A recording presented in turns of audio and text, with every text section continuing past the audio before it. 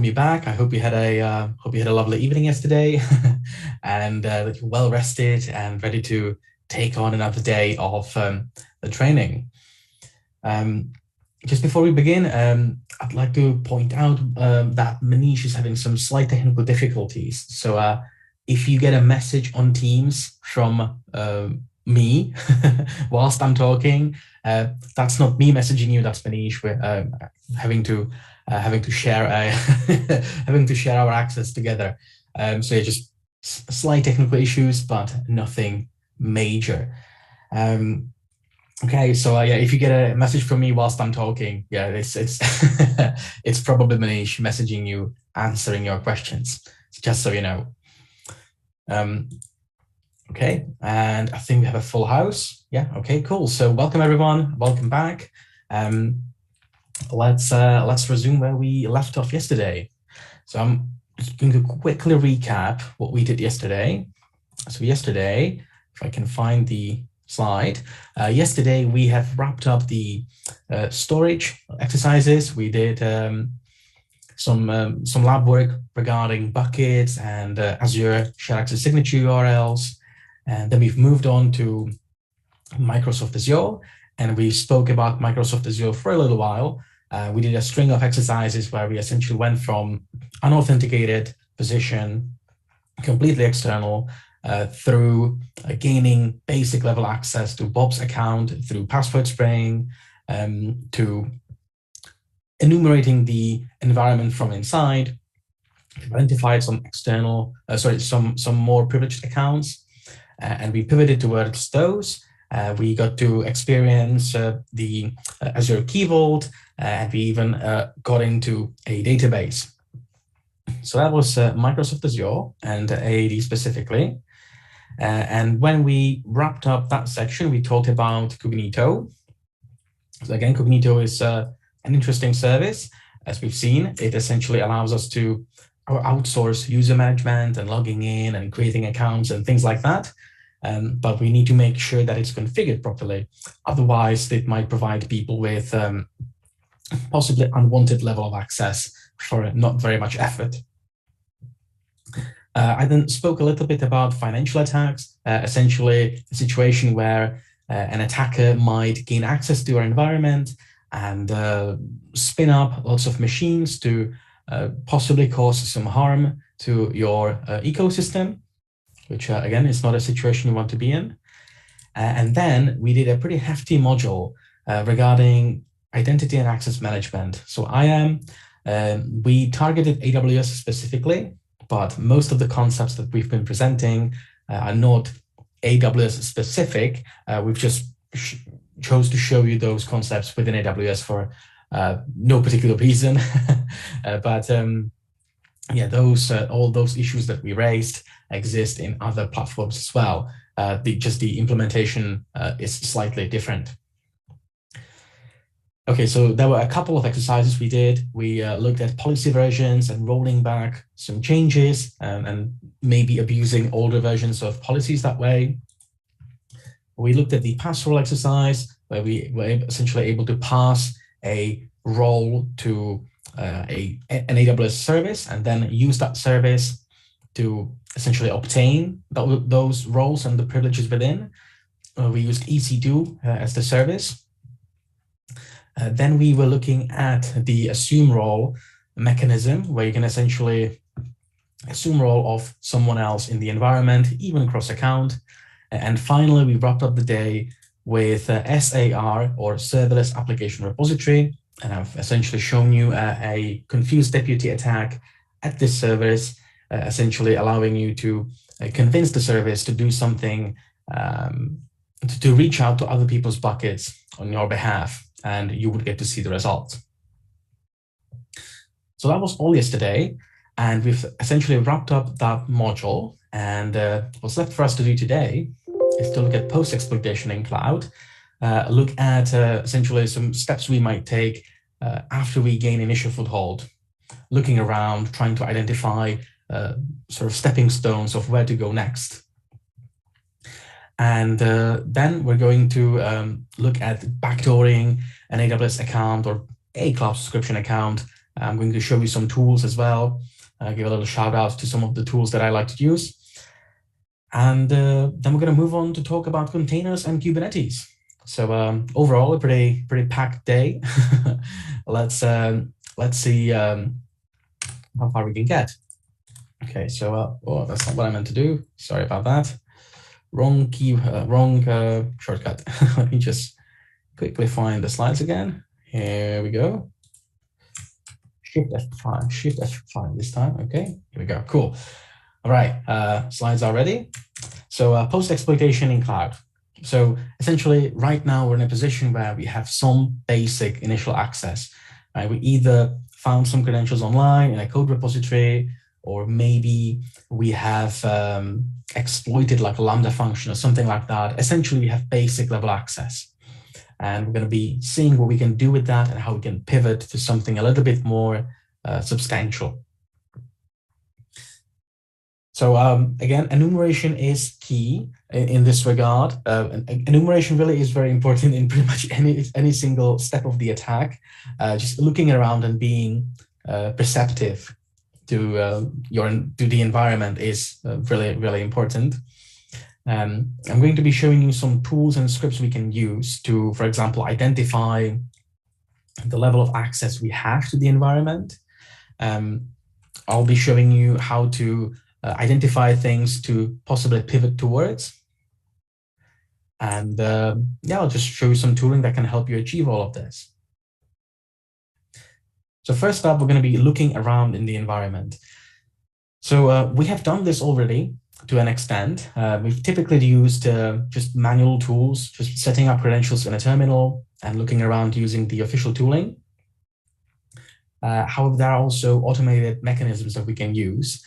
We actually did very briefly introduce one of those in the very last exercise yesterday, but I've not actually shown it to you. I just spoke about it because I knew we were going to revisit it today, so I wanted to save it for today. But essentially, the generic concept is to determine what is available to you, what kind of access do you have, what kind of capabilities within the environment you possess, how much you can change things possibly, and look at all the services that you might deem interesting. So look at S3 buckets, for example, EC2 instances, see if you can spin up some instances, maybe mine some crypto, see if you can extract anything interesting from the account, like snapshots of running machines, which could include lots and lots of sensitive data. So obviously, one of the ways of doing this is to do it manually. Doing things manually on the command line doesn't really scale very well. So that can be a little bit annoying and tedious to be dealing with. But there are also automated ways of approaching this problem and achieving the same results. So you can use, for example, some auditing software to try and detect things in the environment that are interesting to you as an attacker, right? So possibly things that are kind of broken or misconfigured. But the thing about auditing software is that it is typically made with, it's typically made to be used by the blue team. And the blue team typically has full access to their own environment, right? So they have, for example, auditor accounts that can read everything. They can't change anything, but they can read everything. And that's pretty much what the auditing software is going to be looking for. So if you do not have account, that has this kind of access, the auditing software might not work properly. So to get around that, you need a slightly different approach. And the approach some of my colleagues took was that they've written up their own tools, because that's what you do, right? You automate things that you have to do manually. So yeah, they've written some tools to essentially allow you to enumerate environments such as AWS, Azure, and GCP, just simply by having a set of credentials and just letting the tool do its thing and seeing what it can detect. Okay, so we're going to be looking at some of those tools in a second. Essentially, what those tools are doing, they're just talking to the cloud APIs, and they're essentially using brute force to enumerate what you can and can't do. Sometimes you can just ask the cloud environment about your own account and about your own access. But most of the time, you might not have the option to do that, right? Maybe your account only has access to S3 buckets or only has access to secrets manager. And it doesn't have access to, for example, IAM, to query information about roles and policies and groups and so on. So sometimes the only way forward, if you want to enumerate properly, is to just give everything a try. And that can be quite tedious to do manually. So that's why we need automation. As I said, we've written a bunch of tools. We have some manual/article focusing on those tools. And of course, those tools are public. They're open source, so anyone can take a look and grab them or report issues or make enhancements. It's open source. So we will be looking at this tool suite in just a minute. Right, yeah, so essentially I've got some screenshots of those tools running, just in case the demo gods are not with me today, but it should be okay. We should be okay. Okay, so that brings us to the first lab today. This lab is quite easy. Once again, we're essentially going to be doing some basic enumeration across AWS and also Azure. Yeah, that's pretty much all that needs to be said. Sorry. So yeah, let's just jump in the VM and take a look.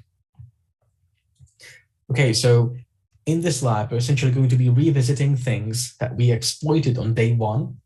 And that's going to be the Lambda function, AWS lambda.victim.cloud. And we're going to be re-exploiting that function, grabbing the credentials from it, and essentially using those credentials to run some enumeration scripts. Now, this is something that some of you have done yesterday already via the AWS service enum script. So we will be revisiting that because we had some questions come in around that script and what it actually does. So I'll make sure to walk you through everything. And then we're going to do a similar thing for Microsoft Azure as well. So first things first, I'm going to open a terminal and let me navigate to the tools folder right here and look for the cloud service enum folder, within which we have scripts to help you enumerate the big three cloud environments. So Azure, AWS, and GCP. So let's start with AWS. So let's take a look at this tool. So once again, it's a Python script. Really surprising no one at this point. I keep talking about it. But yeah, it just goes to show how much tooling in cybersecurity is written in Python. Let's try to run this tool and let's see what we have to do. So there are a couple of options that we should take into account. Obviously, the most important ones are passing the access key and the secret key to this enumeration script. I should also say that if you are dealing with a set of temporary credentials, you also are required to provide the session token if you have one. Otherwise, obviously, the credentials are incomplete and the tool will not function properly. And because this is AWS and everything AWS is based on a region, you also need to provide a specific region. You can choose to not do that, in which case essentially the tool will enumerate every single region, so it will run much slower. It essentially has to do the same work, but many times over. So for our demonstration purposes, we'll make sure to pick one of those regions and enumerate just that one. Okay, so now that we have the tool, we need to get our hands on some credentials to use with this tool. So we will revisit the AWS Lambda function from yesterday, from day one. And again, I'm not going to go through the entire exploitation process. I have the command right here that I can just use. So I'm just using curl to reach out to this AWS Lambda function, read out the environment variables, and fish out the interesting ones from there. And what I end up with is are those credentials. Also do this because we've saved those to a file as well. Okay, doesn't work, that's fine. Oh, here we go, token. Yeah, So now we have the credentials right here. So let's plug those credentials into the AWS service enum script. So I'm going to say -- access key and put in the access key ID. Then I'll move on to the secret key and put in the correct value. And finally, let's take a look at the session token. Here we go. Session token is this long string right here. Just make sure to select all of it. And lastly, let's target a specific region this time. So I'll say -- region, and let's specify US East 2. Okay, so with that said, we can let this tool run. I should say that this tool literally calls every single API that it can within AWS, and there is a limit to how many calls you can make. So this tool essentially can get into a situation where it's been calling so many services and so many API calls that you start to get rate limited, which means that this tool is going to slow down quite significantly.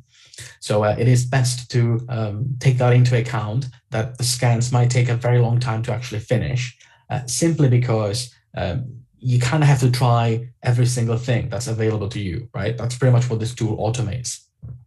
It automates you setting up the credentials yourself and enumerating every single service within AWS one by one. So it does take some time to run, and also it provides a lot of very verbose information. So we'll see what I mean in a second. So I'll just let this run. And I can already see that it targets the environment I told it to target. It starts off with S3. So it starts to list buckets. So I can see the names of the buckets and some more information about them. For example, when the bucket was created. And as I keep scrolling down, there's a lot of output happening, like a lot. So all of those are public snapshots in EC2. That's something that's going to come in really handy in the next exercise, where we will be looking at those snapshots from a little closer perspective, seeing if we can find anything interesting in those snapshots. Like literally, there's a snapshot that says cloud credentials backup in case of emergency. So that looks very interesting. That might be the one we're going to be investigating in just a minute. And as the tool essentially keeps going through different services like SQS, SNS, Route 53, it's going to eventually hit a limit of how much can it call before AWS starts to slow us down a little bit. So it is expected for it to slow down at a certain point. It does provide you with just a wealth of information. You're not necessarily expected to read through all of this by hand. It's just, so you can get a picture of all the things you can do with this particular token, and essentially pinpoint some things that you might do later on. So that's AWS. We can do the same thing for Microsoft Azure and GCP as well. So let's take a look at Microsoft Azure now. So with Microsoft Azure, we were looking at the Web App 2 application on the first day of the training, and we essentially found a command injection vulnerability in it. Just to remind everyone, this is the application I'm talking about, Web App 2. This is the application I was talking about. You might remember that we managed to, I don't know if this is going to work. Yeah, we managed to essentially get to the access token that this VM uses to talk to the rest of Microsoft Azure. And with this token right here, that we can see on the web page, we can actually take this value and plug it in to the enumeration script and essentially let it do its thing, let it run, and tell us what is possible to achieve with this token. So I'm going to copy all of this. Or you can do it in terminal as well. Doing things in terminal, I can just use curl to achieve the same thing. Copying the token right here. Just make sure to copy only the token and nothing else. Copy that. And let's change directory to Microsoft Azure Service Enum. Once again, you can use Python to run this script. This one is much simpler to use. You literally just feed it the token, and you just sit back and you watch the terminal scroll and do all the hard work for you. Right. So ORC is checking things, it's checking storage, it's checking all sorts of different things. So yeah, these are essentially a set of tools. As I said, these tools are open source. You can find them on GitHub as well. Just so you know, there's nothing malicious going on. And yeah, those are the tools. So check them out. Feel free to run the enumeration yourself. Scroll through the output, just skim it, get a feel for it, and yeah, I'll just put some time on the clock. Again, I'll put 10 minutes on the clock just so everyone can reboot the VM. If there are any issues with the VMs, sometimes when you, for example, put your laptop to sleep, when you close the lid, sometimes the VM messes up when you resume next morning. Sometimes there are issues with DNS. So just to give ourselves a little bit of a buffer to troubleshoot, I'm going to say 10 minutes, even though this is quite a quick exercise. So let me put on 10 minutes and I will see you then. So good luck.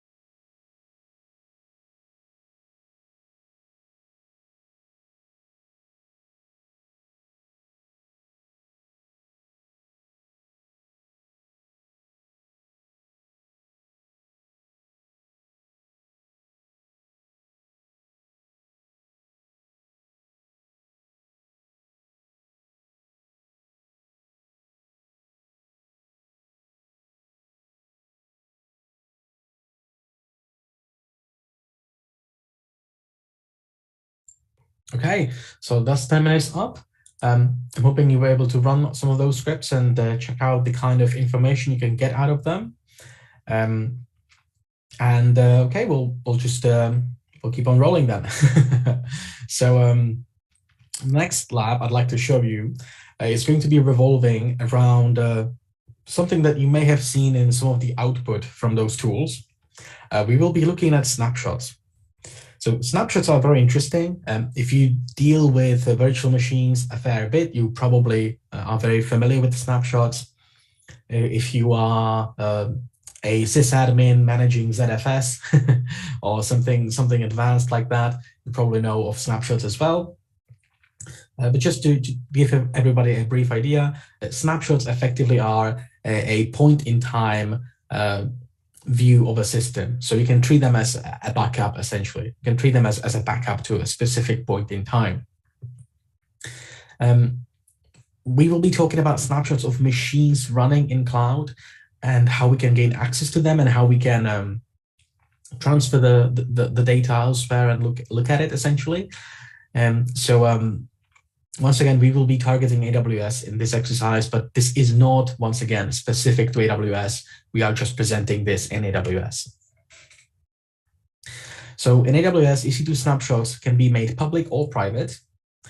So if you want to share your snapshot with other people, there are better ways of doing that. You should probably never make it public, but nevertheless, a good amount of people do. And I'll show you that in a second. But essentially, if you make someone public, by definition, that means other people can access your data, your snapshots. And those snapshots might contain lots and lots of confidential information, depending on the platform that you're running. So if, for example, if you take a snapshot of a Windows machine, depending on what kind of machine it is, that might be some user hashes in SAM.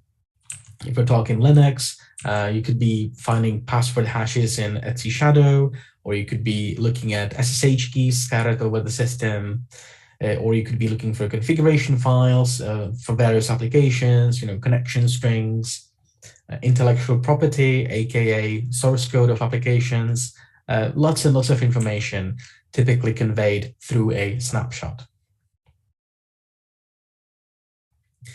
So what we will be attempting to do is we're going to find some interesting looking snapshots and we will copy them to our own accounts. And we essentially are going to set up a little forensic machine and we will attach that snapshot to the machine as essentially just a network storage. And we will do some basic digital forensics, look through the image, see what's what, and just trying to find interesting information. So as I said, we're going to be doing this in AWS, but this is not specific to AWS. Obviously, GCP, Azure both have mechanisms like so, but we have already set up access to AWS, so we're just going to be leveraging that for this lab as well. So the way to list snapshots is essentially through EC2 and describe snapshot subcommands, which we can use to list snapshots. Again, the tool that we ran just a minute ago, it pretty much did exactly this. And that gives you a lot of output. Like there are lots and lots of public snapshots. You can filter, for example, by your own account number, meaning you will only see your own snapshots, which is probably a little bit more useful, as we'll see in a second. Right, yeah, I've already talked about snapshots in Azure and GCP. Obviously, it's a thing. This is not AWS specific. All right, so now let's take a look at how we're actually going to pull this one off. So we will be, once again, revisiting the day one Lambda function. We'll re-exploit the Lambda function. And with this command, actually set up our environment so that we will be using the credentials from the Lambda function, essentially impersonating the Lambda function. Next up, we will get some basic information about the access we have. So STS git caller identity. Mainly, we can see that we will be impersonating the Lambda function. The thing to note, and there will be a lot of note taking, will be the AWS account number right here. that's going to be very useful for us. That's the victim.cloud AWS account. Next up, we will list snapshots in EC2 that belong to this account that we have just gained entry into. Because EC2 is a regional resource, just as pretty much everything in EC2, you do need to specify a region because those snapshots only exist in those specific regions. Next up, we're going to copy the snapshot into our own account. Once again, making some notes. This is another one of those commands that's going to have the tags in it. So once again, I'll remind you when we're doing the lab, but you do need to make sure those tags are okay. Otherwise, this operation will not succeed. So please make sure to fill the tags properly. Essentially, you're just substituting, where indicated. Right, so we'll copy the snapshot. Depending on where are we copying it to, it might take a little while. So there's a progress. I wanted to say a progress bar. It's not really a progress bar, but it's a progress value. And once we're done, we will be able to continue with the lab. Next up, we will take a look at a particular data center. Right, so first we pick a region, probably the same one as we have copied the snapshot into. And in this region, with every single AWS region, there are what's called AZs, or availability zones. And the availability zones are effectively data centers. So we will need to pick an availability zone. It doesn't really matter which one we pick, as long as we stick with it. So in this instance, we have picked US West 2A. And once again, note keeping, we will need to keep a note of the subnet ID, which again helps us identify which data center are we talking about. So with all that information, we will be able to spin up an instance. And there are a couple of steps that we have done to make this a little bit easier for you. For example, we have pre-configured the required security groups. We also have pre-configured an SSH key so that this is going to be a little bit easier to do. But once again, please make sure to correctly specify the tags, otherwise it's not going to spin up for you. And just like yesterday, when we start spinning up machines, we can very quickly hit the service quota. So please make sure to only run this command once. All right, when you run the command, make note of the instance ID. Right, that's important. So make sure to do that. If you spin up multiple instances, they might get automatically terminated to make room for other delegates that are also trying to spin up instances. So please only spin one. Do not spin multiple instances up because they will get terminated. Right, so now that our machine is spinning up, we will take a look at creating a volume from the snapshot that we have copied over. Once again, it's important to stay in the proper region and the proper, not just the region, but also the availability zone. And that will essentially convert the snapshot into just a generic storage device or just a generic bit of storage that we can use to, we can attach essentially to our running machine. And that will essentially allow us to inspect this storage a little bit further.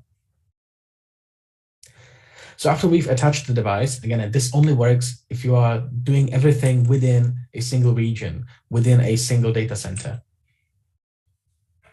After we do that, it will be time for us to SSH into the digital forensic station that we have just created and essentially just look through block devices, look through attached storage, and make sure we mount the proper storage, and then we can go and explore the actual image. So this is going to be the rough outline of what I'll be showing you just now. Just a word of caution, there is a lot of note keeping, so make sure to have your notepad open. I'll try not to miss anything in the demo, but yeah, there's going to be a lot of note keeping. So let's take a look. So I'll stop all of this, close everything down here. Don't need to see this anymore. Okay, closing everything down. Good. So let me open a terminal once again. And I'll also open a text editor just to be able to keep some notes. And we're going to start by re-exploiting the AWS Lambda function from day one, just like we did in the previous exercise. I've already set up the environment variables thanks to this command. So if I run AWS SDS get caller identity, I should already see something similar like we've seen on the slide. You can see my user ID is test lambda proxy. I am assuming a role of test lambda proxy role. So yeah, that looks good. This is the account ID of victim.cloud. So essentially we have gained a little bit, a tiny initial foothold into their account. So that's one of the first things I will note down. I will note down the AWS account number, victim.cloud. Here we go. Next up, let's try to look at the EC2 snapshot, see if this account has any EC2 snapshots in it. So for that, I will say AWS EC2 describe snapshots. Owner ID is this, and we do need to specify a region. So please put US EC2 because, as I said, snapshots are regional resources. So again, this snapshot isn't going to, this snapshot will not exist in other regions. So there is one snapshot. It's something that we may have caught a glimpse of in the previous lab. It's called Cloud Credentials Backup in case of emergency. So that immediately draws my attention as an adversary. That looks very interesting. It's not encrypted, so that's good for us. And here's the snapshot ID. So I'll make sure to keep a note of that as well. So I'll say snapshot ID. And okay, yeah, so I'm just keeping some notes here. Okay, perfect. So from this point onward, we're going to switch to our own account. So for me, that's going to be user 410, and we're going to steal the snapshot, copy it into our own account, and do some post-processing on it. So the way we're going to do that is by saying AWS, I'll say -- profile user 410, just so I don't forget about it later on. And I'll once again say EC2, and I'll say copy snapshot. The source snapshot ID, so the source snapshot is what I've just made a note of. So I'll just paste that in. We're copying from source region US East 2, and let's copy it to US West 1, for example, or West 2 rather. Yeah, let's keep this simple. We're just going to switch from the East Coast to the West Coast. So we're going to copy it across the North America from one coast to another. I can choose to give it a description if I want to, just to keep good notes. And most importantly, I need to have the tags, right? I need to provide the tags as per the commands in the lab guideline. Otherwise, it's not going to work properly. And I need to make sure that I adjust the values properly. So user X needs to be changed to user 410 in my case. And if I've typed everything correctly, this should initiate the snapshot copy operation. And it should allow me to copy the snapshot from one place to another. And it immediately gives me a reference. So this snapshot ID, that's going to be the new snapshot in my own account. So I'll make sure to make a note of that as well. So actually I'll say old snapshot ID, new snapshot ID. Here we go. Okay, so now in the background, this is copying over the North American continent from one coast to another. And while that's going on, we can actually check on it. It's usually quite quick. So once again, I can say AWS EC2 describe snapshots. Owner is my own account. I did not keep a good note of that, so let me quickly remedy that. STS get caller identity -- profile user 10. Actually, this value will be the same for all of you, so that's kind of baked in to the command, so you don't have to do this. This is our account number, so I can close this down.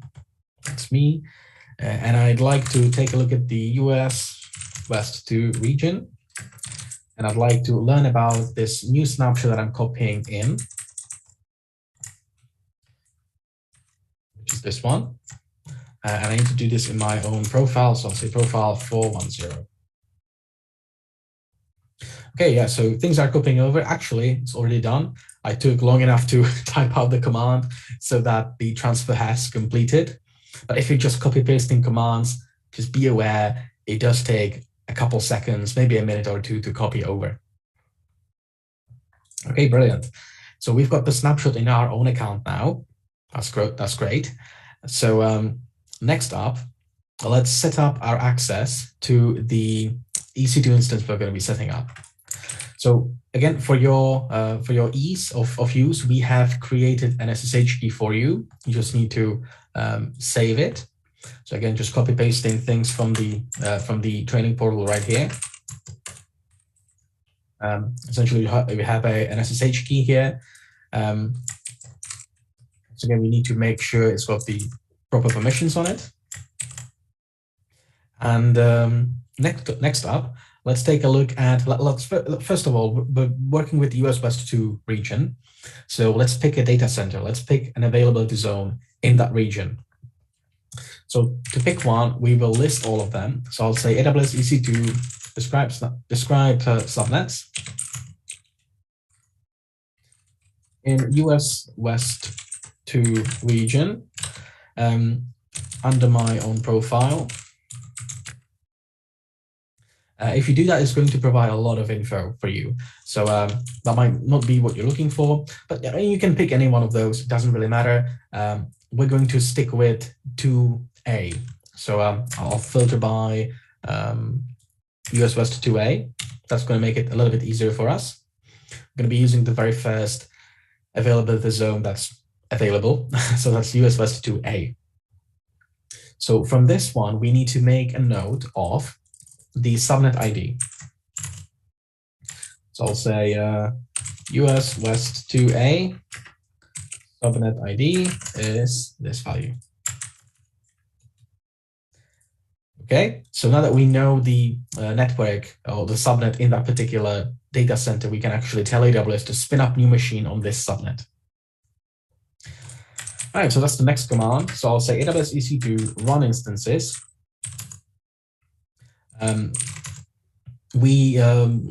Normally you'd have to like pick a proper Linux image. We're just making this easier for you. If you use this image, everything should be working just fine. We're going to be spinning up an instance of T2 Micro with some pre-configured security groups, which essentially mean that we can SSH into those instances. When it comes to SSH, we also need to provide the SSH key that we'd like to be using. So for us, it's going to be called CIH Snapshot Lab. That's the one I've just set up just a minute ago. And finally, I need to tell it where to put the machine on, which subnet, which data center. So that's where the nodes come back out here. So I'll use this subnet right here. I need to do this in my own account. So I'll say profile user 410 -- region as well, US West 2. And finally, there are some tags that I need to fill out. So I'll make sure to do that properly. And here we go. I believe there's one more place to replace, user 410. And here we go. Okay, yeah, so this is quite a command. It's quite long. Again, some of these resources are region specific, so we recommend you do stick with US West 2A. Just follow the guide, everything will work out just fine. Okay, so I'm going to let this run. Before I close this down, I will make sure to note down the instance ID. Okay, so I'll copy that as well. Instance ID. So it doesn't give me the IP address this will be assigned immediately. So I will need to check on it in a minute again. So that's why I need to keep a note of the instance ID right here. So to fish out the IPv4 address we will be connecting to, we just need to give it a little bit more time. I think this should be enough. So let's say AWS EC2 Please describe instances in this US West 2 region. Describe instances. Instance ID is the thing I just copied out, this one. Let's query the output. Again, I can just run it like this, but it's going to give me lots and lots of information. So, for example, I'm only interested in the public IP address right here, so I can filter for that. Make this a little bit easier for me to show you if I use this -- filter. Also, actually, sorry, -- query option. Here we go. Yeah. So this is going to make it a little bit easier for me to fish out. So this is the public IPv4 address of my new machine that I can SSH in, hopefully, and once it spins up. So I'll again keep a note of that. Instance public IPv4. So the only thing that's left for me to do now from the AWS side of things is to attach the snapshot that I've copied over from victim.cloud into and attach it to this machine. To do that, I will say AWS EC2 create volume from the snapshot. I'll make sure to tell it to stay within the availability zone where everything else is located in the correct region. And pass in the snapshot ID I made a note of. So the new snapshot ID, that's this one. So I'll paste that in and specify my profile, user 410. And once again, do some tag specifications so that everything works out properly. User 410. Here we go. Just close this off, and that should be it. So hopefully this is going to create a volume from my snapshot. So this is the snapshot, and this is the volume that's going to be created. Right now, it's in state creating. So again, that might take a minute, but it should be very, very fast anyway. I'll make a note of the volume ID here. So I'll say volume ID. And the only thing left for me to do is now to attach this newly created volume to my running EC2 instance. So for that, I will say Amazon EC2 attach volume, provide the volume ID from the previous command, provide the instance ID from my notes, and as a device, I will specify /dev SDF, and make sure I do this in my user profile. So I'll say profile user 410. And specify the region as well. So US West 2. So hopefully this will attach the volume to my machine. Here we go. That looks very good. State attaching. So that's great. Okay, yeah. So everything should be set up and ready for me to investigate. So the only thing I need to do now is to SSH into this new machine. So I will say SSH-I. And I need to point it to the private key that I've copied in. So that's CIH snapshot lab PEM. And I will be SSHing as the user EC2 user into my newly spun up instance. I have the note of the ID right here. Sorry, the note of the IP address right here. And hopefully, cross my fingers, everything's working fine. Yes, I'd like to connect. Awesome. Okay, good. So I now have a shell on this new EC2 instance, and I can browse the system. There's nothing really on it. I can use the command lsblk to list block devices such as hard drives. I can already see that there's one hard drive connected. That's the connected and mounted. This is the system drive. But there's also another drive that isn't mounted anywhere just as of yet. It's 8 GB in size, and that's the snapshot that we have stolen, converted into a media, and mounted it to our machine. So how do we mount it? Quite simply, we just say sudo mount, and I'll say /dev/xvdf1. I'll mount it into /mnt, for example. And that should go through. Yeah, that should be it. So if I do lsblk now, we'll actually see that this hard drive, secondary hard drive, is now mounted to /mnt. Okay, so root time. I'll become root and let's explore this image. So I'll cd into /mnt, and when I hit when I do ls in this folder, I'm listing the snapshot that we have copied into our own account. So I'm listing the snapshot that we have stolen of someone else. So let's take a look at what's in this snapshot.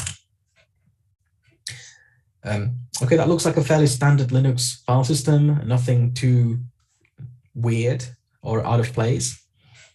So we can start to explore this file system. So I can look at the home folder, for example. I can see that there is a EC2user folder in there. Let's take a closer look. There's a bash history file, so I can take a look at whatever that user was doing. Turns out not very much. There's also a SSH folder. Maybe there are some private keys in there. Unfortunately not. Well, oh well, worth a check. So let's go back to the root of the snapshot. What else can we do? Well, we've looked at the home folder of all the users that exist on the system. We can also take a look at the root home folder, so /root. So let's check it out. So root also has a bash history file. Let's take a look. So root was issuing some commands. They've apparently opened a file called flag here, which sounds intriguing. There's also an SSH folder here, so I can check out if there are any SSH keys in there. Might come in handy afterwards. No SSH keys. But there is a file called flag here, which I suspect you might find interesting if you are looking to do the CTFD challenge. Okay, so this is it. That's how you can copy in a snapshot from foreign accounts into your own account. And this is how you can essentially launch a forensic analysis machine and inspect the snapshot a little bit closer. We didn't find very much. We did find a flag, but if this was a snapshot of a data center, for example, sorry, I meant to say domain controller. But obviously, that would be very, very interesting. If this was a snapshot of a machine running some kind of web app, there probably would be references to, for example, a database, some credentials that we can use, just like we did in the key vault exercise, to later on connect to the database and extract interesting information from there. Okay, so that's the lab. Again, this is quite a convoluted one. It's quite long. So let me put on 20 minutes. When we come back, we're going to wrap up the post-exploitation slides, and we're going to move on to some new topics. So I'll put 20 minutes on the clock. Again, I'll adjust depending on how well we're doing. So please make sure to also tick, I'm done in the poll, and I'll also be monitoring CTFD for any submissions of the flag as well. So I know, how we're all doing. We might extend or we might cut it short depending on how you guys are comfortable with this. Okay, so enough talking. I'll let you be. I'll let you explore this on your own. So here's 20 minutes and good luck.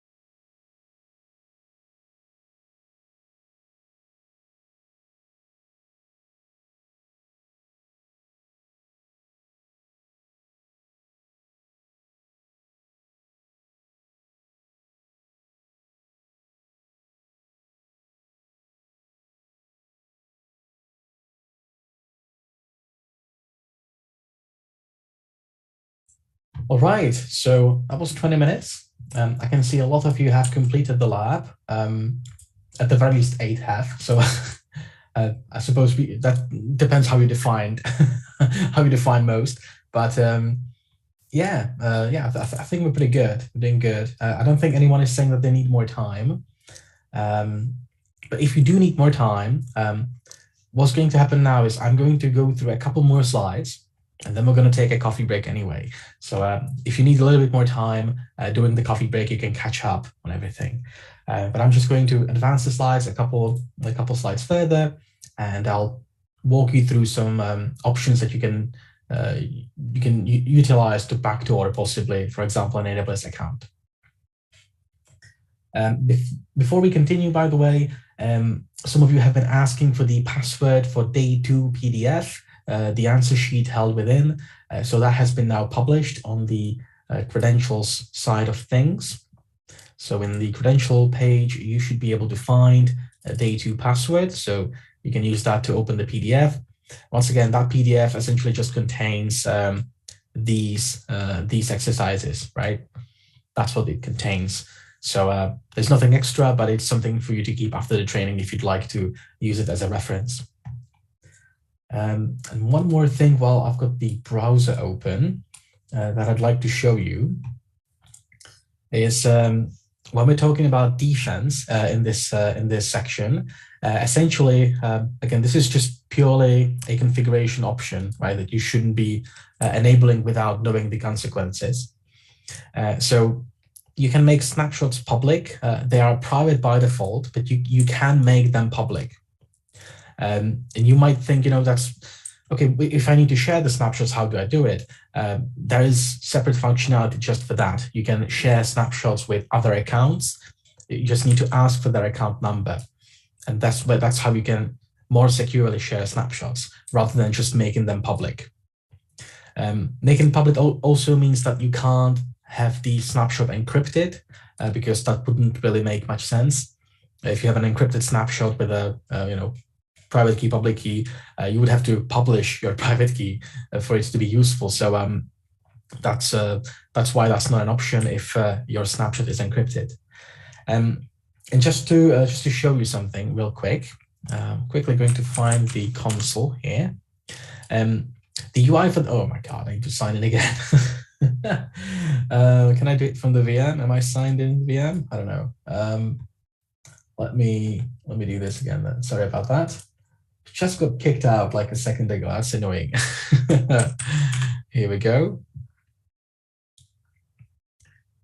Okay.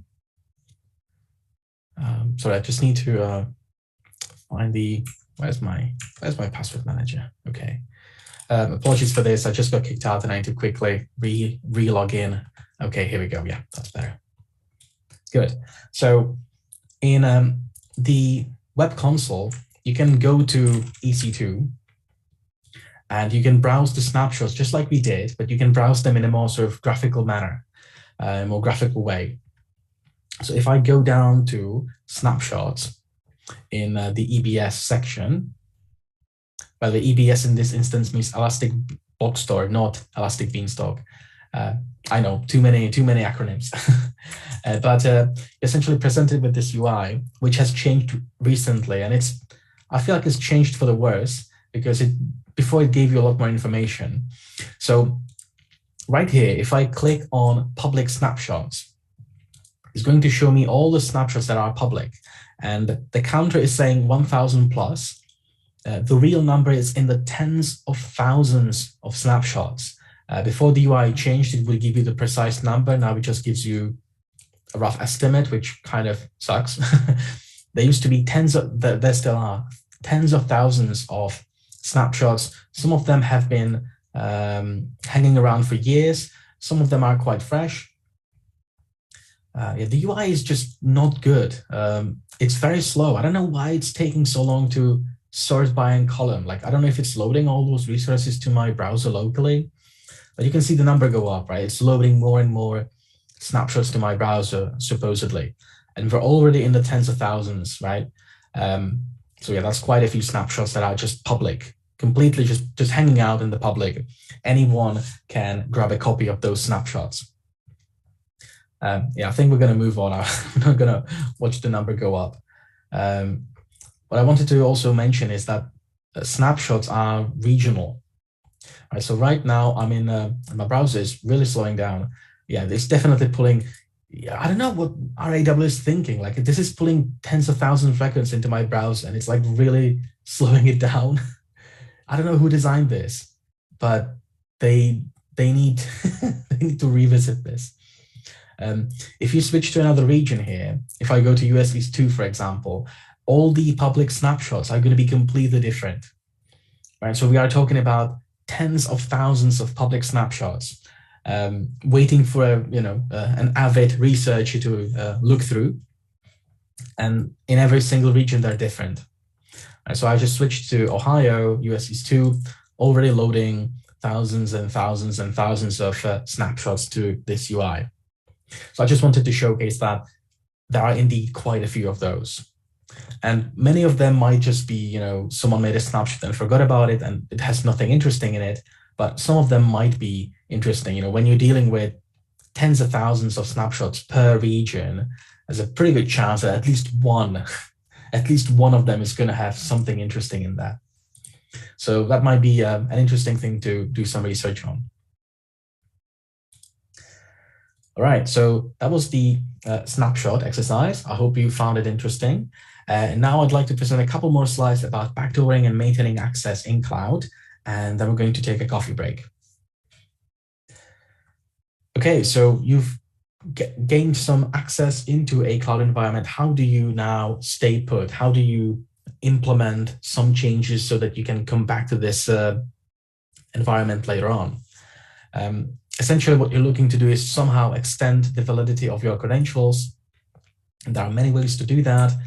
If you are bold, you can create new accounts for yourself, create new access keys, create login profiles, start messing with the role assignments and policies and permissions.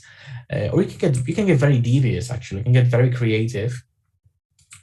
You can get very creative and, for example, create a Lambda function, which on a particular event might essentially reintroduce your backdoor or your reinstate your access. If you do have a set of AWS credentials, and I do mean like proper credentials, I don't mean a set of temporary keys, then with a real set of credentials, you can keep generating new session tokens. And those are, generally speaking, hard to find because they're temporary, they're typically not listed in the typical ways, right? So if I do AWS IAM list access keys, session tokens or temporary credentials generated this way will not be in that output of that command, right? So it can be a little bit hard to hunt for those. When it comes to temporary tokens in Azure, in Microsoft Azure, you can, as we've seen, use the shared access signature system to generate tokens for yourself, and you can make those be valid for years to come. So you can really extend the validity of those for quite a while and essentially use those to reintroduce any kind of access to the environment. When it comes to AWS, again, really depends on who you are attacking and how bold do you feel, how brave you are, how much you want to risk things, how much you want to get how much do you want to risk being found out? So you can go as far as to attempt to create a new user account for yourself. That's going to be quite obvious, I would argue. If anyone ever looks at the user list and they all follow a specific format, and suddenly there's a user called hacker, that's going to be a bit strange. So you need to be a little sneaky with that one. But as soon as you create that account, you can create a login profile for yourself so that you can log into the web interface, or you can issue yourself some access keys so that you have programmatical access, for example, from the terminal. An alternative to this would be to utilize an existing account. So you don't create a new user, but instead you just issue a set of access keys for a highly enough privileged user that already exists. Because in AWS, you can have 2 active sets of access keys at any given time. This is so that we can utilize rotation of keys more easily. We can facilitate that a little bit more easily. Because when you think about it, when you want to rotate your access keys, as you should, but a lot of people don't, when you want to rotate your access keys, if you are using them in any number of places, you would have to get rid of the old one, generate a new one, and substitute the new key or distribute it to all the places where you use AWS from. And that would cause a disruption to your service, right? Depending on how long it takes you to distribute the new access keys, it could create a service outage, right? All of the places that utilize AWS now can't log in properly. So the reason behind AWS accounts being able to have 2 active sets of access keys is that if you want to rotate, you simply create a new set of access keys and you start to distribute that new key all over the place. And once you're done, once everyone has moved onto that new token, then and only then do you deactivate and remove the old one. So that's why in AWS you can have multiple access keys. So if you can do that, if you can generate new access keys for other people, and those people rarely, if ever, rotate their keys, then you might establish pretty good persistence that way. Or if you have the permissions to deal with IAM and role assignments and role policies, you can create a new role, start attaching policies to that role, and obviously grant yourself that role as well. Really depends on how creative do you want to get. And when it comes to Lambda functions, you can be very creative. Right? So for example, you can create a Lambda function to be triggered by some CloudWatch events. For example, when a new user is created. And whenever that happens, you can have the Lambda function create a set of access keys for that user and obviously disclose those keys to you. So why do that? Well, if you have a blue teamer, if you have a SOC analyst or anyone like that looking at the activity in your cloud subscription, if all of a sudden, completely unprompted, someone generates new access keys for an account, it can look a bit dodgy depending on what the account is meant to be used for. But if there is a user account being created, possibly by an admin, and then immediately after someone generates access keys for that account, those 2 events, when you look at the timeline, they look correlated, right? They happened right after, one after the other. So they might look correlated and as such might not raise as much suspicion. Again, I'm taking a lot of assumptions here, but I think you can see my point. Similarly, you can target new roles. Whenever there's a new role being created, you simply add it to your existing backdoor of choice. Whenever people are messing with the assume role policies, you can use that to also reintroduce any kind of backdoors that have been removed, or essentially allow yourself to assume roles of others. You can do all sorts of crazy things. You can be really, really creative, especially when it comes to Lambda functions, because anything that you can put into code is possible. For example, looking at security groups, right? So security groups in AWS, if you don't deal with AWS, security groups essentially act as a firewall. By default, a security group will not let any traffic through, but you can start whitelisting things. You can start allowing specific communication to go through. So, for example, you could, if you want to effectively disable the firewall, you could just create a new really bad security group. Think back to day 1 when there was that security group that allowed everything from anywhere to talk to any port on the target resource. So you could create something like that and start applying it to existing resources, right? Essentially silently disable the firewall from the AWS side of things. So if people are relying on security groups as their only measure of network access controls, you can essentially disable that. And that could cause a lot of issues to whoever is running this account.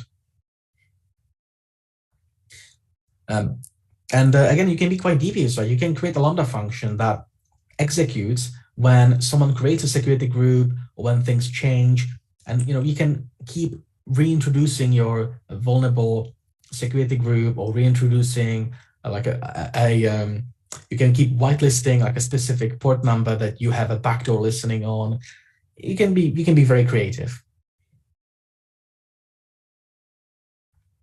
I've been talking a lot about AWS, but I know I've been pointing this out a lot, but this isn't AWS specific. You can do very similar things in other cloud providers as well. So with GCP, for example, you can create new SSH keys, add those SSH keys to existing instances, and essentially gain persistence on those compute engines that way.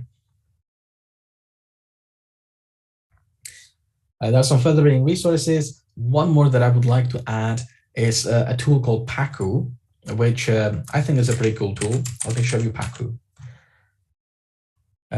If I can Google, because I always forget that a Pacu is a fish, and then I have to specify which Pacu I mean. Yeah, I don't mean Pacu the fish. I mean Pacu, the tool by Rhino Security Labs, which essentially is an AWS exploitation framework. And you can use it both offensively, but you can also use it defensively, essentially to simulate a malicious actor in your environment. Right? So it is very useful for the red team to automate certain tasks. But even if you don't have a red team and you're playing for the blue team, you can grab this tool, use it to execute some scenarios, and just look at the logs that you're able to identify and just make sure you have enough visibility to detect these kinds of events. You can even use this tool to train your blue team staff to make sure that they can catch and understand what is going on. So what can this tool actually do? Let's look at the wiki. And let's look at the module details. So it's got a lot of modules for all sorts of various tasks, starting from unauthenticated reconnaissance.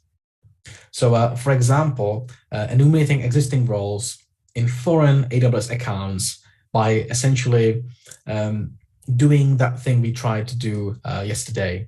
Like when I showed you in console that when you try to create a policy with a role that doesn't exist, you get an error message.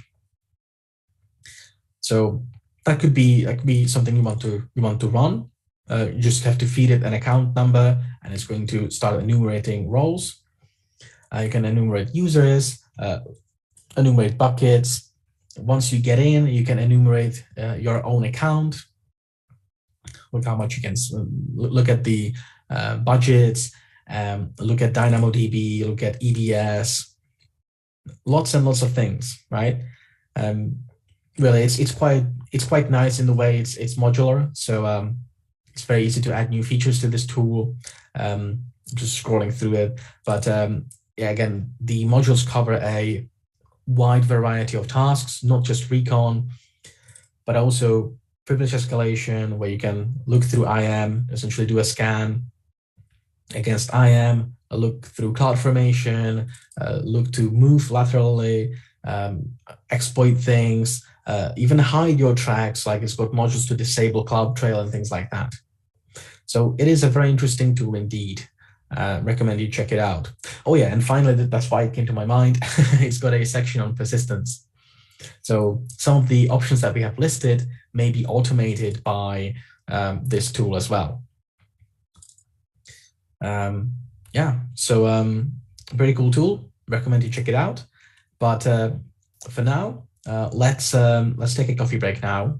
And after we come back, we're going to continue with the slides. Essentially, we're going to continue with a section on containers. So we're going to be talking a lot about containers and Kubernetes and all that jazz. We've got a pretty big guided lab as well, so the Kubernetes section should be pretty interesting. So with all that said, let me put 20 minutes on the clock for the coffee break, and I will see you then. And yeah, in the meantime, enjoy your break.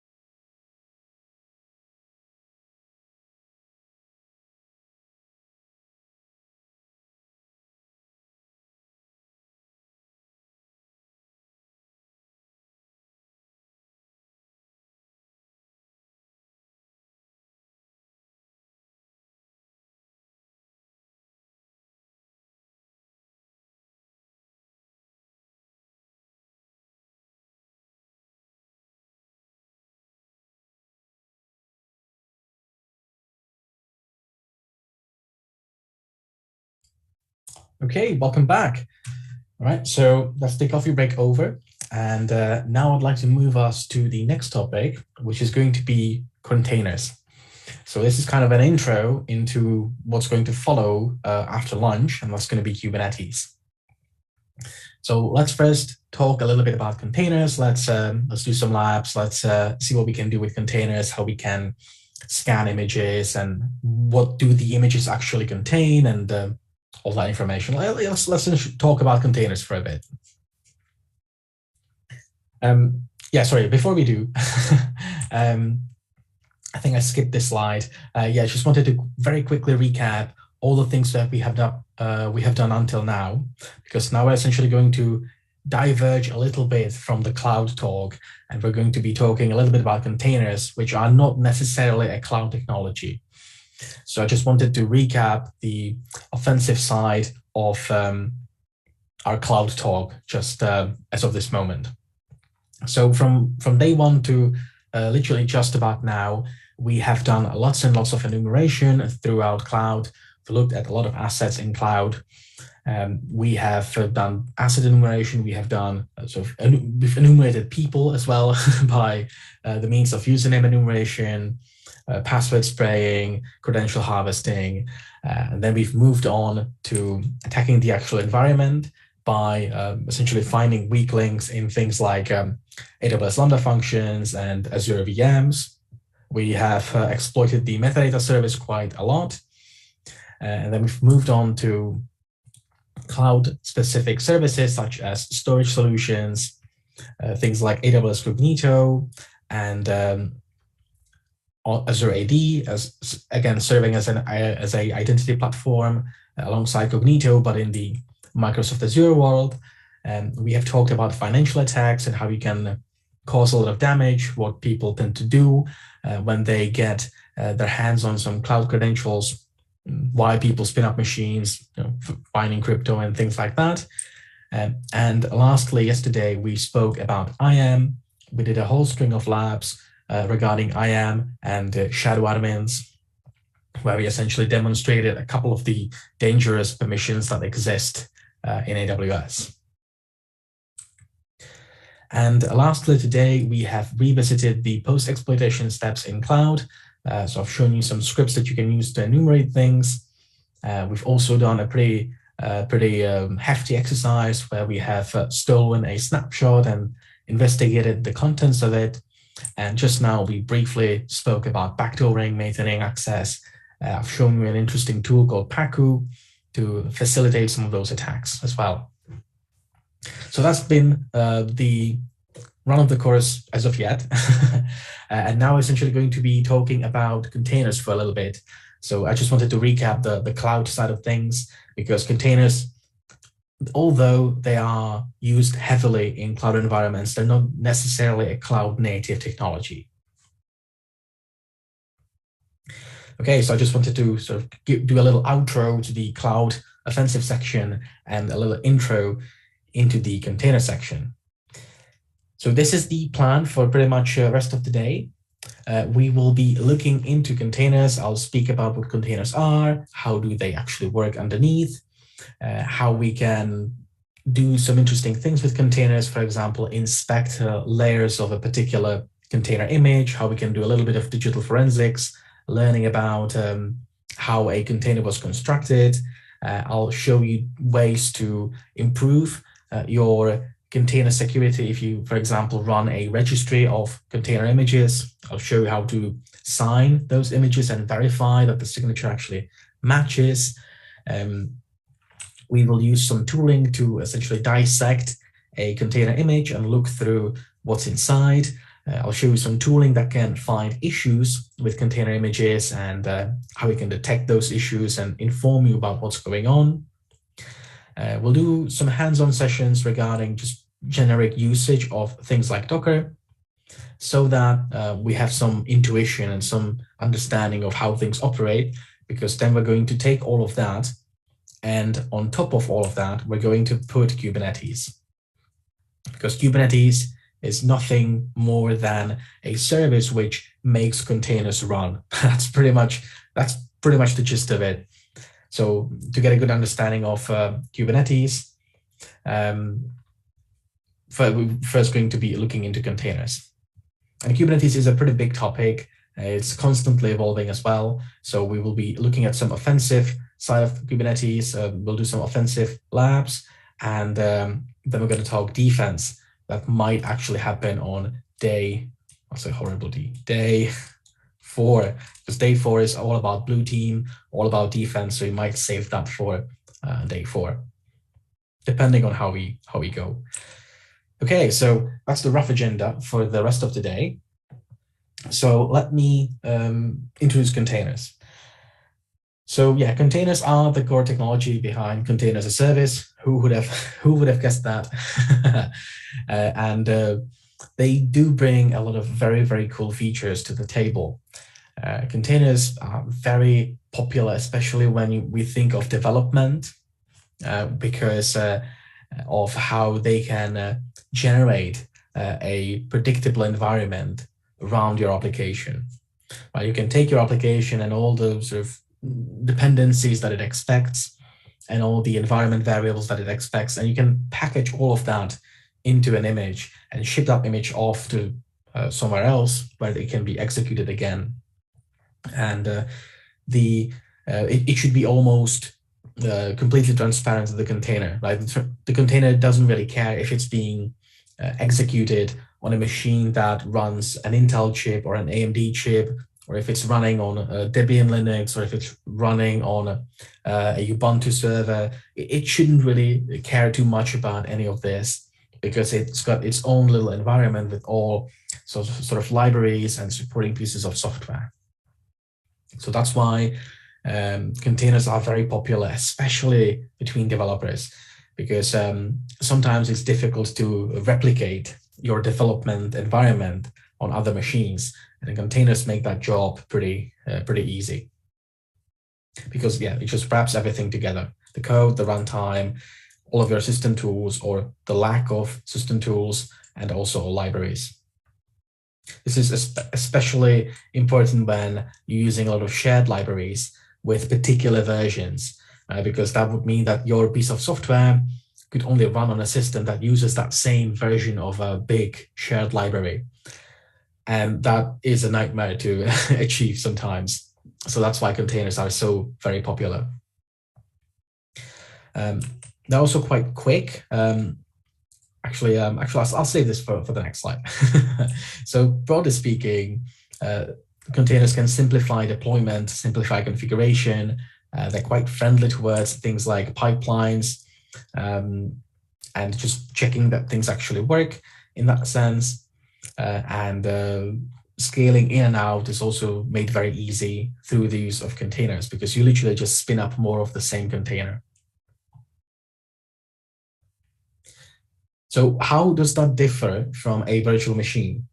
Could have we just distributed a container instead of a virtual machine for this class? Probably not. A VM is much more robust piece of software. A virtual machine just has literally everything it needs to run. It is very, very close to an actual physical machine. So you can have a MacBook running a virtual machine with Linux, but doing that with containers would be difficult, to say the least. There has been a lot of research done into this, and these days, for example, in Windows, if you are using the Windows subsystem for Linux, or WSL, you can actually, if you use version 2 of that, you can run Docker containers natively, which is really cool. Because there's essentially a layer that kind of translates what the Linux container would use in terms of syscalls into something that Windows can manage. So suddenly you're getting containers cross-platform, which is crazy. But historically, that used to be a little bit of a problem. And the way Docker used to work, for example, on Windows, was that it would be running a tiny Linux virtual machine, and it would be spinning up the containers in that machine itself. It wouldn't do it just on Windows. So there are definitely some caveats, and there are definitely some technical considerations and aspects that you need to account for. Containers are not as resilient to, for example, platform changes as a virtual machine might be. But it also makes it much quicker to use, right? Because when you compare the container runtimes with virtual machines, when you're dealing with virtual machines, the operating system is doing its own thing. So if you're running the same machine 3 times, it's running 3 copies of the machine. So 3 copies of the Linux kernel, of all the drivers, of all the desktop environments and user interfaces and graphics drivers and everything like that. It's running 3 times side by side in complete isolation. And whilst at certain points in time that might be what you're looking for, it is quite wasteful when you want to scale this out. So using containers which share all of the resources, for example, they share the kernel of the machine, and they essentially just act as little sandboxes that exist within the original underlying operating system, but they're just a little segregated sandbox, a little walled garden that hopefully things shouldn't be able to escape from. So that's a quick comparison between containers and virtual machines. Essentially, containers are lightweight because they rely on things already existing on your system, as opposed to virtual machines, which typically we're dealing with gigabytes of data that you have to download and set up. And they can also be quite slow because all of the code is virtualized, depending on what kind of platform you have. Okay, so when it comes to containers, for a lot of people, Docker is a synonym for a container. And I'm not going to say that's wrong, but there's a lot more to it. Docker is a very, very popular platform. It's been very popularized by a lot of people going around developer conferences and showing off how quick and how easy it is to spin up a Docker container. And that made it very, very popular. But Docker is very developer-centric. So there are certain aspects of it that kind of that are not very good for things like Kubernetes or just use in production. But Docker is awesome for development, and it has had a long path. It's gone a long way, essentially, is what I'm trying to say. From being a developer tool to something you can absolutely use in production, but the original purpose was not that. So there are some aspects of it that don't play 100% nice with production solutions, but a lot of that has been addressed by, for example, taking containerd out of Docker and making it its own thing. So yeah, a lot of work has gone into this, but the roots of Docker is a developer tool, not something used for production.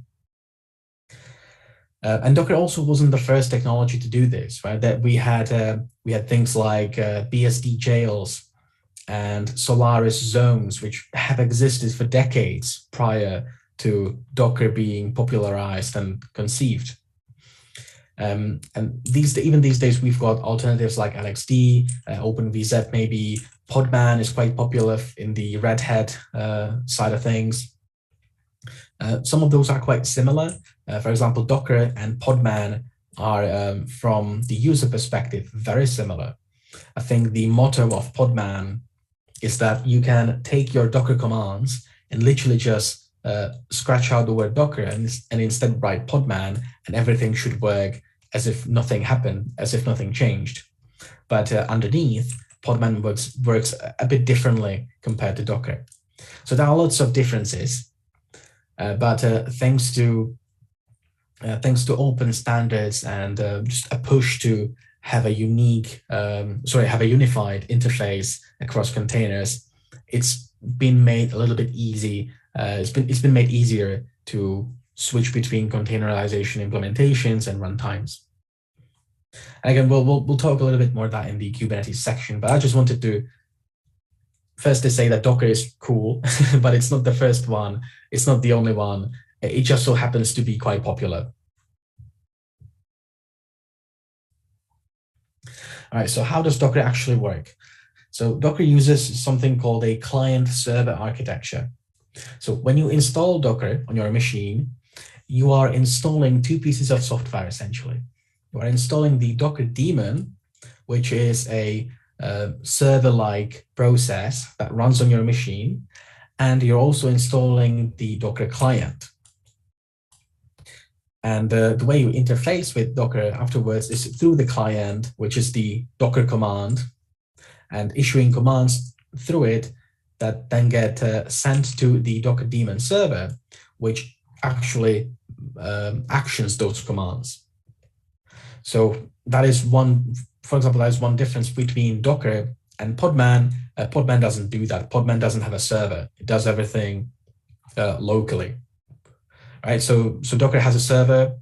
Sometimes it is a little bit of a drawback. In some areas, it could be a benefit. It really depends on what kind of use case you have. Okay, so that's from a very high perspective how Docker works internally, but it relies on a lot of Linux-based technologies, which is something we're going to be discussing further in a couple of slides. But firstly, I'd like to show you a couple of very, very basic commands that you can do with Docker. So this is a very basic one. You can use Docker space ps to essentially list running containers. Oftentimes, you'll see Docker ps-a, which essentially shows you containers that it gives you a glimpse in the history of Docker containers being executed on that particular machine. In this case, it tells you about containers that have been running in past, but maybe have exited, or there was a crash that occurred, which made the container essentially exit forcefully, or they're still running, and so on. So Docker PS, sometimes Docker ps-a is quite a popular command. You can look at your locally cached images that Docker can use by saying docker image ls, or you can do docker image rm to remove a particular image, for example. It can essentially be, Docker is like the one tool that you need, really. It can handle everything else, from building container images to running them and so on, or downloading them from the internet. It really is like a one tool that does it all. So this is the main one. How do we actually use it then to spin up a container? It's quite simple. You literally just say docker run and tell it which kind of image you'd like to run. Optionally, you can give it the name, but even if you don't, Docker is going to name it something for you. Sometimes those names are a little bit bizarre, as we'll see. Yeah, Docker names things internally as well if you don't specify your own names, which makes it a little bit more user-friendly rather than referring to containers by some crazy hash value. If you have a container already running, you can influence what it's doing by saying docker exec. So you can, for example, drop a shell on already running container by saying something like docker exec -it. We'll talk a little bit more about what that is in a second. Docker exec -it, specify the container you're talking about and what command you want to run, for example, bash, to essentially drop a shell on this existing container.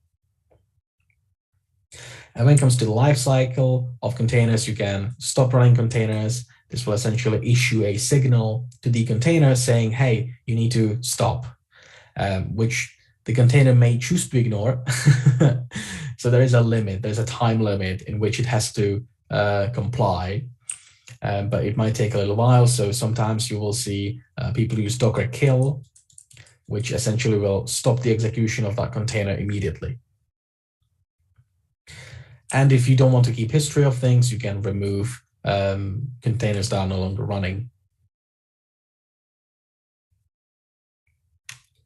Okay, so I've been saying container and image and daemon quite a lot. So it's probably good that I actually explain what I mean by all of that. So when I say a container image or a Docker image, I essentially mean a bundle of different things. So mainly, it is the file system for whatever you're trying to spin up, right? So it contains the basic Linux file system, probably, including, for example, your custom application that you have packaged into that container image, all the libraries that it depends on, other dependencies, tools, just everything that is required to make the container actually spin up and run. And that's what a container is. It's literally just an image brought to life. So, image is just a container is just an image brought to life. Yeah, that's what I meant to say.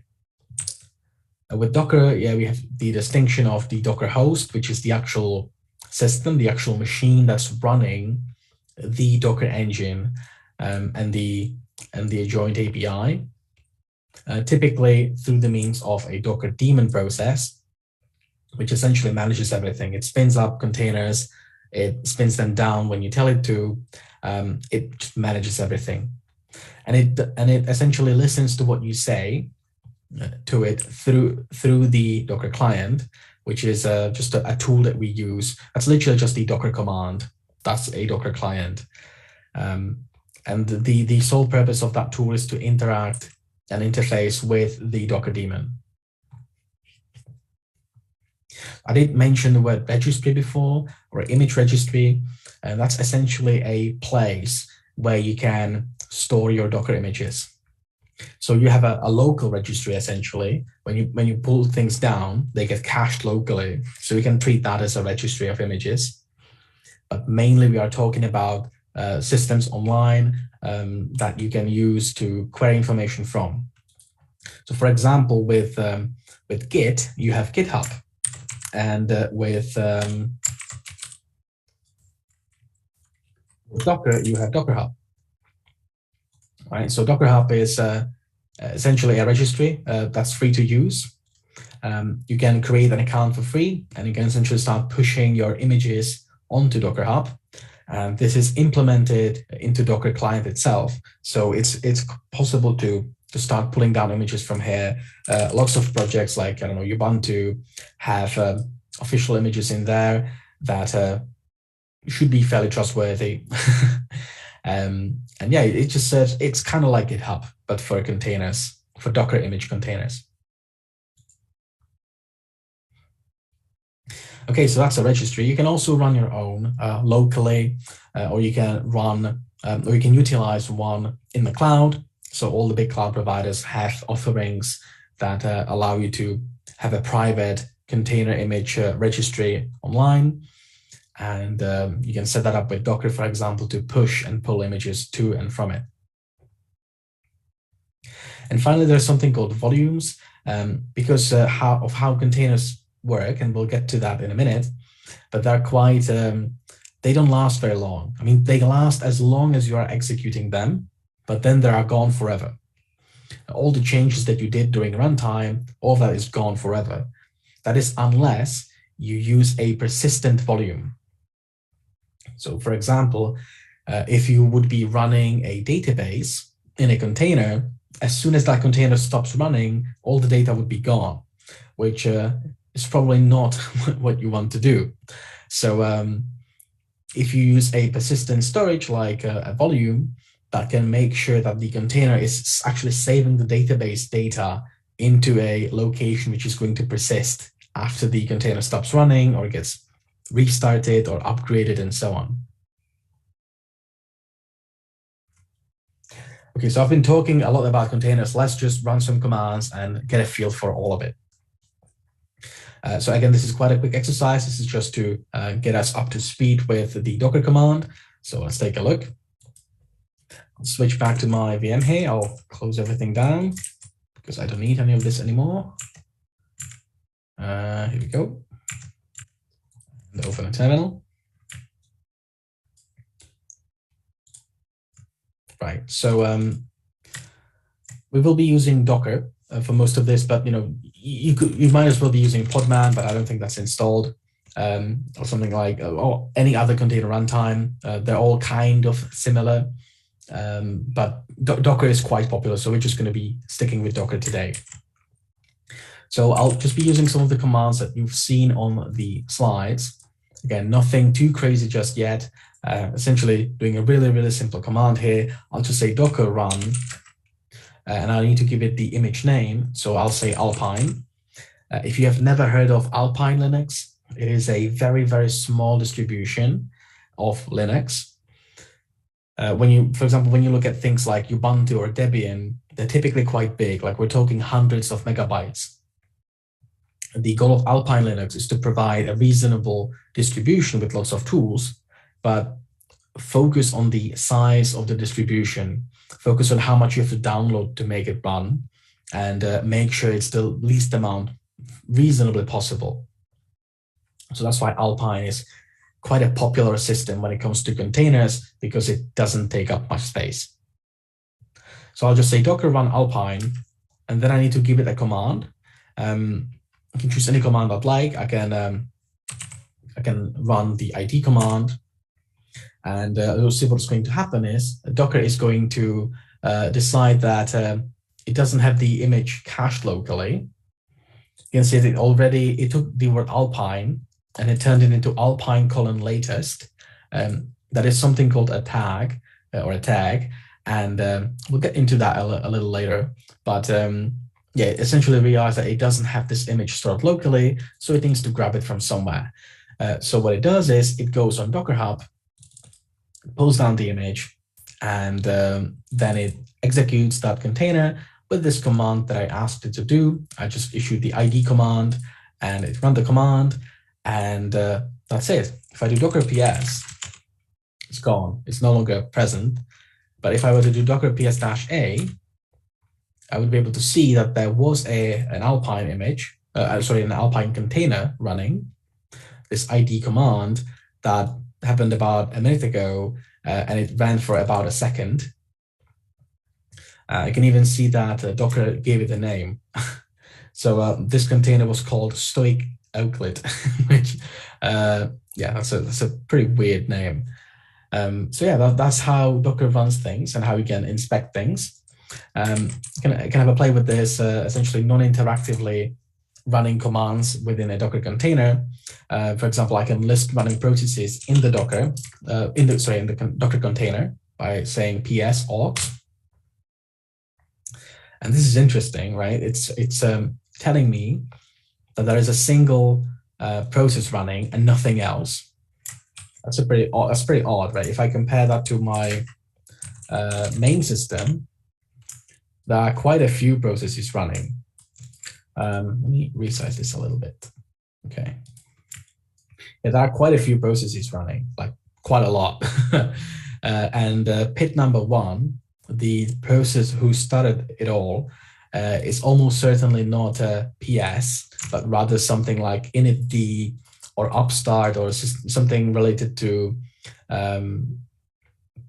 launching the entire system and making sure everything else is running. So yeah, that's pretty odd. It's one of the dead giveaways that we are dealing with a container. Like if you get a shell on this and you run ps aux and you get this, pit number 1 is what I just ran. That's a pretty good sign that we are finding ourselves in a container. We can further try to confirm this by looking at things like C groups. Again, we'll talk what C groups are in a minute, but let me just show you what I mean. So I'll inspect this process further. So I'll go to /proc/1 and look for some files. We've already done something like this on day 1 when we were looking at the environment file. I can probably do that. Yeah, this is the environment variables of the container actually. But I'm not interested in that. I'm interested in something called cgroup. And if I do that, I see that there are some references to Docker. So that, again, that is a good giveaway that you are finding yourself in a Docker container. Obviously, we know that because we're running this. But if you were to drop a shell on a running container, doing this is one of the ways that you can identify what's going on and that you might be in a Docker container. And if we compare that to running this same command on our main operating system, as you can see, no references to Docker anywhere. Everything is quite simple as opposed to all of this. Okay, so that's a pretty quick demo / lab. I just wanted to make sure everyone runs at least one command so that we have generated some kind of history record in Docker, and that we have pulled down some images as well. So I'll give you a couple of minutes to play with this, see what you can do, and then we're going to come back, and we're going to do a much deeper dive into Docker. This is just kind of an introductory lab.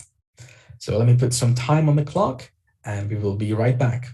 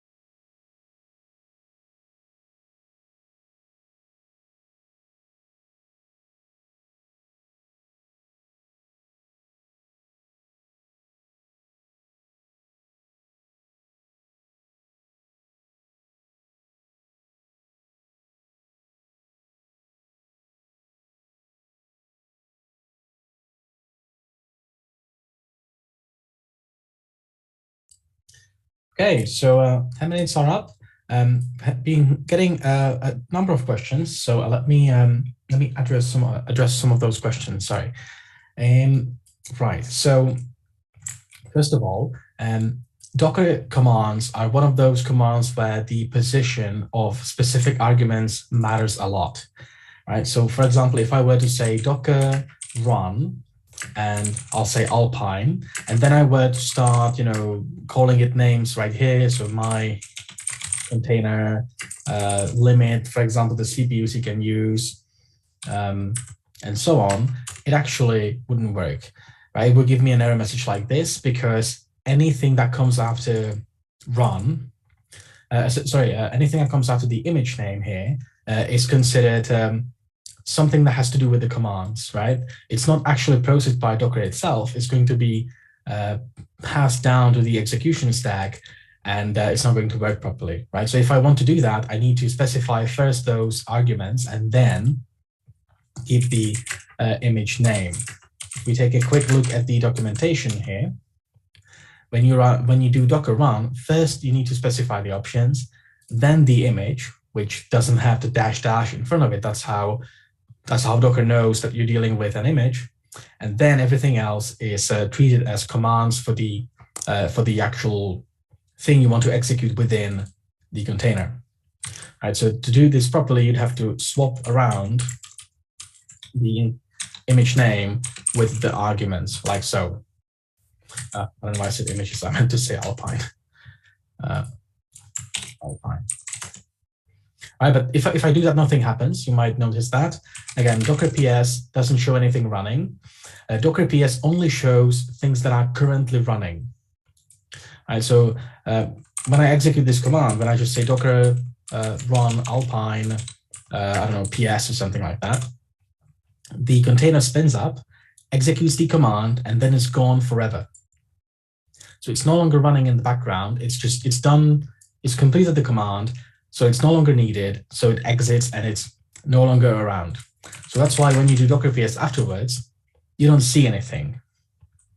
If you were to do Docker PS-A, however, you would see that there used to be a container based on Alpine, which executed the command PS, which was created a couple of seconds ago, and now it's gone. Right, so for example, if I did maybe Docker run Alpine ping 8888 maybe, and let's ping it like 5 times. Hopefully there's ping installed on Alpine, yeah. So it's doing its thing, it's pinging Google DNS, and now it's gone. All right, I'll try this again. I'll give it a little bit more pings. So I'll make this container ping google.com, oh sorry, not google.com, Google DNS 10 times. And whilst it's running in a different terminal, I will do Docker PS. And we can see that now we actually get some results. It says Docker PS tells us that there is a container running. It even tells us the command. It tells us how long it's been running for and so on. But now that it's done executing, if I do the command again, it's gone forever. I can only get to the details if I were to do Docker PS-A. And then again, it would show me what I've been up to and what happened with those containers. Some containers have default commands as well. If I were to, for example, run nginx like so, it's going to pull down the image. You can see it's got multiple layers going on, which is going to come in handy later on. And it's going to spin up an nginx web server, and it's going to keep it running. So it essentially took over my terminal. If I do Docker PS now, you can see that there is a container based on the nginx image, and it's still running. It's been created 10 seconds ago, and it's still running. It also opened a port, ATTCP. So yeah, it's doing its thing. If I were to tell it to stop, I'd have to specify the container's name. I didn't give it a name, but Docker gives everything names if you don't specify one by default. So this one is called competent nightingale. So I can do Docker stop, competent nightingale, and it's going to that's going to get rid of this container and give me my shell back. You can see that it received a signal to essentially halt the execution, and it's shutting down. So some containers are quite clever in the sense that you don't have to tell them what to do. They already know what to do.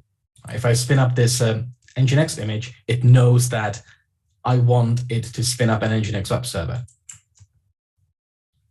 So some containers are quite clever, and I'll actually show you how you can specify that and how you can influence what's going on in a couple of slides. All right, so that was just a brief intro into Docker and how things work. I hope everyone was able to spin up some containers and experiment a little bit. So what we have seen in that lab, already made comments on this, is that the PID number one, the process number one, the process that started it all, didn't look like anything, like initd, upstart, or launchd, or just anything that would reasonably be used on a real machine. And when we looked at C groups, there were a lot of references to Docker, which also pointed the finger at Docker probably being the container routine that we're using. All right, so how does this all work then? How does it create the container? How does it spin up new processes? How come that it says PID number one when clearly process number one already exists on my machine? So it uses a couple of tricks that the Linux kernel has implemented over the years. I think we've already talked about most of this. Yeah, we've already talked about all of this. Yeah, it uses some tricks to facilitate all of this. It also supports networking. Like you've seen me ping Google DNS, and there are lots of different modes that you can be using. By default, Docker uses the bridge network driver module, whatever you want to call it. But you can, which essentially takes care of networking. Like it puts all the Docker containers on a single network. They can talk to one another. They can reach out to the internet. But you can also influence that mode. For example, if you really wanted to, you could even assign MAC addresses to the containers and put them on the same network. For example, with the host configuration, or you can disable networking altogether.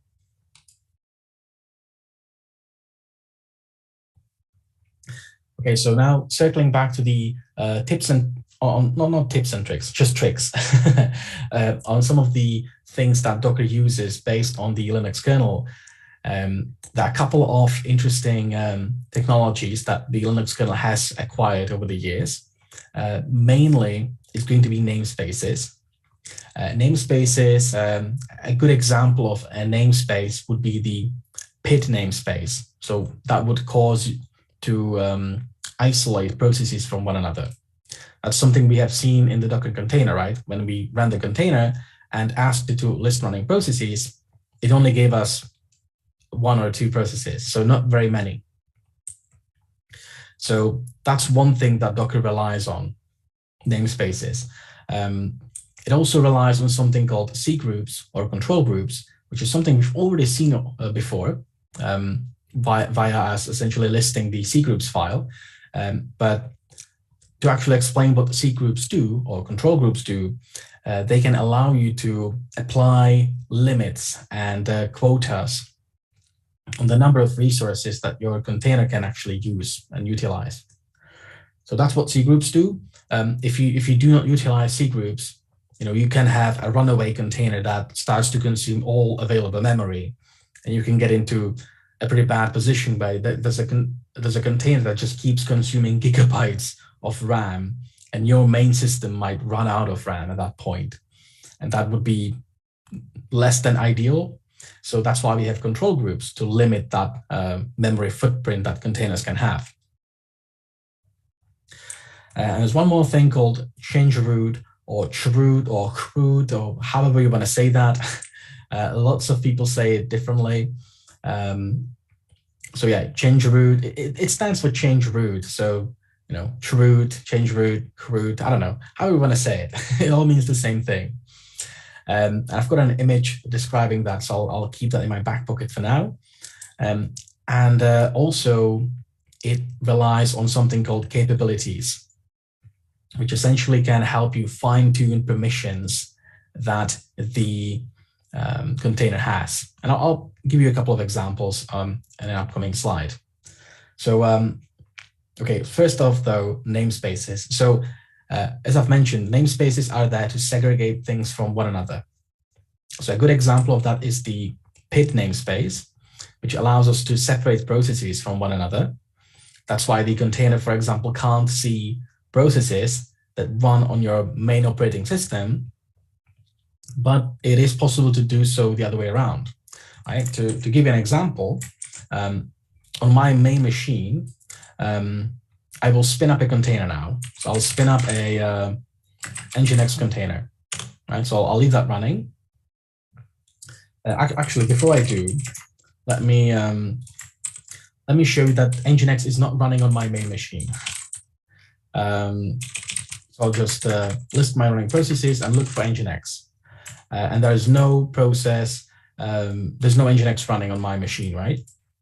And now I'll spin up a container based on the Nginx image. And there's a Nginx server being spun up inside of the container. And suddenly I can see processes here. Apparently a root is running an Nginx server suddenly. And it's got this PID right here, which is pretty strange because if we were to, and I don't know if I can do this actually, but if I can execute into this Nginx container, get a shell on it, like I just did, if I run PS, it doesn't have PS, I thought so. Okay, that's not a good demo. But essentially what I wanted to showcase is that from my main machine on the right-hand side here, I can see the processes running everywhere, even inside of containers, which is this one, but it doesn't work the other way around. That's what namespaces effectively allow you to do, to segregate processes from one another. But it's not just processes, it's also things like network interfaces. So for example, the network interfaces on my own machine are not going to be passed to the containers. They will have their own little network, which Docker essentially facilitates. That is unless I decide to relax this condition and actually allow the container to use my physical network interface. And there are a couple more of these namespaces for managing file system, inter-process communication, and so on. So that's namespaces. Yeah, that's namespaces. We're going to leave it there. I think we did a little demo. Essentially, if you look at the, I can show you that actually. If once again, I'll drop a shell on this Nginx container. Doing a little bit of magic here, I know. I'll show you how all of this works afterwards. But yeah, if I go to /proc1 and I list namespaces, so these are the namespaces in this Nginx container. If I do the same thing on my main machine, need to be root for that, I'll get something similar, but you'll notice that the numbers are all different. Right? So the IPC namespace is completely different. The number ends in 196. This one ends in 839. So those are two different namespaces right there. PID namespace is also different, right? So we can't see each other processes and so on. So that's a way you can determine that as well. You can look at the /proc file system and look at the namespaces section. Okay, next thing I'd like to show you are the C groups or the control groups. So as I've mentioned, those can be applied to limit the amount of, for example, memory or CPU cores that a container can utilize. So again, let me show you a quick demo just to show you how things work. We have this Nginx container. So what I'll do is in one container, on one terminal, I'll open htop, which is essentially going to allow me to show you resources being utilized on the system. You can see not much is going on. Right now, my CPU usage is down to single-digit percentages, so not much is going on. So let me make something happen. Let me spin up a Alpine image right here. So right now I have a shell in a container here based on the Alpine Linux distribution. And let me do something really processor intensive. For example, I will just be copying data forever. So let me just copy a bunch of zeros into dev null. When I do that, if you look at the left-hand side, you'll notice that because this program is single-threaded, one of my CPU cores is at 100% utilization. So you can see in the top left corner, CPU core number 2 is at 100% all the time. If you wanted to limit how much a container can utilize, you could say something like dash CPUs, and I'm going to give it half a CPU core. So I'm going to say 0.5. And within this container, I will execute the exactly same command. And let's watch what happens on the left-hand side.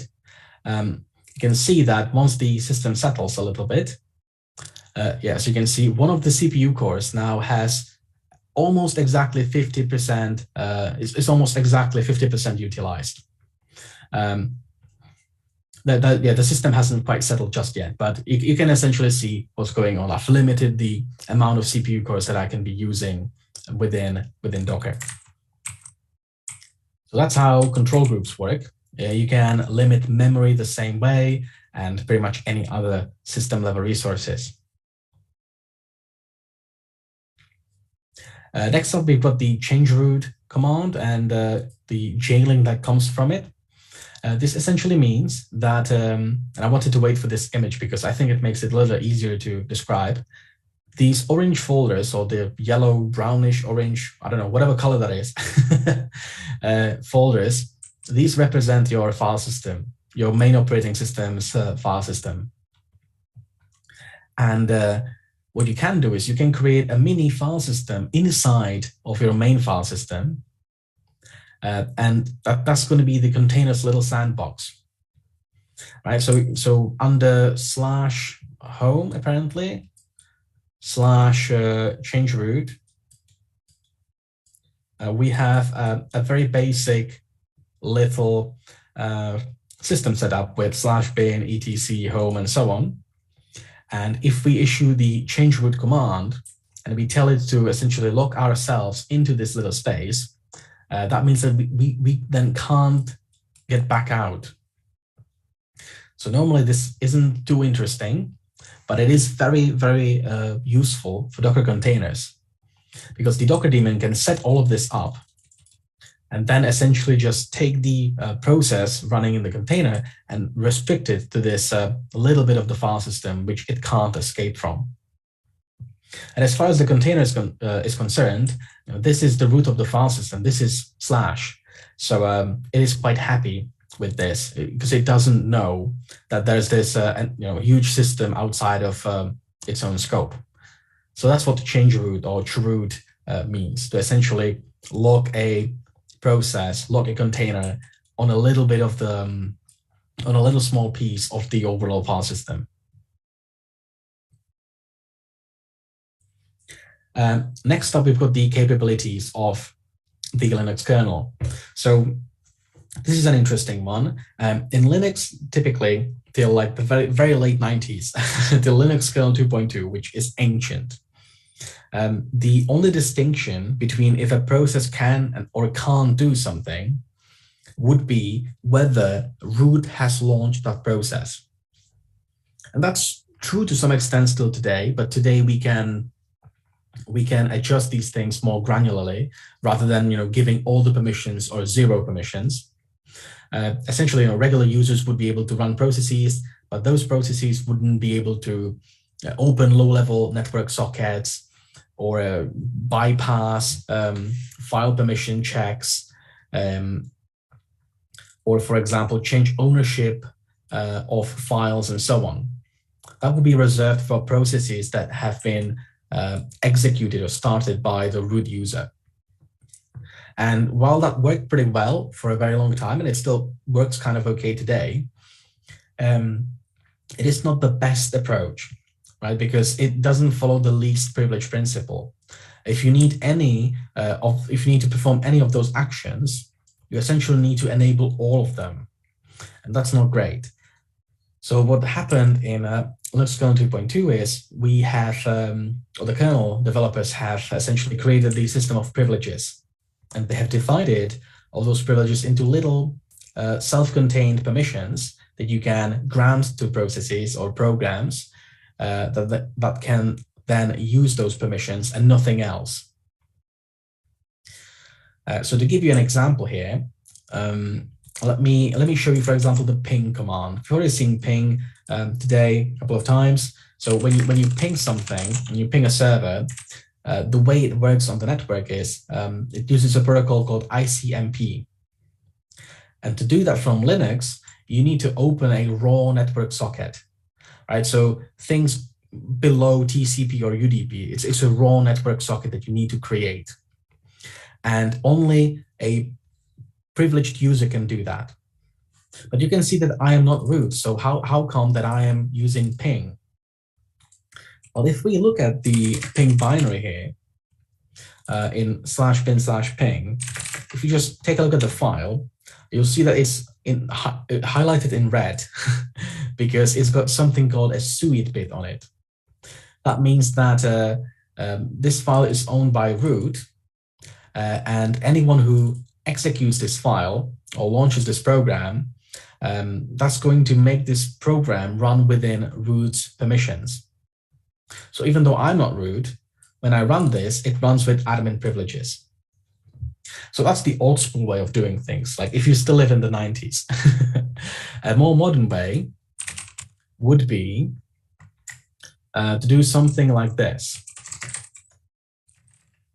So this is a more modern Ubuntu release.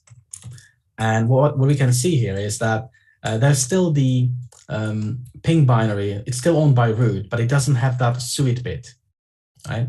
It doesn't have the little S in there, meaning that if I execute this binary, it's not going to run as root. It's just going to run as my local user. So how come it still works? Well, the reason it works is because there are capabilities assigned to this program. You can take a look at those.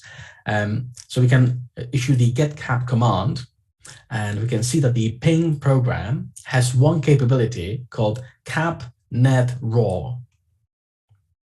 And that means, if you take a look at the slides real quick, that means that it's allowed to open raw data network sockets, right? So it can actually open an ICMP socket and facilitate the ping command.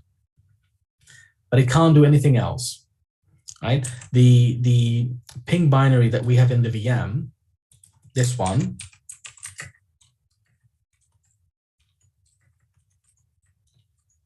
because it runs as root, it has no restrictions on it, right? So it could, in theory, do all of those things. So if there is something like a buffer overflow in that binary, that could be very dangerous. Right? If someone can hijack that program's flow, they could, do whatever they'd like because they're not constrained by any kind of capability restriction. Docker deals with this, especially when you do the -- privileged flag, when you're spinning up containers, which is a whole different can of worms that I'll show you later today. Actually, scratch that. I'll show you right away. So capabilities in a Docker container. Right here, we are running a Ubuntu container. And we're just saying docker run, and we're spinning up a container based on the Ubuntu image. And we're looking at the capabilities of that container. And this is what we get. So there's a good couple of them. However, when we run the same command again, but this time we specify this -- privileged flag, that essentially means that every single conceivable capability that exists in our system is going to be assigned to this image, to this container. So even things that are not required will be given to this container. And that's probably not what you want to do. That could be very dangerous. Like if you need some extra capabilities, you should probably add them selectively, not all at once.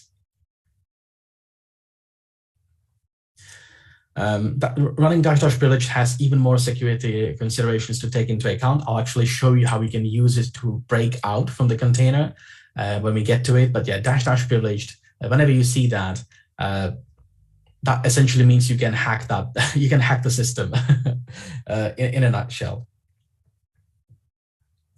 Okay, but before we do that, I'd like to talk about the container image itself and how it actually looks inside.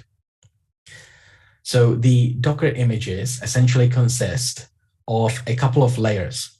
So a Docker image is pretty much just an archive. And as we've seen when I was, for example, pulling down the Nginx image, it told me about different layers that it's pulling down. And those layers essentially correspond to different actions that someone has taken when they were prepping the container image. So a container image is just an archive of all of those layers, and they're kind of like incremental backups, right? When you squash all of them down, when you merge all of them into one, you get the final file system. Right, so you may have, if you look at this image, at the very bottom there, you've got a base image. So that's going to contain all the basic Linux system files. But then someone installed a text editor, and that layer is essentially going to contain things like /bin, /emacs, and some configuration files pertinent to this piece of software, but nothing else. And then someone installed Apache. So again, this layer is going to contain things like the Apache binary, configuration files, maybe some directory structure under /var/. As Apache usually configures. And essentially all of these things then get zipped up into an archive. And that is the container image. The great thing about this is if we have 100 different containers and they are all based on the same Debian image, we can download the Debian layer once and then just reference it in all the other container images, right? We don't have to download a 100 meg image every single time. Instead, we will just download whatever has changed on top of it.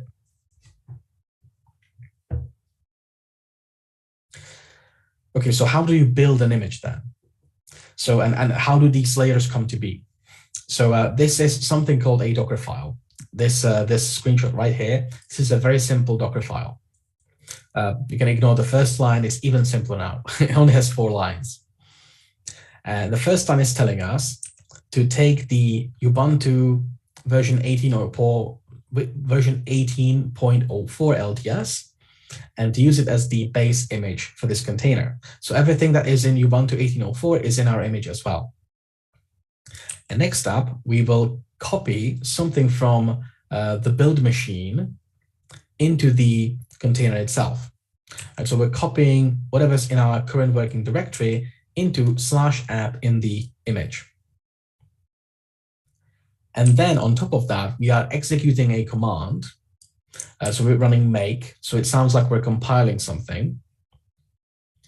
And that's, again, going to produce some compiled binary files, for example.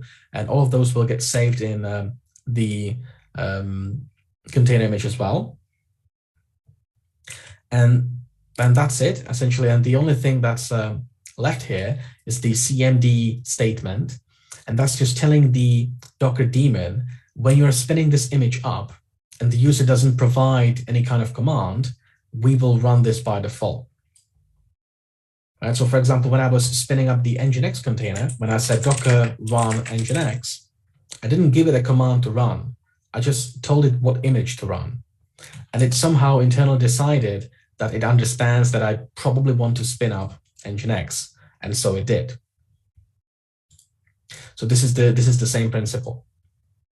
So this is how people generally build Docker images. You get a file called the Docker file, and you essentially write it out like this. You can use a lot of statements. We're only showing you a select few here, which are the most common ones. But essentially, every Docker file starts with a from statement telling the Docker build process what kind of base image are you using. Are you building this on Ubuntu, Fedora, Alpine, or something custom? Maybe you're not even using a base image at all. And then you essentially just perform any kind of commands, install any kind of software that you're going to be needing, copy over the source code for your application, and so on.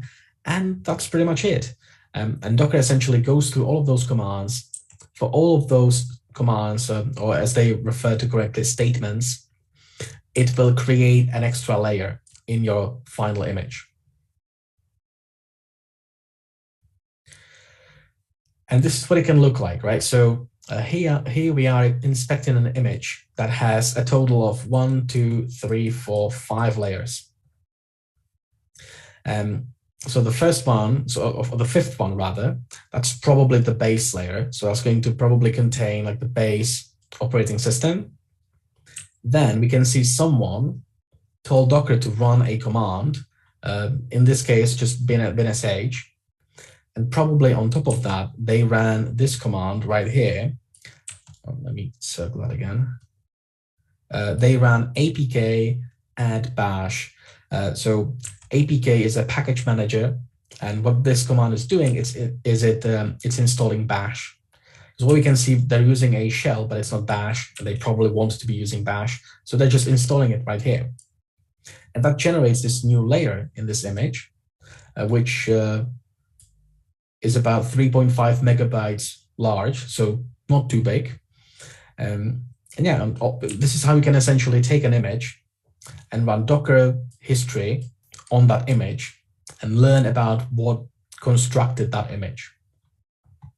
All right, so for example, I could do Docker history nginx, and I get a lot. I get a lot of info here.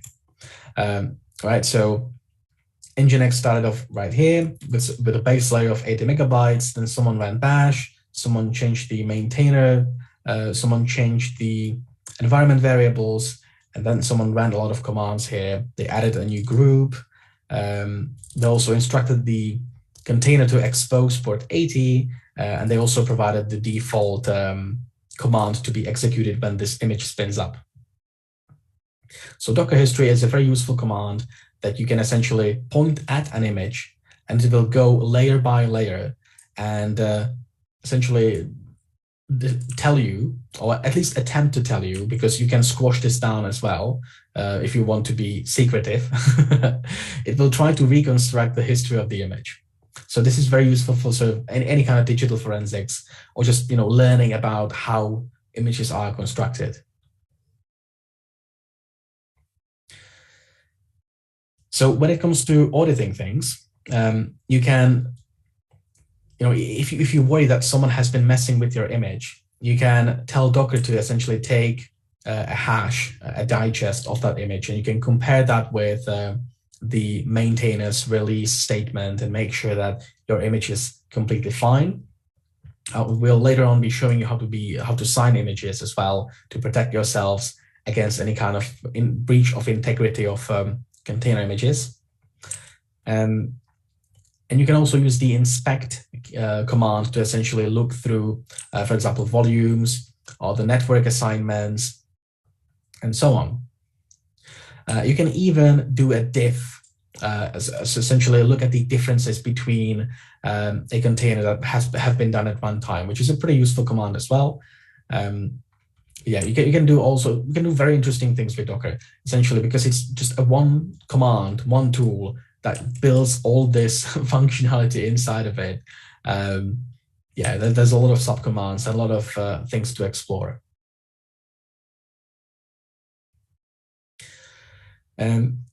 You can get basic info about the system running Docker, so the Docker host or the Docker daemon, by issuing the command docker system info.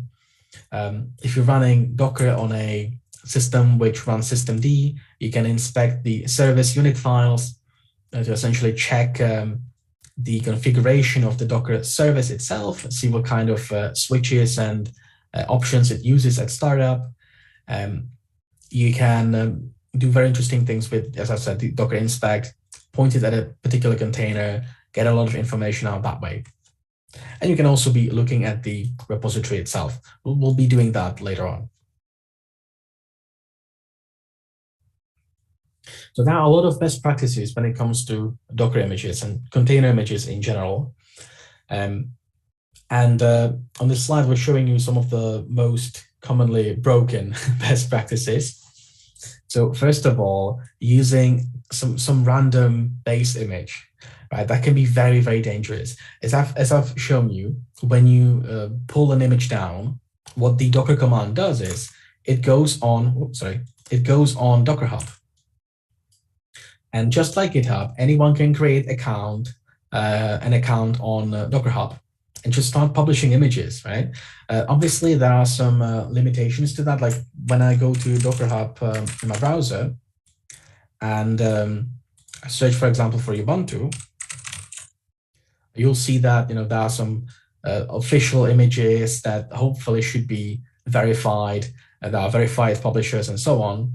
But you can stumble upon strange things. For example, I needed to have a PHP runtime some time ago to essentially facilitate some crazy PHP distributed systems programming I was doing because I'm crazy.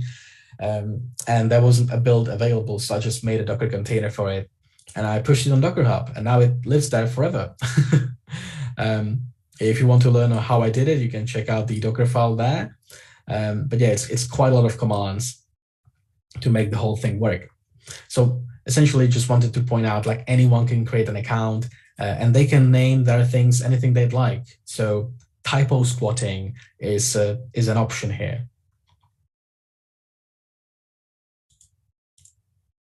So yeah, be sure to make sure that you trust whoever released the base image that you're using for your images. Next up, storing secrets in Docker files. So when you are building your image, obviously you need to, for example, copy over the application source code, but you probably shouldn't be copying over things like, or probably shouldn't be specifying things like passwords and connection strings and things like that in the Docker file itself. Because a Docker file is, what you see here is just a text file that you're going to be continuously using. So you need to be very careful about hard coding secrets, passwords, connection strings, API keys, and everything like that in the Docker file itself. It is best to pass those secrets into the container during runtime. When it comes to interacting between the container and the host operating system, you can essentially mount directories from the host operating system into the container, which is a very, very useful feature, but you should do that sparingly and very carefully, because when you mount a directory from the host into the container, it might be abused but via a threat actor in the container to escape out to your host operating system. And that can be a very dangerous situation to be in.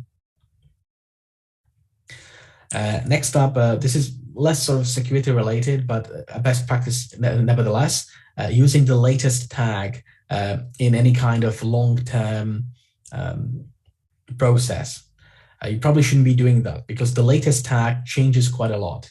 If I just use the latest tag, or if I don't use a tag at all, I just say docker run alpine, that's going to pull the latest, that's automatically going to pull the latest image of alpine, but that image is going to continue evolving, right, with new releases and updates, and that is very likely to break some backwards compatibility. So that's why you should ideally specify a particular version of an image that you would like to use, right? Because whenever I run this command, it's always going to use Ubuntu 18.04 and nothing else. If I just say Ubuntu like so, then it's quite simply going to always refer to the latest release of Ubuntu. So it's going to change twice a year, and a lot of dependencies are going to be different. Some packages are going to be deprecated, removed, unsupported, and so on. So always better to specify or provide a specific version of the image that you are talking about, rather than rely on something that changes a lot. There's some best practices that we will revisit later on, like running processes as root, but yeah, more on that later.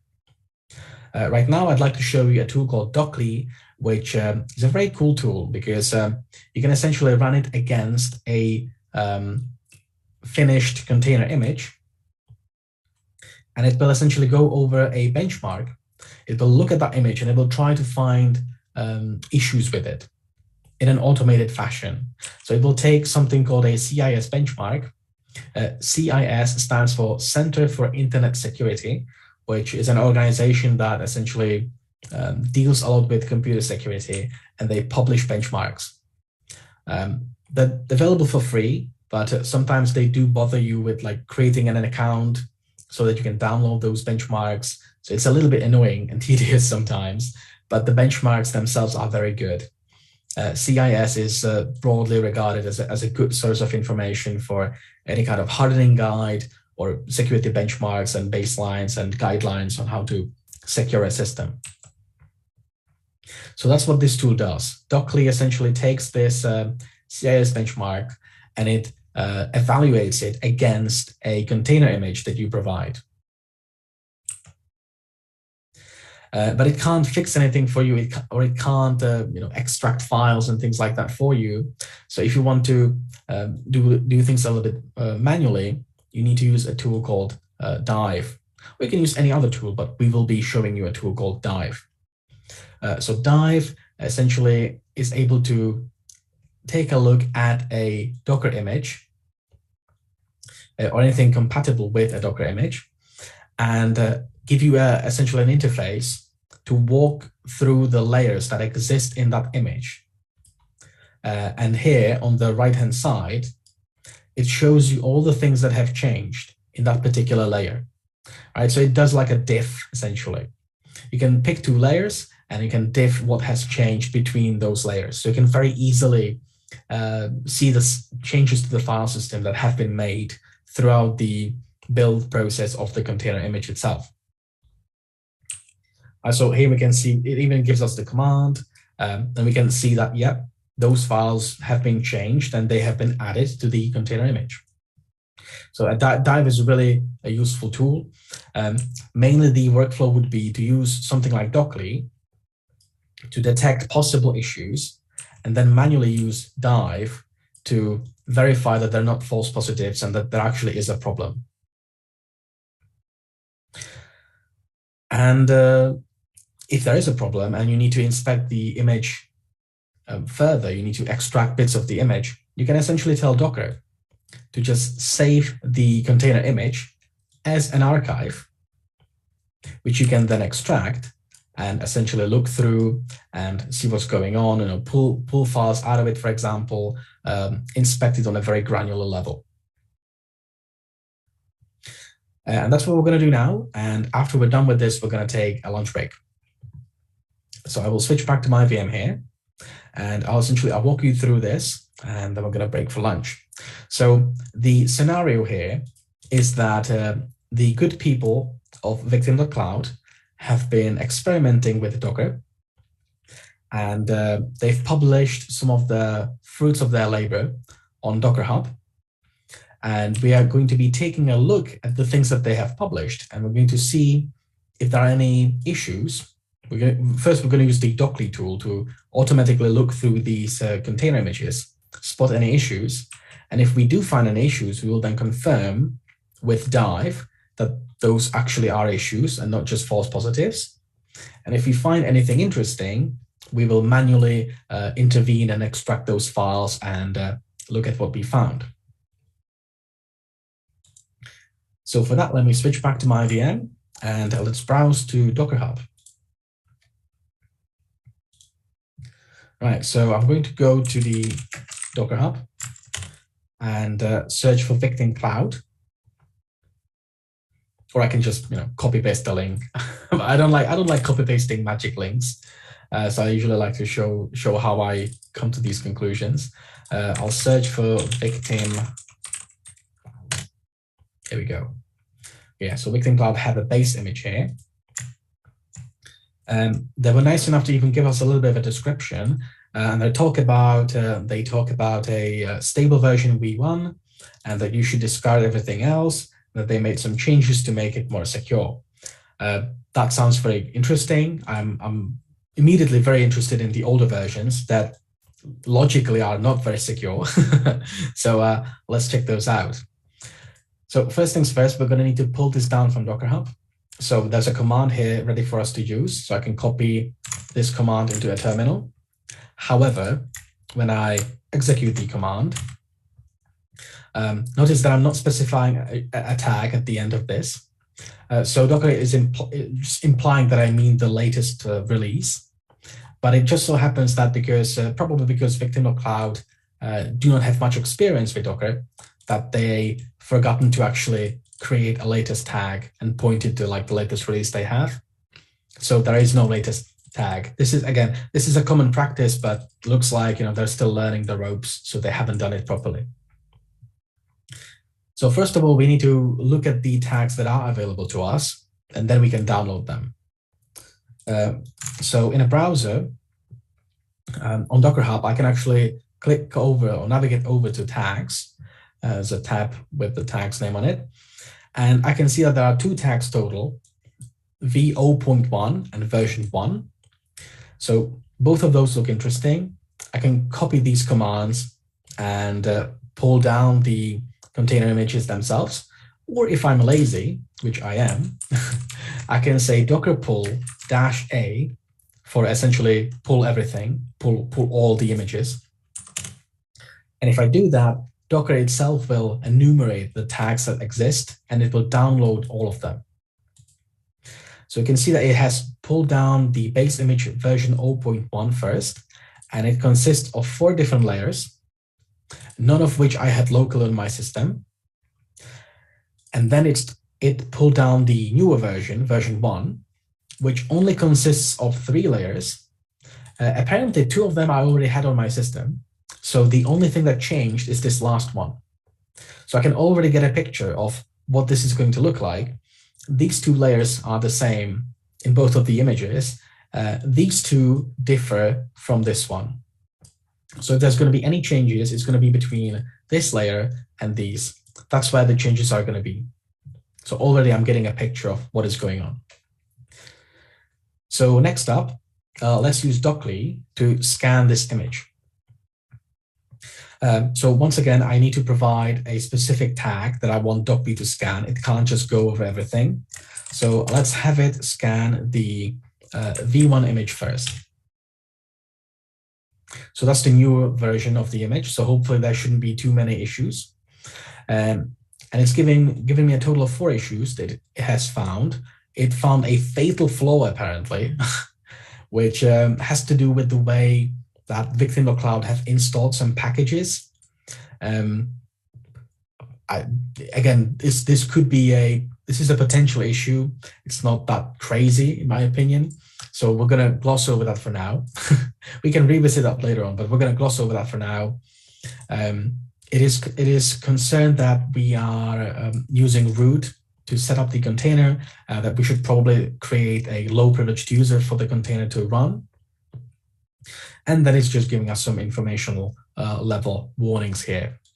So overall, nothing too crazy. It's just unhappy about the way we are installing packages. So let's now scan the older version and see if we're going to get anything else. Okay, so for this old version, we also get the 2 info warnings. We get the warning about us using the root account, which that's fair enough. We get the package manager warning, but we do also get one extra vulnerability discovered. And it says, do not store credentials in environment variables or files. Suspicious file name found, .aws/credentials. And that does sound very interesting, because .aws/credentials is where AWS CLI stores any kind of credentials that you provided with. So that looks very interesting. So let's confirm this finding first. Let's look at this image and dissect it and see if there actually is this file that it talks about, or whether it's just a fluke. So for that, we are going to use the dive tool. So I'll say dive, and I'll give it the, let me just show you the command. I'll say dive, and I'll point it at this container image of the particular tag that we'd like to look at. And what we can see here is, I'm going to make this actually a little bit smaller so we can see better. Okay, cool. On the left-hand side here, we have the layers. I can navigate by pressing the up and down keys. And we have some metadata information here. And on the right-hand side, we have the file system as is in all of those particular layers. By default, it shows you the entire file system. I don't like that. I'd like to only see the things that have changed. So I'm going to use Tab to switch over here. And now I'm going to press Control U. As you can see down here, that is a shortcut for hiding things that haven't changed. And then I'm going to switch to the left-hand side again by pressing Tab. And now, if I navigate through these layers, I will only see things that have been added or changed. So I can see that there's been a command executed, apk add bash, and this is what it caused. So I can see that there is a new file in /bin called bash that's been added, which makes perfect sense, and lots of other information. If I keep scrolling, I can see that in one of those layers there has been a file added into /root/.aws/credentials, which looks very interesting. And lastly, there's just some Docker entry point stuff, not very interesting. But this credentials file intrigues me. So I'd like to get at it. I'd like to actually take a look at that file. So the way I can do that is I can note down the layer ID here of this change. The layer ID is 76EF45. So I'll try to remember that. And I will exit out of dive. And I will tell Docker to extract the image I was just looking at. So I'll say Docker save victim cloud base image version 0.1. And I'll put it in a file. Let's call it base image.tar. And now I will extract this archive. And when I do so, I actually see all the different layers here. And all of those essentially comprise the final file system of the container. So the one I was interested in started off with 76EF. So that's this one. So let's change directory in there. And here I should be able to find all the new files that have been added through this layer. So the files are contained in this archive. So I need to extract this archive as well. By list files again, you'll see that there's a new folder appeared in this. There's a new folder that has appeared in this directory called root. So let's take a look. Inside we have .aws. So let's take a look. And inside we have a file called credentials. So that looks very interesting. Let's take a look inside. And we get our hands on a set of AWS credentials. Awesome. So that's interesting. I'll let you explore those credentials on your own if you wish. I don't think there's anything particularly interesting to be found, but you can feel free to prove me wrong. But yeah, this is how you can detect automatically issues with container images through Docker, manually verify things through Dive, and finally extract files from different layers of the image manually. So I hope you found this interesting. I also think we're all hungry. So let me put some time on the clock and we're going to break for lunch. So I'll give you 10 minutes for the lab plus 90 minutes for lunch. So that again brings us up to 100 minutes, which should be sufficient. I think we're right on time as well. Yeah, awesome. Okay, that brings us to the halfway point. Let's have lunch and we will return in 100 minutes, sorry. Have a nice lunch. Take a look at the exercise. Again, if you need any help from us, just ping us on Teams and we will help you out. So see you in 100 minutes.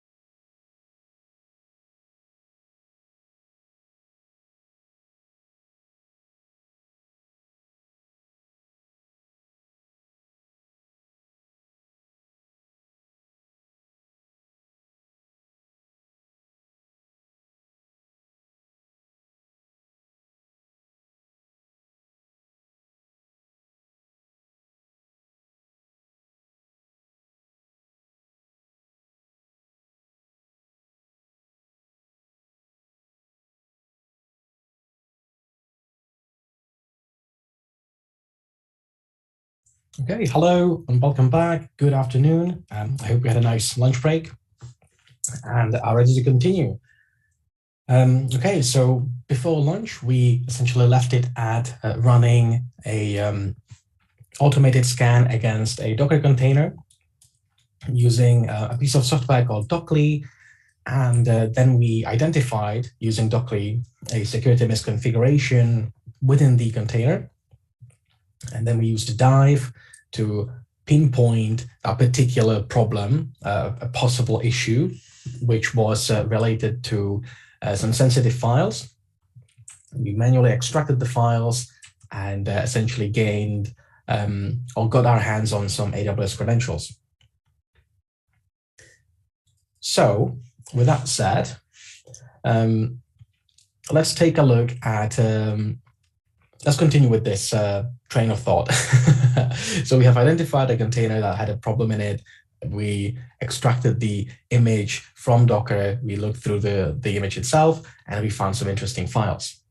So from the attacker's perspective, that's one of the things you can do if you actually have the container image. However, if you only have access to the container during runtime, things might be a little bit different. Because containers are supposed to be minimal in size, it is often the case that a lot of very basic tooling that we would expect to find on a classic Linux system is not really present inside of those containers. So things like Bash, Python, Perl, or basic network tools like ifconfig or the IP command, traceroute, netstat, those commands might not be present.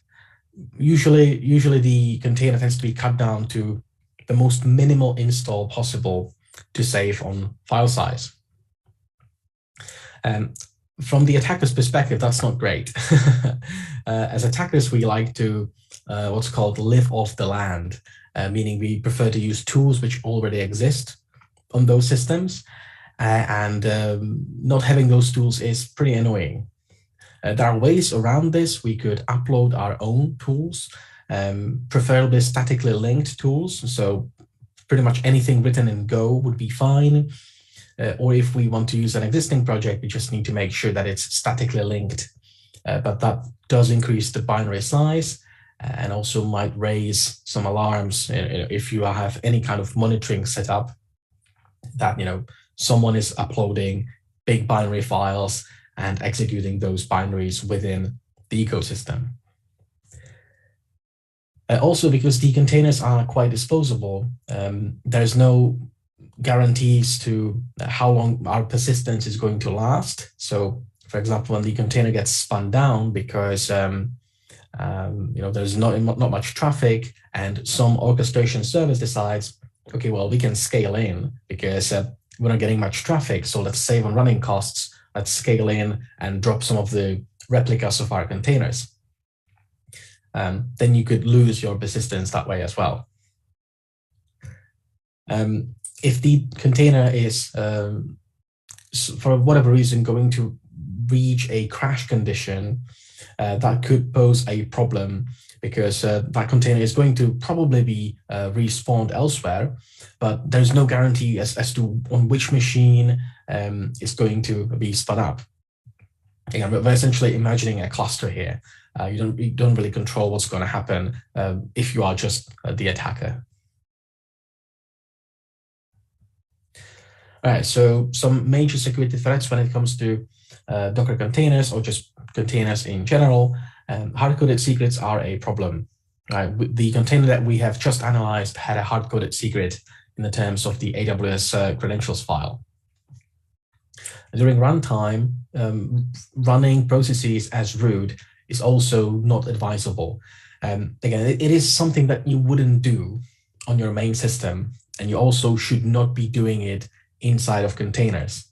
It is very tempting to do it regardless, right? Because who cares that we're running as root in a container? Because, well, we are in a container, right? So theoretically, we shouldn't have we be reaching out to the actual system.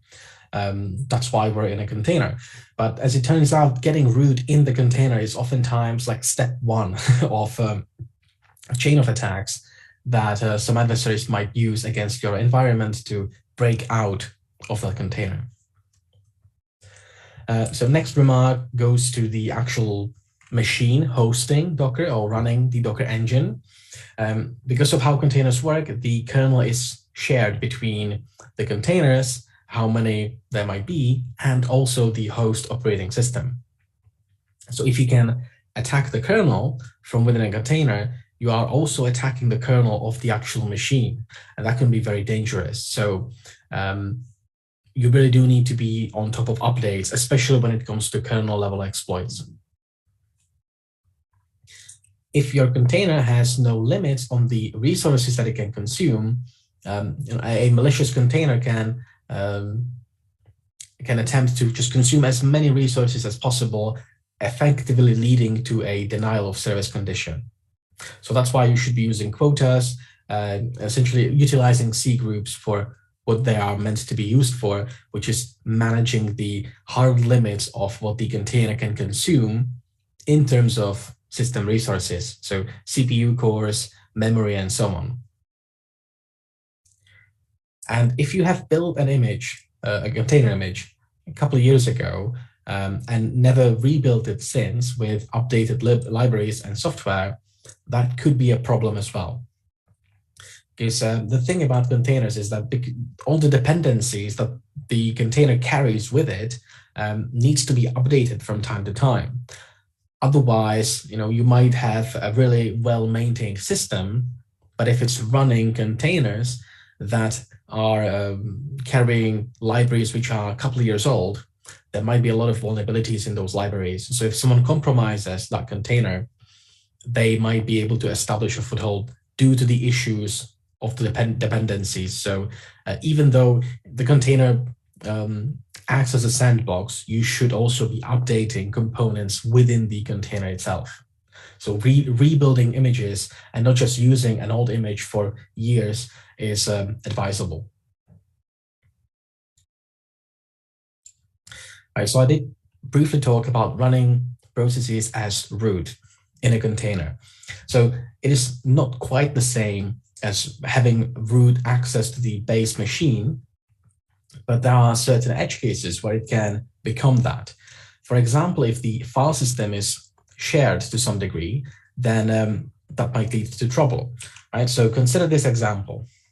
We have a Docker command here, and we're using Docker run, and we're specifying a bunch of parameters here, which I promised I would explain. So here goes. The IT, the I stands for interactive, and the T stands for TTY console. So effectively together, this is a Linux way of saying, give me an interactive shell session, or make my terminal work with this container.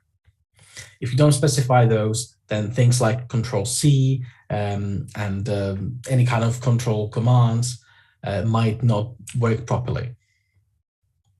So that's why you will see Docker run -IT pretty much everywhere. But the interesting thing here, the new thing here, is the V parameter. The V stands for volume. And we are mounting a volume into the Docker container. We're doing something called a bind mount, which is kind of like a volume. I'm simplifying here a little bit, but effectively what this means is we are telling the Docker daemon to look at our own file system and take the /, so the root of the file system, and make it accessible within a folder called /host in the container itself. Right, so we are mounting the operating system's file system into the container itself. Now, if we are root, that could cause problems, right? Because actually, let me just show you. That's probably the easiest thing to do. Here we go. So I will spin up a Docker container really quick. Docker run -itv, just like we've seen on the slide. Okay, so now I'm inside of the container. You can see that I'm root, and I can browse the file system. There is a folder that I created called /host. If I go into /host, I am now browsing the file system of my actual physical machine. Well, in this case, the virtual machine. But I'm browsing the file system, and you'll notice when you look at the command prompt, I am root, right? I'm the root user. So I can go to my home folder, for example, go to the Pentester home folder, and leave a message saying, you have been pwned, and save it to a file. And if you look at the file, you will notice that the file is actually owned by root. And so if I open a file browser right now, on my main system, you'll notice that I have a file here called message.txt. You'll notice that little log. That's because it's owned by root. I can't even get rid of it. It's in read-only mode, so I can't change this because root has created this file. Right, so I can very easily escape from the constraints of the container and out onto the file system of the underlying machine. So that can be quite a problem. So you should be very careful about mounting file systems this way, and also running things as root inside of the container, because that also effectively means root on the file system. Next up, we've got a container that is run with the -- privileged option, which is also a problem. Let me show you why. So let's spin up a new container here. So what I'll do is, actually, let's do two containers and compare how things look. So on the left-hand side, I will just spin up a basic container here. No extra permissions provided, just regular container. And on the right-hand side, I'll do a similar thing, but I will use the -- privileged option. Right, so I'll say docker run -- privileged Ubuntu bash. So at first sight, looks to be okay. There's no visible difference here. So let's take a look at some parts of the container system. So for example, let's look at /dev. So in this constrained container, this normal classic container, we do have some files here, but not much. If I do the same thing on the privileged container, however, you'll see that I get a lot of output. Pardon me. You'll see that I get a lot of output here. I get a lot of devices. Essentially, the /dev folder on Linux systems has to do with lots of connected devices to the system, USB devices, serial port devices, lots and lots of things, including hard drives and petitions and everything like that. So you can see the privileged container can see all of those things. Now, if we do the lsblk command that we have seen this morning, I can see that the container is using the SDA1 petition. That's where things are mounted, or at least some things are mounted.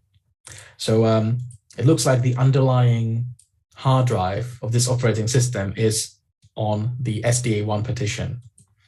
Sorry, SDA is the underlying hard drive of this operating system, and things are mounted from this partition right here. These partitions are typically found in /dev, but as you can see, there is no SDA file in my /dev directory on the constrained side of things. However, in the privileged container, the file exists, right? So I can actually interact with the hard drive of this entire machine through this container because it's running in privileged mode. So what I could do, for example, is to say mount the hard drive into the container like so. Once again, if I now check out the mount point, I'm now once again browsing the file system of my virtual machine from within this container. I didn't mount it in, but it's running in privileged mode, which means I can do things like this. So once again, I can go to my home folder, to the Pentester folder, and leave another message saying, "You got popped again." Message 2. Right, so this is a form of Docker container escape. It's not specific to Docker, but it is a form of container escape where, again, you can take over the file system within root context, and again, write things and change things. Again, leaving innocent messages like this is not too bad. But I could, for example, go to the root's home folder. I could drop in an SSH key and then SSH back to this machine, or change things, backdoor things. I could do lots of bad things to this machine. So that's why privileged containers are to be avoided. So that was just one example. The thing we see here on the slide is an exploit using an older implementation of cgroups, which again relies on the fact that we are running this container as a privileged container. Okay, so what about the, sorry, 1 second.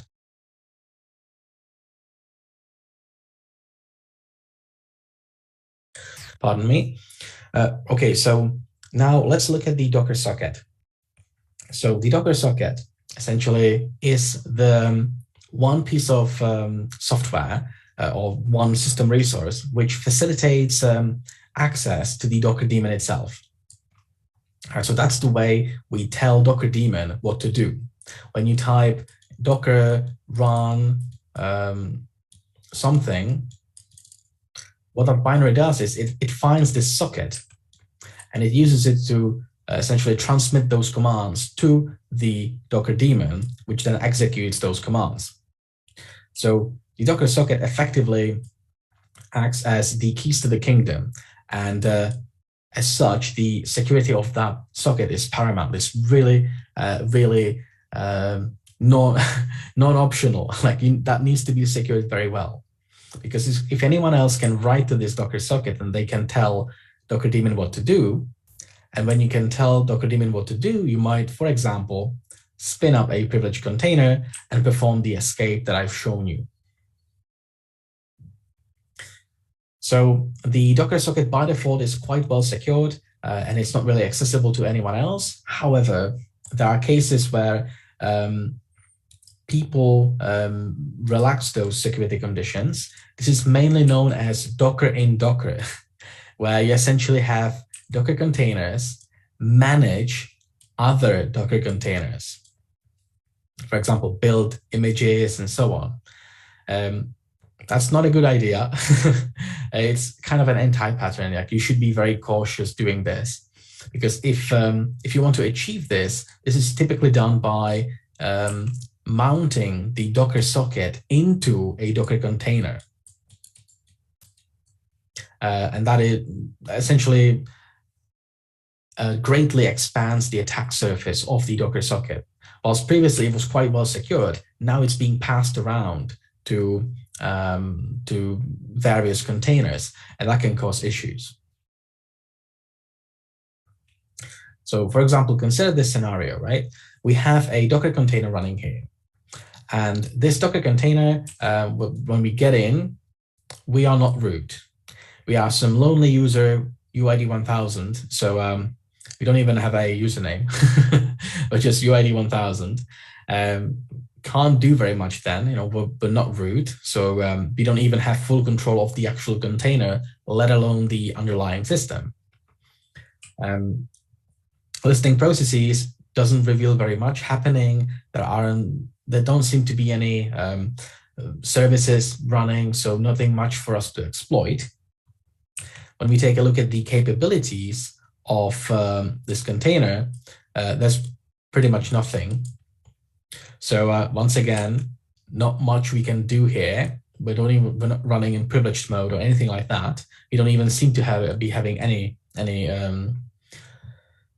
extra capabilities or permissions here.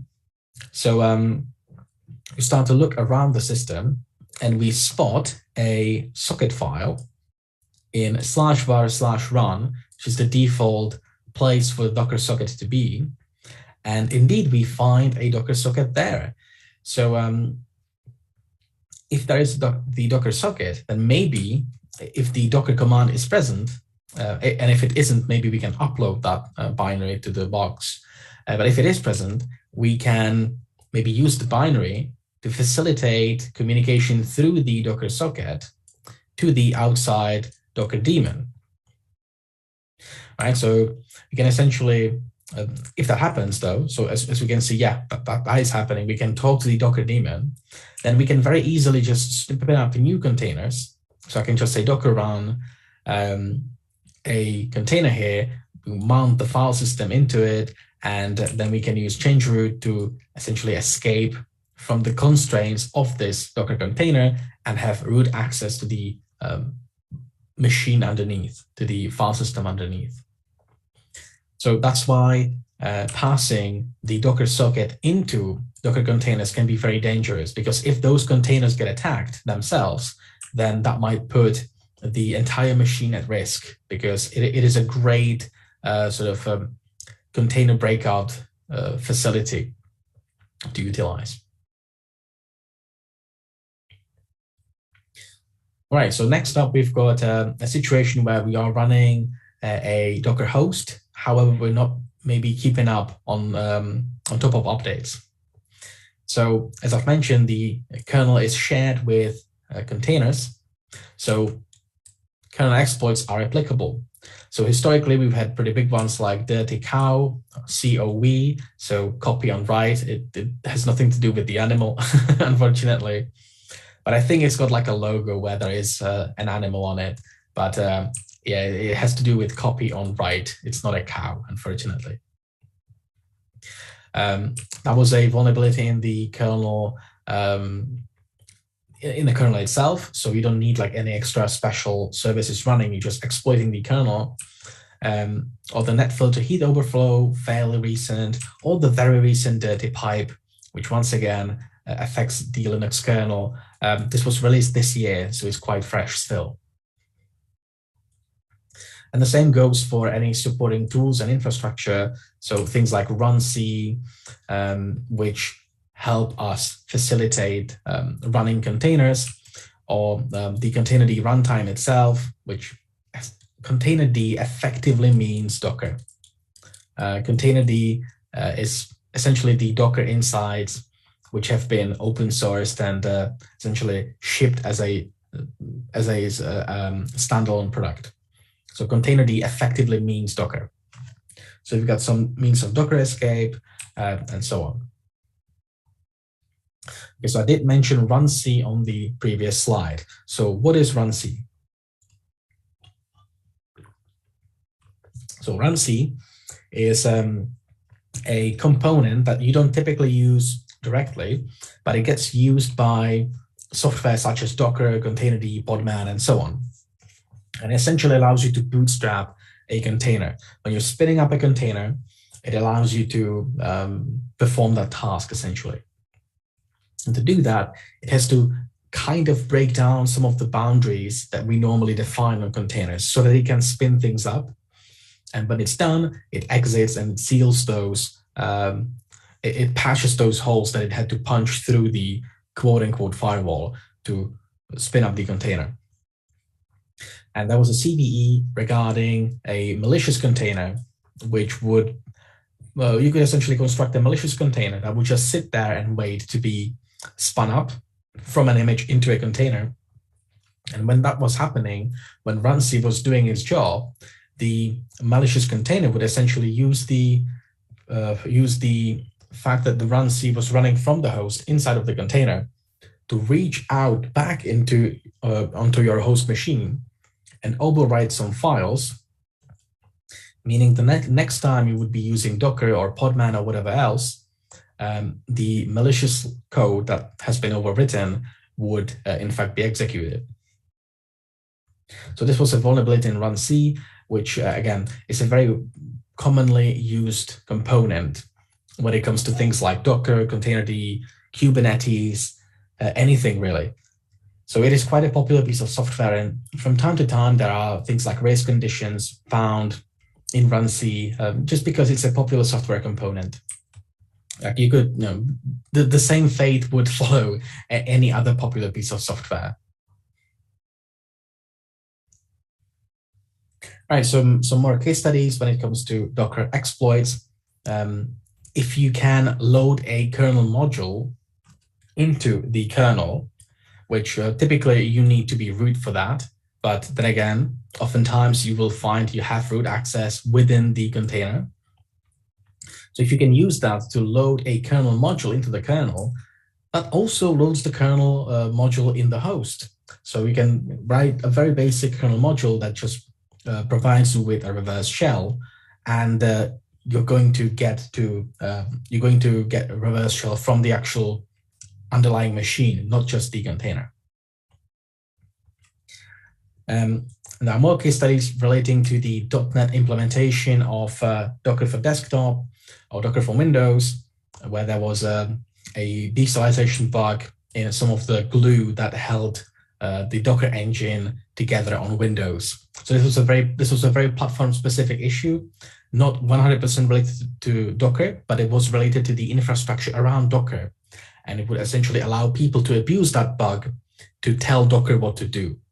And when you can tell Docker what to do, you know what follows, right? Spinning up purposely malicious containers and using those as a path to break out and escalate permissions and privileges.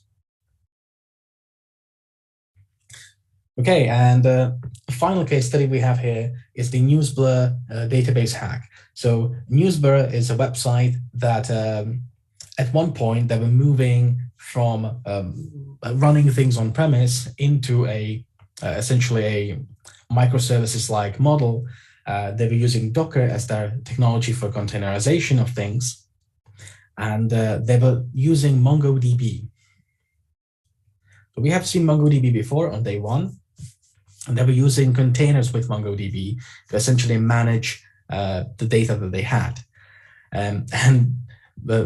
From their perspective, they have done everything correctly. They had a firewall in place using UFW.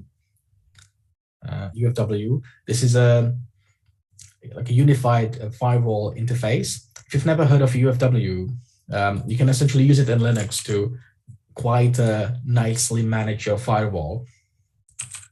Let's see if I've got UF3 to be root. So yeah, I do have UF3 on this spot, so I can enable UF3.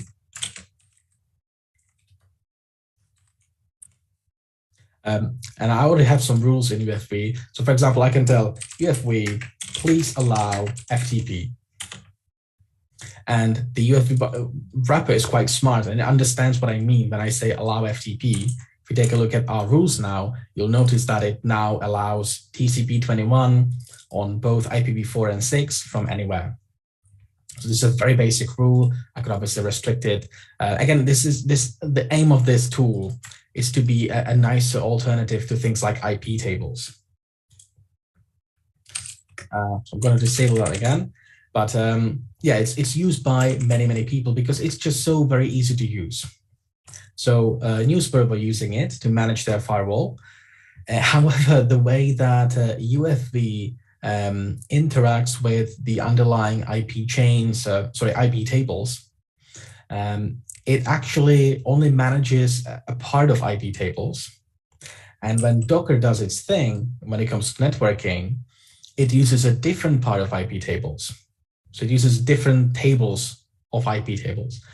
So even though the UFV tool is showing you that all ports are closed, Docker actually sneaks some traffic through because it's not using the same, it's not looking at the same rules as UFW.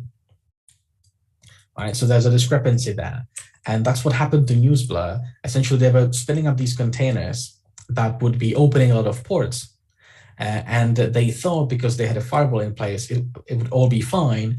But what happened was because the firewall tool was managing a different part of the Linux IP tables rules, the containers got out anyway, and they essentially started exposing internal ports of MongoDB, and they essentially got into a very similar situation as we had on day one, where we were able to directly connect to MongoDB and essentially look through the databases and such.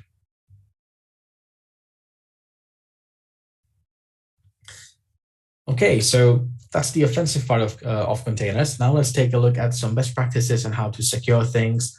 I will also show you how you can generate signatures and sign container images and use that to verify that those images have not been tampered with. So the agenda for this module is we're going to be looking at securing the host. That is the machine that's running the Docker daemon. Then we're going to be looking at the Docker daemon itself. And then we're going to transition into container security, meaning identifying problems with container images and some tips on how you can avoid those problems. So how do you secure the machine itself? Well, ideally, you would have the server not do anything else but host Docker containers. It's best to use a single purpose machine because that way you can restrict everything that is not Docker. You do not want to be in a situation where you have one machine that's running Apache, running Nginx, running some Node.js applications, running a mail server, an FTP server, SSH server, and also some containers, because that's just too many things in one place, and it's going to make it very difficult to manage everything properly. So best thing to do would be to dedicate a machine to just running Docker containers rather than having it multitask. You can follow some benchmarks and guidelines to help you harden the actual operating system. And again, this is going to be a lot easier if you are dealing with a machine that only does one thing, as opposed to doing 17 different things. You should keep on top of updates, so establishing and maintaining an update policy, not just for third-party software, but also for the operating system itself. And there are some further measures that you can utilize. For example, you can run Docker without the use of root. That's an interesting thing. That's pretty much what Podman does just by design. And Docker has tried to implement the same thing, where you can run Docker daemon, but not run it as a highly privileged service, but just run it as run it within the regular user's permission, which is possible, but there are some caveats because Docker was never designed to be run that way, as opposed to Podman, and that's why a lot of people like Podman. And when it comes to the Docker daemon, you should make sure that if you are exposing the Docker daemon over the network, make sure that there's TLS in place, and that should help you against some network level attacks. When it comes to Docker images and building container images, as we've said before, you should be using some trusted base image that is ideally minimal in size, and not just because that's going to save on disk space, but also because you're going to make the attacker's lives so much more difficult if you're going to present them with a container image which has absolutely no tooling on it, like it doesn't even have a shell on it. If you want to be really nasty to potential developers, to potential attackers, if you present them with a container image which you can't drop a shell on, that's going to make it very difficult for them to explore that image, because issuing commands to a running container like that is a little bit more difficult. When you are building things, you should make sure to use a specific tag, not the implicit latest tag, because I've already spoke about that, but things change over time and this can create issues. Again, that goes hand in, the next point about removing unused or unwanted packages goes hand in hand with the first bullet point, essentially making the system truly minimal. I have been on a pen test where there was a Apache container, and the container literally had like 3 or 4 shared libraries that Apache required to run, and that was it. Like there was literally nothing else even remotely executable within the container. Like it was completely hopeless. There really wasn't much I could do with it. The only way forward I could find was to use there was a patch in PHP, and using PHP to essentially drop files and run some, having direct access to syscalls really helped. But the container itself was really, really well secured, because there was just absolutely no tooling that I could use as an attacker. You should avoid storing credentials in a container image. Again, those things are best to be passed at runtime rather than just living in the container image. That's just never a good idea. We have seen a lab of demonstrating that just before lunch. If you want to go the extra mile, you can sign and verify signatures on container images. Essentially, this would shield you against, for example, an adversary compromising a registry full of your container images and implanting backdoors into those images. If you sign your images and you verify that the signature is indeed valid at runtime, there's no chance that the integrity can be compromised. There's no chance that an attacker can download the image, change something in it, and upload it back and hope that no one else notices. So this can be like a last line of defense against that as well. And you should make sure that you have dedicated users in the container to run services such as, for example, Apache or Nginx. Again, just you exercise caution just as you would if you were spinning up a real physical machine. Like, you wouldn't be running everything as root, because that's just not what we do. So as long as you utilize the same caution you would when you build a container, you should be in a pretty good place. To show you some commands on how you can do that, here we have a Dockerfile command, or a statement rather, to help you create a group for a new user, create that user, and use that user later on to switch to that user when you spin up the container, or use it to essentially facilitate like a service account. You can also restrict privilege escalation in containers. That sounds like a dream come true, but privilege escalation in this context essentially means that if you have a process, I can't do the drawing. If you have a yeah, let's call that a process. If you have a process and this process spawns child processes, those child processes can't ever inherit more permissions than the parent process had in the first place. Right, so if the parent process is running as Nginx, those child processes cannot be run as root, right? Because that would break the privilege escalation principle. If you don't need capabilities, you can drop them as well before you spin up the container. So you can, for example, drop all capabilities and only add those that you require for the container to function. Here's an interesting thing. You can mount the entire file system of the container as read-only. This might sound like an interesting idea. However, there are some caveats. Mainly the container kind of needs to be built with this in mind, to understand that the system will not be writable, or most locations will not be writable. Sometimes you do need to override this a little bit and essentially create mount points that can be written to. This goes for things like /run or /var and things like that. Also, if you have a read-only file system, then it's going to make it very difficult to write logs and log files.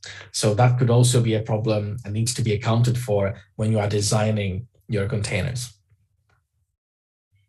And lastly, mentioning C groups again, essentially making sure that you somehow, at least very vaguely, limit the maximum amount of resources that containers can consume.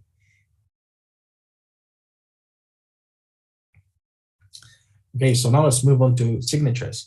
So what is the motivation behind digital signatures and just digital signatures in general? The motivation is that it provides a way, a tamper-evident way, to check that the integrity is still intact. If you have some data and you sign that bit of data, then if someone messes with the data itself, the signature will no longer match, and therefore you have a tamper-evident way of finding out that something wrong has happened and that you should not be trusting that data. So digital signatures rely heavily on asymmetrical cryptography, or the public key infrastructure, essentially. So the way to generate a signature is as follows. You grab the data that you want to be signed, and you push all of those data through a hashing algorithm of your choosing. So for example, SHA-256, or it can be anything really, it doesn't really matter at this point. And using a private key, you sign the resulting hash. So sometimes people ask, like, why do we bother hashing things and then quote unquote signing things? Can we just sign the data? And you absolutely can. However, if you sign the data, then the signature will be as big as the data themselves. All right, so if you have a gigabyte file to sign, that signature would essentially be 1 gigabyte large, which is kind of unfeasible. So that's why we first hash the data, which produces a hash of known length, and then we sign that hash, essentially meaning that the signature will be very small. And as long as we distribute this information, like what kind of hash do you need to compute, the verifying party will have no issues following our footsteps.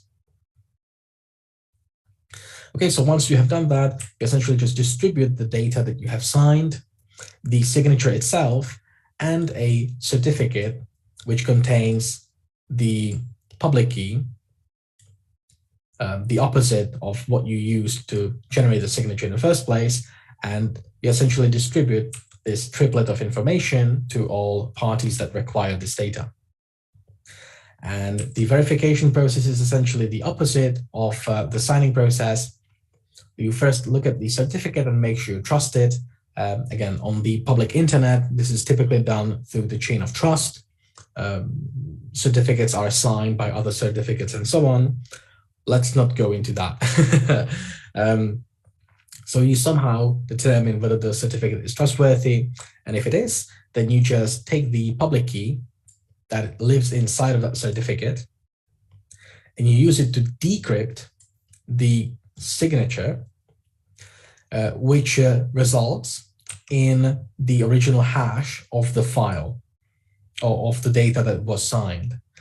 And all that's left for you to do is take this original hash that you have just essentially decrypted and compare a hash locally as well, and make sure that those two values match, those two values are identical.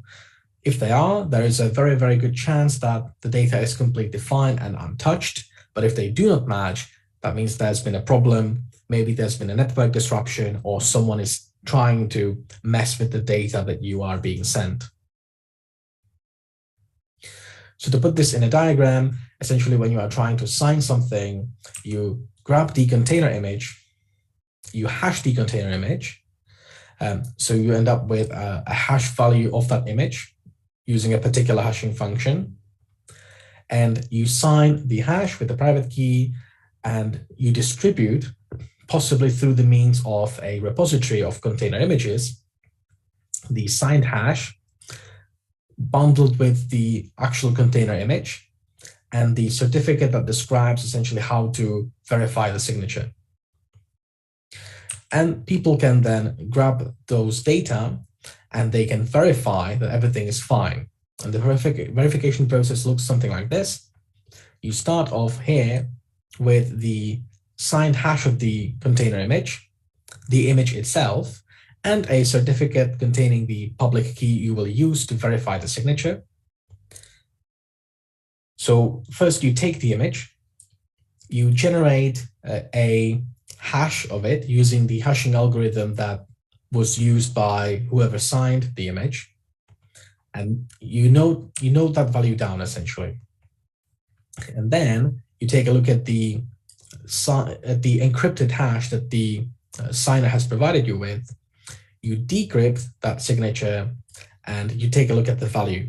And again, you need to make sure that those are exactly the same. If there are, everything is okay. If they're not, there might be a problem. Okay, so that's the theory behind digital signatures. Kind of, very, very briefly, very quickly. So that's the overview of digital signatures and the public key cryptography. Now let's put this in practice. So to put all of this in practice, we're going to be using a piece of software called Cosign. Now, I should say that Docker also has this functionality. Docker has some basic functions regarding signing container images, but that is Docker specific. And we wanted to show you a technology that isn't bound to Docker, but rather can work with any compatible container format. So we're showing you a tool called Cosign, which is, for example, used by the Kubernetes project to sign the distribution of the components of Kubernetes. So it is quite popular, but it is technology agnostic. Like you can use it with Docker, you can use it with Kubernetes, you can use it with multiple things. So I'll essentially show you how you can set it up, which is pretty quick, and how to generate some keys, how to sign some containers, and how we can publish those signatures. And once we essentially switch gears and become the consumers of those images, how we can verify the signatures. So that brings us to the next exercise. I'll switch quickly to my VM and we'll essentially go through this workflow I've just took you through. So let's take a look. Let me open a terminal. And in the terminal, I will launch Cosign, and I will tell it to generate generate key pair. It's going to prompt me for a password. Right now, I don't really care, so I'm just going to hit enter again, and it is done. Easy, right? Cryptography, yay, easy. So this has generated two files, the public key and the private key. We can take a closer look at those. You can see that the public key is quite short, nothing too crazy. And this is the private key. So the private key you would keep as secure as possible. The public key you can show people. Actually, you kind of have to be showing this to people because that's how they will be able to verify your signature. Okay, so now that we have those keys ready, let's spin up a local Docker image repository. I'll just paste in this command. This is using the official Docker container registry image. So we are spinning it up in the background on port 5000. And yeah, we're just spinning up a local Docker image registry, essentially.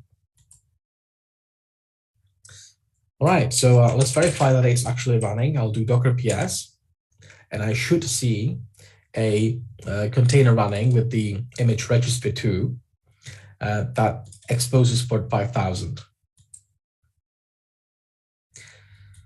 So now I can prepare a container image that I would like to sign. All right, so you can build your own. I'm not going to bother with that. I'm just going to make sure I've got the latest version of Alpine locally. Okay, yeah, and I do have it. So what I can do now is I can essentially review this image. So I could run docly, I could look through dive through this image and make sure it's all secure. And once I am happy with this image, then I can create a tag. That's essentially like a point in time snapshot of, okay, this state I like. I have just done some security review. I know that this image is not backdoored. I'm quite happy with how it looks. This is fine. Let's use this. So I can say docker tag alpine, and let's, sorry, I can say docker tag alpine, and essentially the tag is called signed. Right, so I'm creating a tag on this alpine image. I will be publishing this tag locally on my local repository. Again, the image is going to be called alpine, and the tag is going to be called signed.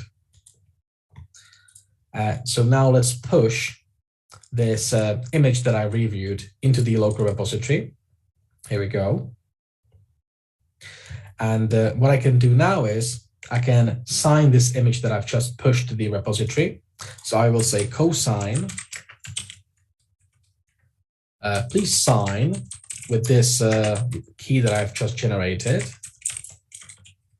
this container image of this particular tag as well. I need to enter the key. I didn't have any password or any key, so I'll just hit enter. And cosign essentially takes a look at this local registry that I have, at this container called alpine, and this tag or revision called sign, and it will grab the data, generate a signature for it, and also push it to the repository. So now my local repository has a copy of alpine that has been signed, and the signature is present in the repository as well. So anyone else using my local repository, so normally this would be like a private repository, for example, in a cloud environment or on-premise. So anyone using this repository can verify the signature. All right, so they can pull down the image and look at the distributed public key and essentially say, cosign, please verify that with this public key, that this image has not been tampered with. And cosign does just that. It essentially takes a look at the container image, it takes a look at the published signature, and it verifies that it still matches what it would expect. So it says cosign, validated everything, signatures were verified, everything is okay. And that's exactly what you want to see. If someone else downloaded this image, put something bad in it, and tried to republish it as within this local repository, within Alpine, and call it signed, again, that signature would no longer match the actual image. So that's how you can sign images and publish your signatures. Last thing for me to do is to get rid of this local registry. So I'll say rn-f registry, because that's the name of the container. I'll get rid of it. Docker ps is empty now, so I'm not running anything anymore. And that is it. Okay, so that's the lab. If you'd like to take a shot at this, feel free to do so. I'll put some time on the clock. And when we come back, we're going to continue with Kubernetes.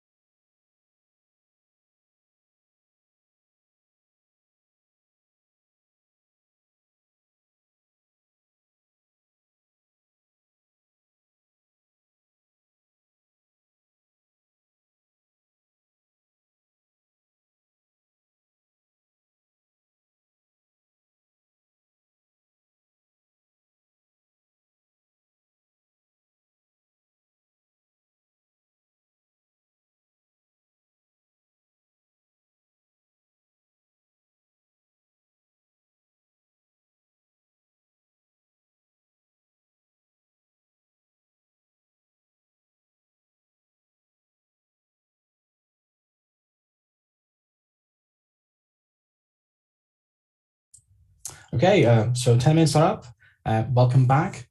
So I hope you had a chance to experiment with cosign and signing packages, not packages, container images.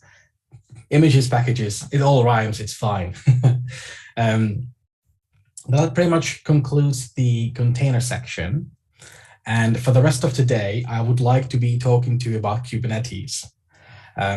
Kubernetes, to be fair, is not really much more than a bunch of containers. That's pretty much what Kubernetes means.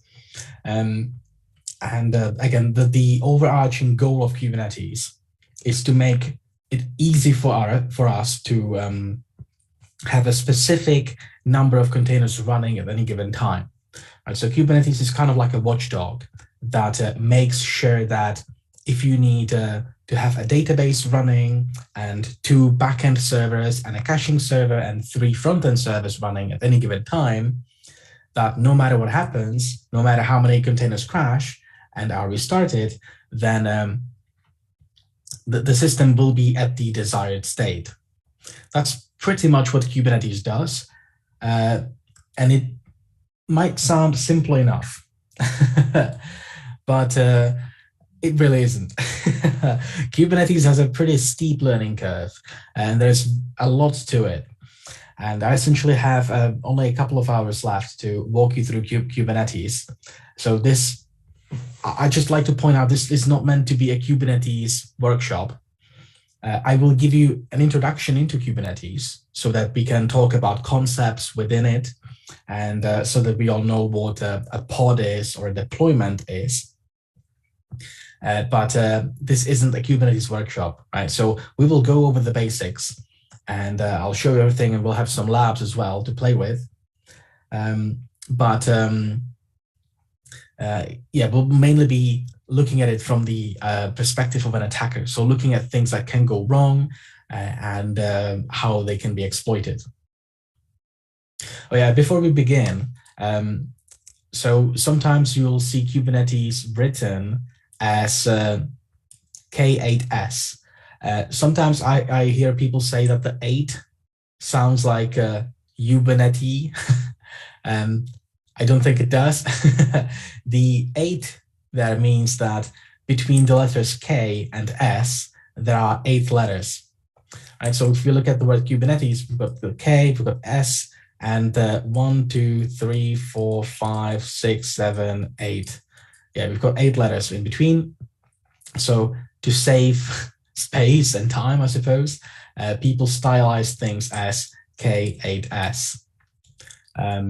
You also see this with words like internationalization. I think that's I11N, and things like that. So yeah, that makes a little bit more sense. Actually, I think internationalization is 17 letters. Yeah, localization is 7. I don't know. I can't remember. Never do mathematics. Never do arithmetic when you're live and presenting things. That's a lesson. But yeah, Kubernetes, that's why it's written like this. Yeah, don't ask me why. People just prefer it like this way. Okay, so I did already mention, I did already summarize Kubernetes in one word. Essentially, it is a system that can help you deploy containers. And when you tell Kubernetes that you'd like a specific number of pods or containers running, it will make sure that happens. Or it will at least do its very best to make sure it happens. And then people kept adding features and things to Kubernetes, and now it's become this massive project that is quite complex, and it consists of many different moving parts. Kubernetes also has a really quick release cycle. Essentially, there is a new version of Kubernetes every 3 months, and only the 3 latest versions are supported at any given time, meaning that if you install a Kubernetes cluster today, you will get at most 9 months of support before you need to move 3 or 4 major versions up. So things do change a lot. A lot of features are being added and a lot of features are being removed. And sometimes people start to use features that are not yet stable, Historically, we've had this, for example, with pod security policies or PSPs, where people were using PSPs to restrict what you can deploy in a cluster, but then it was decided that that feature wasn't very well designed, so it got dropped, which left a lot of people in a very bad situation because they were relying on this feature that no longer existed. So yeah, Kubernetes is a wild ride. And if you're using a managed service, you're probably better off. If you are self-hosting things, you are in for a treat. It is a full-time job, honestly, dealing with Kubernetes if you are managing it yourself. If you're not using a managed cloud service, but if you are self-hosting, it is a handful. But yeah, essentially Kubernetes is meant to be used in a cluster environment. So you will typically see Kubernetes being used when you have more than one physical machine.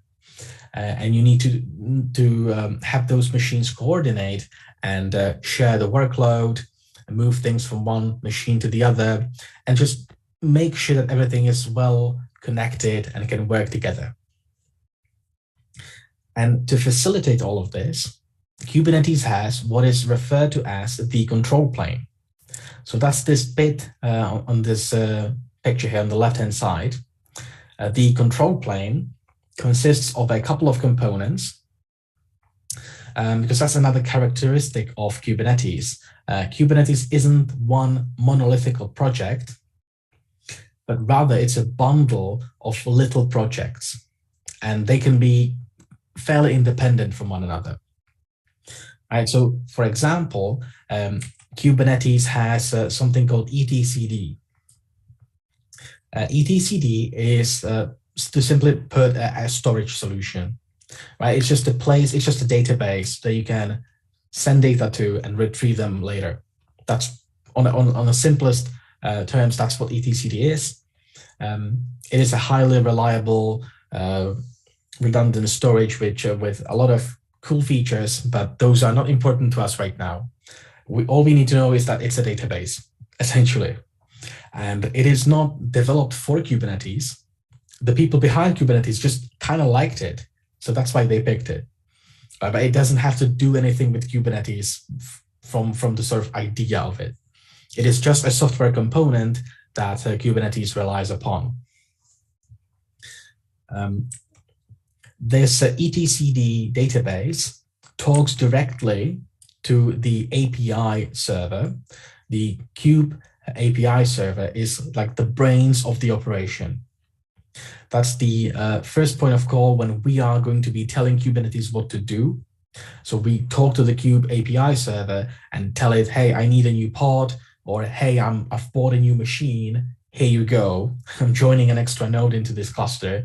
Or hey, can you create a new service account that I'd like to use, and so on. The kube API server is essentially the one place that handles all of that. And as such, it talks to the etcd database that I've already mentioned. It also talks to the scheduler. The scheduler is a piece of software that has a good idea of how busy the cluster is. Right, so it knows like how many machines are in the cluster, and it knows how much stuff is running on all of those machines. And when you tell Kubernetes that you need to spin something new, so spin up something new, the scheduler will find a place for it. It will look at the cluster and determine the best place to put this new appliance that you're trying to create. That's the job of the scheduler. There's also the control manager. The control manager is a bit of a strange one. Essentially, this is a component that is continuously running over and over and over again. And what it does is it is looking at the desired state that you have expressed that you would like. You have told Kubernetes you would like your cluster to look like this. And the control manager knows that, and it continuously monitors what you told it to do and what things actually look like. And if things deviate from what you would like them to be, it's the control manager's job to steer things towards how you describe you want things to be. Right? So if something crashes, or if there is an event that causes, if there's a lot of traffic and you need to scale out, the control manager is the one place that can help you with this. So those are the four main components of the control plane. If you are hosting this in the cloud, you might also see something called the CCM, or the Cloud Control Manager. That is an optional component which essentially handles the integration of Kubernetes with your cloud provider. Right, so that makes it very easy to create load balancers and just make and publish services on your cluster to the outside world and things like that. It essentially just acts as an interface between Kubernetes and, for example, GCP or AWS or Azure. So that's the control plane of Kubernetes. That's essentially the brains of the operation, things that make sure that other things work. Historically, the control plane has been called the master node. So if you're going to be reading some slightly dated literature, you might hear it being referred to as the master node. That is a sort of an old naming that Kubernetes have moved away from because of the connotations of words like master and slave. So it is no longer called the master node. It is called the control plane, and has been for a while now. But I just wanted to put it out there because sometimes people come to me with articles and they say, what is this master node? Like, you never told us what it is. So yeah, the master node is the control plane. It's just an older name for it. Okay, so that's the control plane side of things. Now, the actual where the actual things happen, where do the containers run, and where does everything happen? Well, all of that happens on the worker nodes. So those are essentially single-purpose machines that run something called a kubelet, which is an agent that monitors the node and everything that's running on it. And the kubelet essentially interfaces with the API server, and they talk to one another, right? So the kube, for example, the kube API server can tell the kubelet, hey, spin up a new container, please.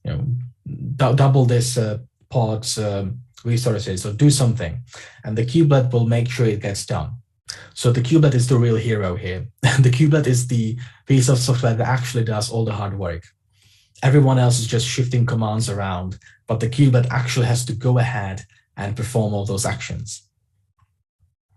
So that's the kubelet's job. That's the kubelet's job to essentially manage the node.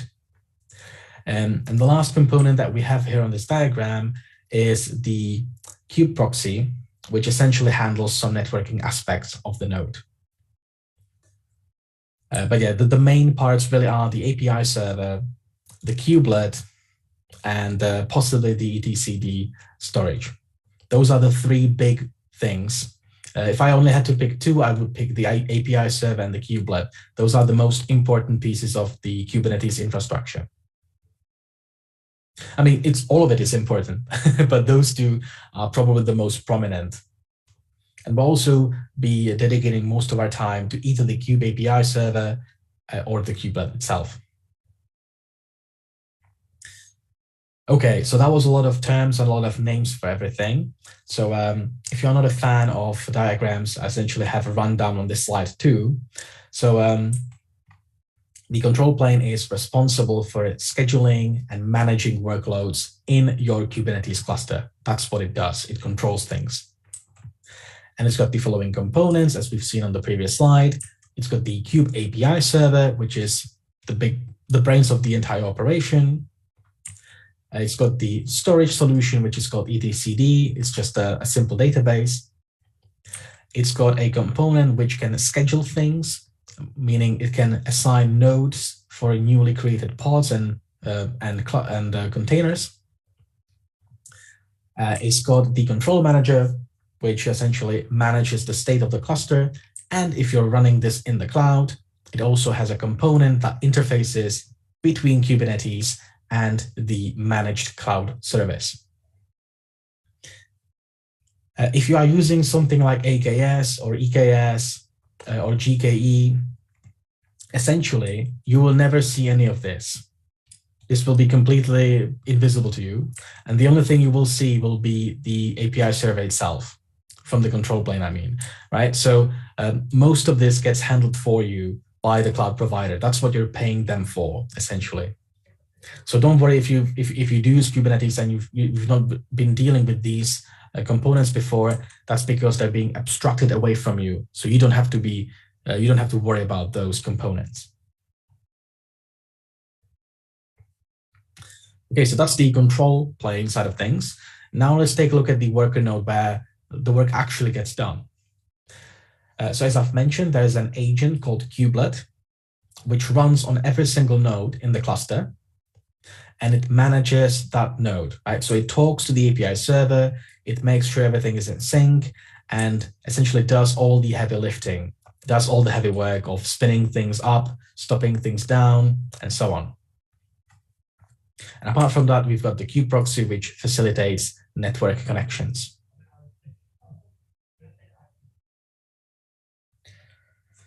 So Kubernetes is an interesting project to manage because or implement and use afterwards, right? Because it relies heavily on you writing code, let's use the word code. It essentially, and I don't mean a programming language, but I mean putting in writing what you want to be done. Right? When you compare it to a Linux system where you are issuing some commands, that's a little bit different, right? Because with Kubernetes, you essentially always write a little bit of code, a bit of markdown, and you present the API server with your code. And then the API server decides how best to implement what you're asking for. It's kind of like when you look at SQL, if you deal with relational databases, if you were to compare the SQL language to a programming language, right? In SQL, you say, I want data selected that match these conditions, and I don't care how it's done, right? I just need it to happen. As opposed to using a programming language where you would have to say, okay, I will read a file with the data, then I will skip 5 rows, and then I'll do some operations on the data, and so on and so on and so on, where you would actually have to implement all the nitty-gritty details. So with Kubernetes, it's like SQL. You essentially just say, hey, I need to have a pod that runs these 2 containers, and I need to have 3 copies of it. Make it happen. That's how Kubernetes functions, right? So it's very, you essentially declare what you want to happen. So it is steering you towards something known as infrastructure as code, or IAC, where essentially you have a bunch of text files that completely describe your entire infrastructure. It's kind of like Terraform or CloudFormation or something like that, where you can essentially in code describe, we are having these servers that do this thing, and they're connected to the backend like so, and there are these backend servers and so on. Everything is described just as a text file, essentially. The way Kubernetes talks about different aspects and different things is by the use of some objects. So there are many different objects in the Kubernetes universe. I will walk you through a subset of the most important ones. Don't worry, it's quite simple, really. It looks like a lot of terminology, but don't worry, it's quite simple. Let's just take a look at some of those. So we're going to start with pods. So a Kubernetes pod is essentially a container. That's pretty much all it is. It is the smallest thing you can deploy in Kubernetes, right? So this pod is literally just a wrapper around a container. That's pretty much what it is. You can have multiple containers in a pod, but that's, I would say, unlikely. The thing you'll see most commonly is just a single container per a single container per pod just running in the cluster. Like if you had two containers that like really work together and are super coupled, then you might place both of them in a pod, but you will not see that too often. You mainly see just one container per pod. So this is how Kubernetes talks about containers. They don't talk about containers, they talk about pods. So yeah, that's why pod is an important building block for us to understand deployments and so on. So next up, we've got labels. Labels essentially is a free-form text tag that you can attach to any kind of object. And that's really important to do because that's how you address things in Kubernetes. Right? You can essentially go to Kubernetes and say, hey, do you see those resources that have a tag that says front end true or something like that, or tier is front end? Well, take all of those pods and get rid of them. We don't need them anymore. Right? That's how you address things. That's how you filter things, through the use of labels. So you need to be good at naming things. If you're like me, and when you need a quick folder, you just smash your keyboard and generate a random folder name, yeah, that's not that's not gonna work. That's gonna be really annoying to deal with. So labeling things is very important in the Kubernetes world, because that's how you talk about things. That's how you write selectors. That's how you address things. Okay, so we know what pods are, and we know that we should be naming pods pretty well, because that's how we're going to be selecting things afterwards. Okay, so we know that pod is pretty much just a container. It's the smallest unit you have. If you want to deploy a pod, you can do so. But what you'll see as a common practice is that pretty much no one just deploys a pod. People at the very least deploy what's called a replica set. Now, a replica set essentially means that you say, hey, I have a container here that's called a backend server. I'd like to have 5 copies running of it at any given time. And the way you do that is you define a replica set, and you say, take this pod and make sure that at any given time there are 5 copies running. And that's a much better approach, rather than deploying 5 differently named pods that all do the same thing. Rather than that, you should just deploy a replica set that will essentially render down into 5 different pods. This is very useful for load balancing, because Kubernetes therefore has an idea, okay, those 5 pods, they all do the same thing, so we can load balance across of them. If you want to go on a higher level, and to be honest, you should, you can be using deployments. So deployments are essentially fancy replica sets, which, again, replica sets in turn are fancy pods. Right? So why should you care about this? Why should you use a deployment? Why not just deploy a bunch of pods? Well, the deployment actually has a much richer feature set. Right? So for example, I can create a deployment of some pods. And when I need to scale in and out, that is very easy with a deployment. If I have a new version of my container, I can roll out a new version, and I can specify strategies for that. So I can do blue-green deployment and things like that. I can roll out in stages. I can make sure things work. If for whatever reason things do not work, I can roll back really easily. And the deployment manages all of that for me. It's just a really, really useful tool to use in Kubernetes world to deploy new things and roll out changes and roll changes back and so forth. And then we have services and namespaces. So, okay, you've got a cluster, you've deployed some things to it. What do you do now? Like, how do you tell the world or show the world what you have done and allow the world to interact with your services? Well, for that, you create a service within Kubernetes. That's because Kubernetes is a cluster. So it is quite heavily networked. and it uses a private network that is not really reachable from the outside world. So defining a service essentially means that you will get one stable IP address, which internally, thanks to some kubeproxy magic and IP table rules, which are maintained automatically, that IP will always route to the pods associated with this service. So you can define a service called My Cool Website, and you have 5 pods which all help you provide that service, like, for example, to host a website. And a service will essentially help you to always to have one IP that you can connect to.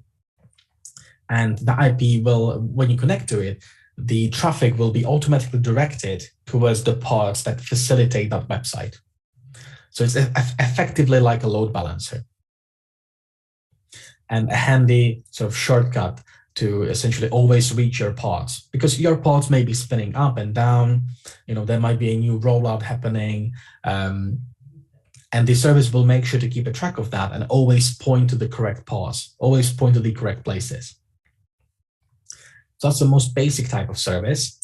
But you can also define a node port, which essentially means that each of the node machines will expose one port, which then will be routed to the pods in question. So it's kind of like a higher degree of redirection. Or you can take it to the extreme, and this is probably the most useful bit. You can just define a load balancer, which again, you need to have a cloud provider for this. This isn't a part of Kubernetes itself. This is why it's useful to use a managed service.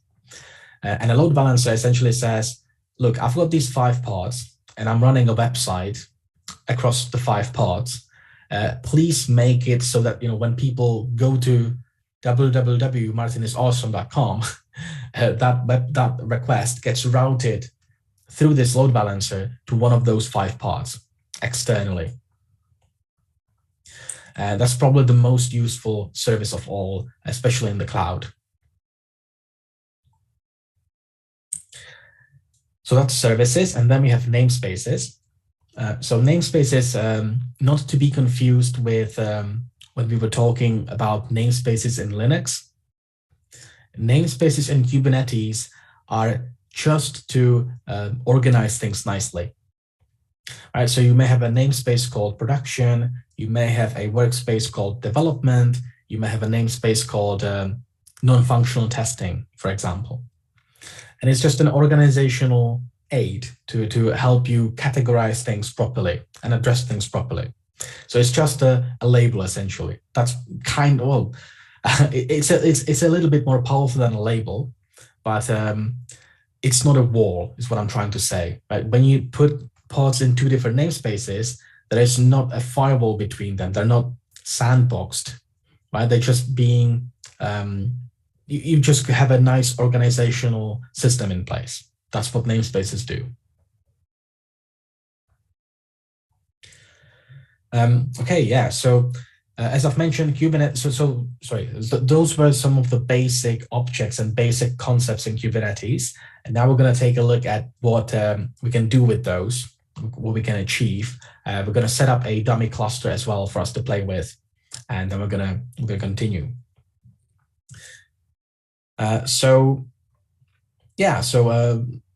The way that you interact with Kubernetes is typically through the command line, through something called kubectl, which is a commonly utilized binary that can essentially help you manage a cluster. But once again, Kubernetes API server is just a REST API server. So like if you really wanted to, you could just use curl to talk to it. You can absolutely do that, but most of the time, that's not what you want to be doing, because that's just that's too complex. We prefer to use a tool that does that for us. And that's the tool I've mentioned, kubectl. There is a little bit of controversy as in how to pronounce this. You have heard me say kubectl. That's one of the options. Sometimes people call it kubectl or kube control. there's no wrong or right way. Different people prefer different names. I call it kubectl because that makes sense to me. But you will see talks at Black Hat, at DEF CON, where people, but there are two speakers giving a talk. Two speakers giving the same talk, right? And one of the speakers calls it kubectl, the other calls it kubectl. Like, people can't agree. The community cannot agree on a unified name for this tool. So yeah, maybe let's just not pronounce it at all. That's the most bulletproof approach. So it is the de facto standard utility to talk to a Kubernetes cluster and tell it what to do. And this is how we can use it. I quite like this tool. I think it's quite descriptive. I find it really easy to use. When I was getting into Kubernetes, like, this came very naturally to me because it's quite nice. It's very forgiving in the syntax that you use. So if you want to get some basic info about the cluster, you can say kubectl cluster info. That's going to give you some information about where the API server is located, whether you can connect to it, and so on. But you will not be using this command too much. What you will be using all the time is kubectl get something. So you can call kubectl get all pods or namespaces, services, and so on. And that will essentially allow you to look through things that exist in your cluster.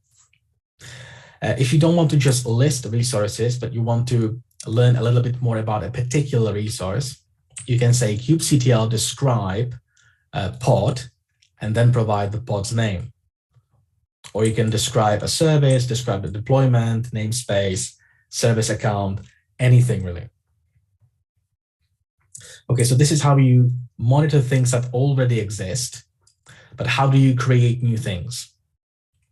So a very, like the most basic command, like when we did docker run something, is kubectl run something.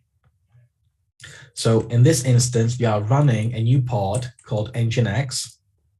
And for that, we are using an image of nginx. This is the simplest command that you can use to spin something up. And it's very clear what you're doing here. It's similar to docker run nginx and nothing else. It's not something you will see very often, but it's a very handy command to have in the back of your head to debug things. What you will see literally all the time, this is like 90% of your Kubernetes usage, is going to be kubectl apply -f for file, and then you're going to point it to a YAML file. This is how you do pretty much anything in Kubernetes, how you create pods, how you update a deployment, how you deploy a network policy. This is how you do pretty much every single thing in Kubernetes. You say kubectl apply, and then you point it at a file that has the description of the things you're trying to achieve. That's what I meant when I was talking about infrastructure as code. Essentially, you all the time are referring to a set of files that you have created, passing them to Kubernetes and telling Kubernetes, hey, here's a file describing what I want to do, make it happen.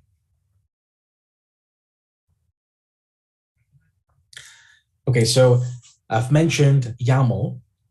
YAML looks like this. This is a screenshot of a YAML file on the top right corner. YAML itself, the acronym, stands for either yet another markup language, or it stands for YAML ain't a markup language. Like, pick whichever one you like better. If you are into internet drama, I recommend you Google this. You can read a lot of internet drama about what is the correct name. It has to do with semantics. Like, a markup language could be is a little bit different than just a way to specify data. Markup typically means that you are you're giving visual cues as into how to render something out. So that's why there's controversy as well on how to, or what that actually means, what YAML actually means. Yeah, enough said about that. YAML is essentially just a text format that you can use to express yourself. I would compare it to JSON, but without the quotes and the curly braces, or maybe to XML, but without the angle brackets and tags. It, just like Python, it relies heavily on white space to essentially indent things and express what belongs where. Indentation is very, very important when it comes to YAML files. And Kubernetes relies on YAML extensively. Pretty much anything you want to do in Kubernetes, you're going to have to write a YAML file. And that's why, again, I was talking about infrastructure as code. You will be writing quote, unquote code all the time. This is actually a valid example of a pod definition that you can pass to a Kubernetes server, and it will spin up a pod for you. So let's actually break it down a little bit. So Kubernetes has some specific requirements on what has to be contained in your YAML files. And there are 4 basic things that essentially always have to be there. So first up, we've got the API version. That's typically going to just say v1. It's not very interesting. Let's move on. Next up, you've got the kind word, and that essentially describes what this file is talking about. This is very important, right? So in this example, kind says pod. So this entire YAML file is talking about a pod. It is describing a pod. Next up, we have metadata. That essentially allows you to name your pod, provide some extra information, some extra labels, for example, all that interesting stuff. But the main meaty bit of the file is the spec section. So the specification for what you are talking about. This is going to differ based on what kind of appliance are you going to be deploying. Right, so in this case, because we're talking about a pod, not a service, not a deployment, we're talking about a pod. So the spec needs to talk about what kind of containers are going to be within this pod.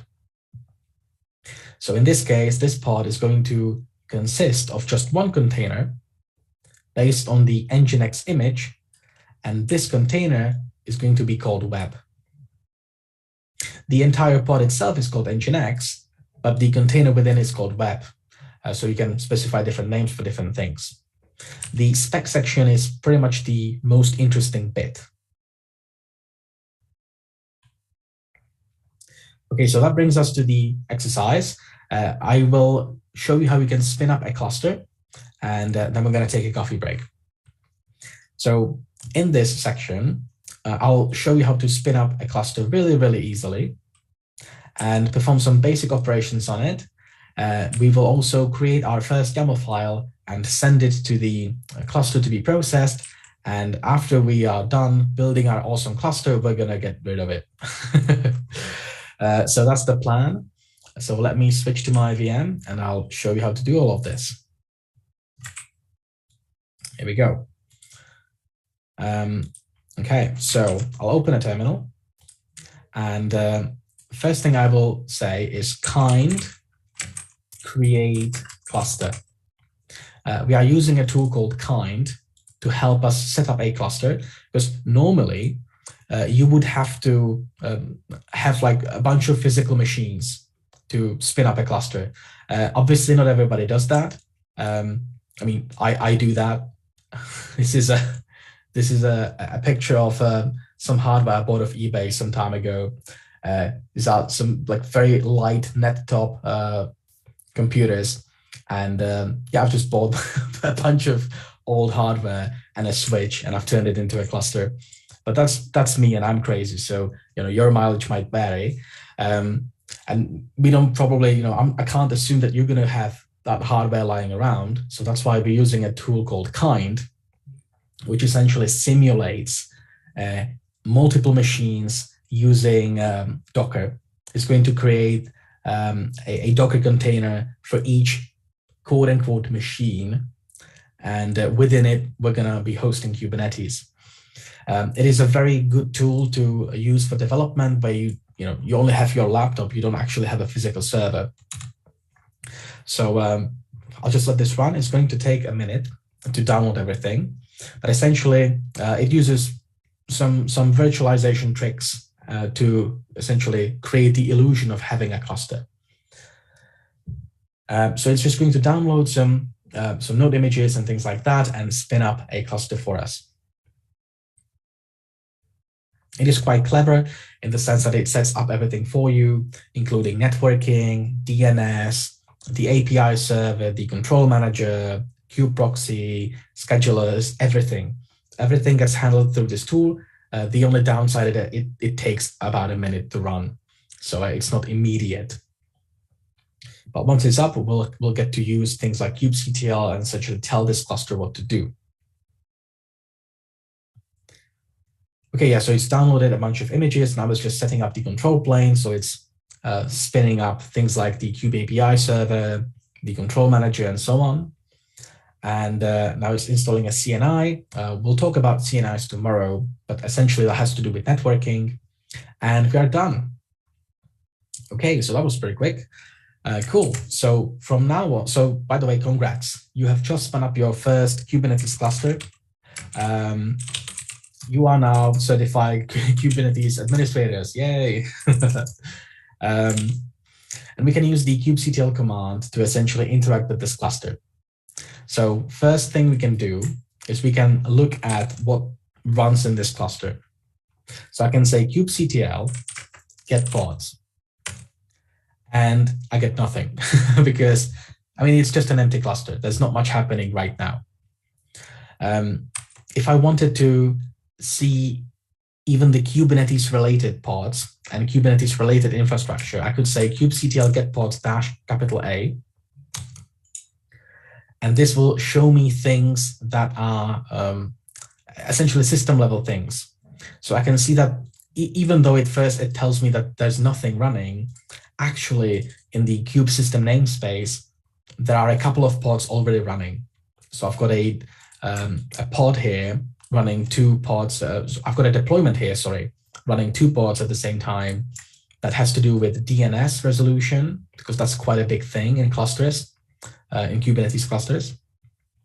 We've got etcd running here as essentially the storage of everything. We've got the brains of the operation. We've got the kube API server here. We've got the controller manager. We've got the kube proxy handling all sorts of network related activities. And we've got the scheduler, which will help us to schedule new pods on the system. But those are running in the kube system namespace. So these are essentially system level pods, not something we want to be messing with too much. I can also ask the cluster about all the nodes that exist. And it will tell me that, oh, that's actually just one. There's only one node in it. It's called kind control plane. So this is a very minimal cluster. You can actually see that it still uses some of the older naming schemes, right? For example, it's still calling the control plane the master, which again is a label that will be removed very, very soon, but in this version, it's still present. I can get a little bit more information if I do -o wide. And that provides me with a little bit more information. So I can see the name of the cluster node, the version of Kubernetes. I can see that this node is not exposed to the external network, but it is on the internal network, just pretty much as anything in Kubernetes is. And I can even see that it's using containerd to facilitate the pods. And I can see what kind of operating system it's running on. Okay, yeah, so we have a cluster. We only have one node, so it's very small. Let's try to deploy something on the cluster. So we're going to create our first YAML file. So I'll create this pod.yaml file here. And I'll essentially replicate what we've seen on the slide. So I'll say API version is v1. I am describing a pod. Let's give it a name. So the name is going to be Martin's first pod. And the spec is going to be, it's going to contain a container. And the name of that container is going to be my nginx. And the image for that container is going to be nginx. So I've essentially recreated the YAML file from the slides. Again, you can just copy paste things. I essentially typed it out to customize it a little bit.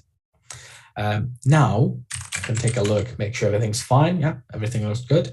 And now I can take this file and pass it to Kubernetes. And hopefully I get a success message saying, yeah, we have parsed your file, everything is okay. If we will now schedule it to be created. So it's now creating Martin's first pod. So if I do kubectl get pods again, I now see that there is a pod running called Martin's first pod. There's only one instance of it running, but it is running, right? So it's not stuck, it's not being created, it's already up and running. And I can see for how long it's been running. So that's how you can spin up a pod. You can maybe get a little bit more information about it. For example, this is the IP address of the pod. Again, this is a cluster, right? So pretty much everything has an internal IP because a cluster needs to be able to communicate properly. All the different parts of a cluster need to be able to talk to one another. Okay, yeah, so we have spun up a cluster. We've looked into it a little bit. We've created a pod in the cluster. So now that we have done all this wonderful work, let's destroy everything. So I'll say kind delete cluster. And it's going to tear everything down and get rid of everything that was running. So yeah, that's how you can destroy a cluster. I would say this is very important to do because Kubernetes is quite memory intensive. So please make sure that after all the labs, if we're going to be spinning up a cluster, that you get rid of it afterwards. That's going to come in really handy tomorrow because we will be spinning up a couple of clusters. So just make sure to always clean up the data after you're done. Okay, so that is the demo. We also reached a coffee break. So let me put some time on the clock. Let's say 30 minutes for the coffee break and the lab. And after we come back, we're going to continue with this section. And hopefully we're going to end up on a CTF today. And I'll essentially walk you through an attack on a cluster. So I'll see you in 30 minutes. Enjoy the coffee break and the lab as well.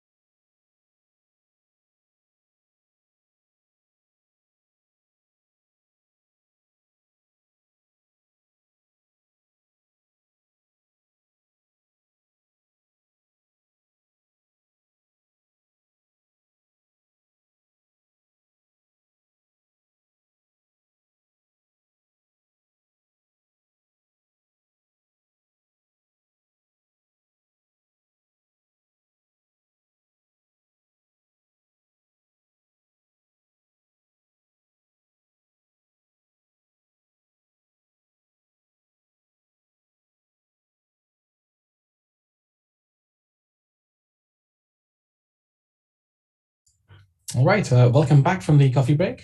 Welcome back to the training session. So we're in the final stretch of day 3, and in the next 80 minutes, 80 minutes, I would like to walk you through some offensive techniques we can use against Kubernetes. And I'd like to guide you through a quite big exercise, and we're going to end the day on that. All right, so we've been talking about Kubernetes for a little bit now. I've shown you some very basic concepts, but Kubernetes are not really a standalone thing. You will mostly find a mix of Kubernetes and Docker, typically in a cloud setting, as essentially a managed service. You may get into a situation where a cloud vendor is trying to kind of lock you in to their own service, which essentially clones what Kubernetes can do, but it's a more sort of vendor-based offering. So, for example, Amazon Elastic Container Service, Azure Container Service, or Google's Container Engine. Essentially, a lot of those can help you do some things that Kubernetes also do. Things like in AWS, you've got auto-scaling groups, for example. So similar things like scaling in and out your containers. A lot of those things are offered by the cloud providers themselves. So you can either go the route of doing that, or you can stick with Kubernetes. At which point you are more likely to be in a position that if you're with AWS, for example, and for whatever reason you have a falling out with AWS and you want to move your cluster elsewhere, if you are relying on Kubernetes, it will be easier to port and migrate a cluster to a different cloud provider, as opposed to if you were dependent on something vendor specific. So that's one of the reasons why Kubernetes are so popular. It gives you a little bit of an abstraction layer between the cluster sort of management side of things, the orchestration service implementation. If you host things locally with Kubernetes, there are lots of hoops you need to jump through, and you do need to really keep your ear to the ground for any upcoming changes, because with Kubernetes there are many changes going on all the time. So what is the methodology for attacking a Kubernetes cluster? Well, firstly, and I know it's boring, but enumeration really is required. If you get a foothold within a cluster, you need to really map out the cluster, find, because that way you will find and uncover avenues of possible attacks. Again, enumeration is kind of boring, but it is an absolutely necessary step to any kind of successful attack. Now, if you are looking at a cluster from the external perspective, should the control plane be exposed? So, for example, port 6443 for the Kube API server, you could be targeting that API server directly. If that is not exposed, as it most likely will not be, then all that's left for you to do is to attack the services and applications which are hosted within Kubernetes and exposed publicly. Once you get in, you've got much more options. So, for example, you can be looking for authentication tokens or service account tokens. This is something that each and every pod by default has. By default in Kubernetes, every single pod has a service account token mounted in the pod. So that makes it trivial to grab a token and see what you can do with it. If you don't find anything interesting, you can start looking at the network, because again, you are in a cluster environment. So you could be attacking other pods, other containers on the cluster network. You could be snooping, listening on the network itself, because oftentimes what we see is pods talking to one another, but not using encryption, because essentially the trust boundary is the cluster and supposedly everything in it is trusted, but that's not a very good defense in depth approach, because at that point, any attacker that gets in has, not really, there aren't many things that block their access, right? They can just listen on the network, get a scoop of everything that's going on. Also, in a cloud-based scenario, you might be able to escalate to the actual cloud environment and, again, start attacking cloud-related services, so metadata APIs, seeing if your service account has any IAM privileges and permissions, start looking at storage or container registries and so on. So there's also the cloud angle of attack surface, essentially mapping the attack surface. If you are in cloud, managed service, again, that might be something you want to look into. Sorry, just skip the slide almost. So because Kubernetes is a cluster, it likes to talk a lot. So lots of these ports, some of those ports are deprecated now, but historically, and again, depending on what kind of cluster you get into, if it's not being kept up to date, you might find some more legacy-oriented ports, like, for example, the read-only kubelet API port, or the kubelet API port being open and not requiring authentication and so on. And maybe etcd is misconfigured and it's listening on those ports, not just for the API server, but everywhere on the network.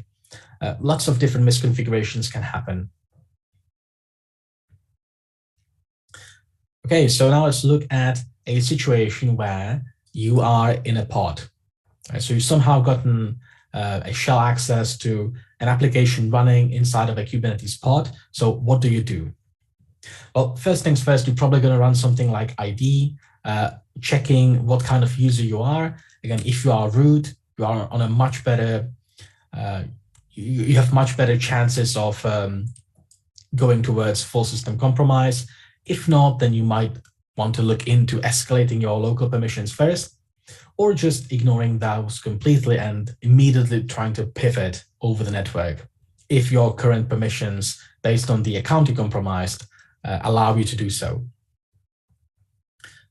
Even if you can't talk outside of the node, you might still want to target the kubelet itself, the agent that runs on your node, because that kubelet typically needs to talk to all the containers and all the pods that are running on that particular node. So it's very likely that you will also be able to talk to it. And now typically that should require some form of authentication and authorization, but again, the should doesn't mean that it will. If you can access this kubelet's API server and tell it what to do, you can essentially, you can do fairly benign things like list running pods, but if you can tell the kubelet what to do, you can very easily convince it to execute arbitrary commands and get remote code execution, possibly on the node itself.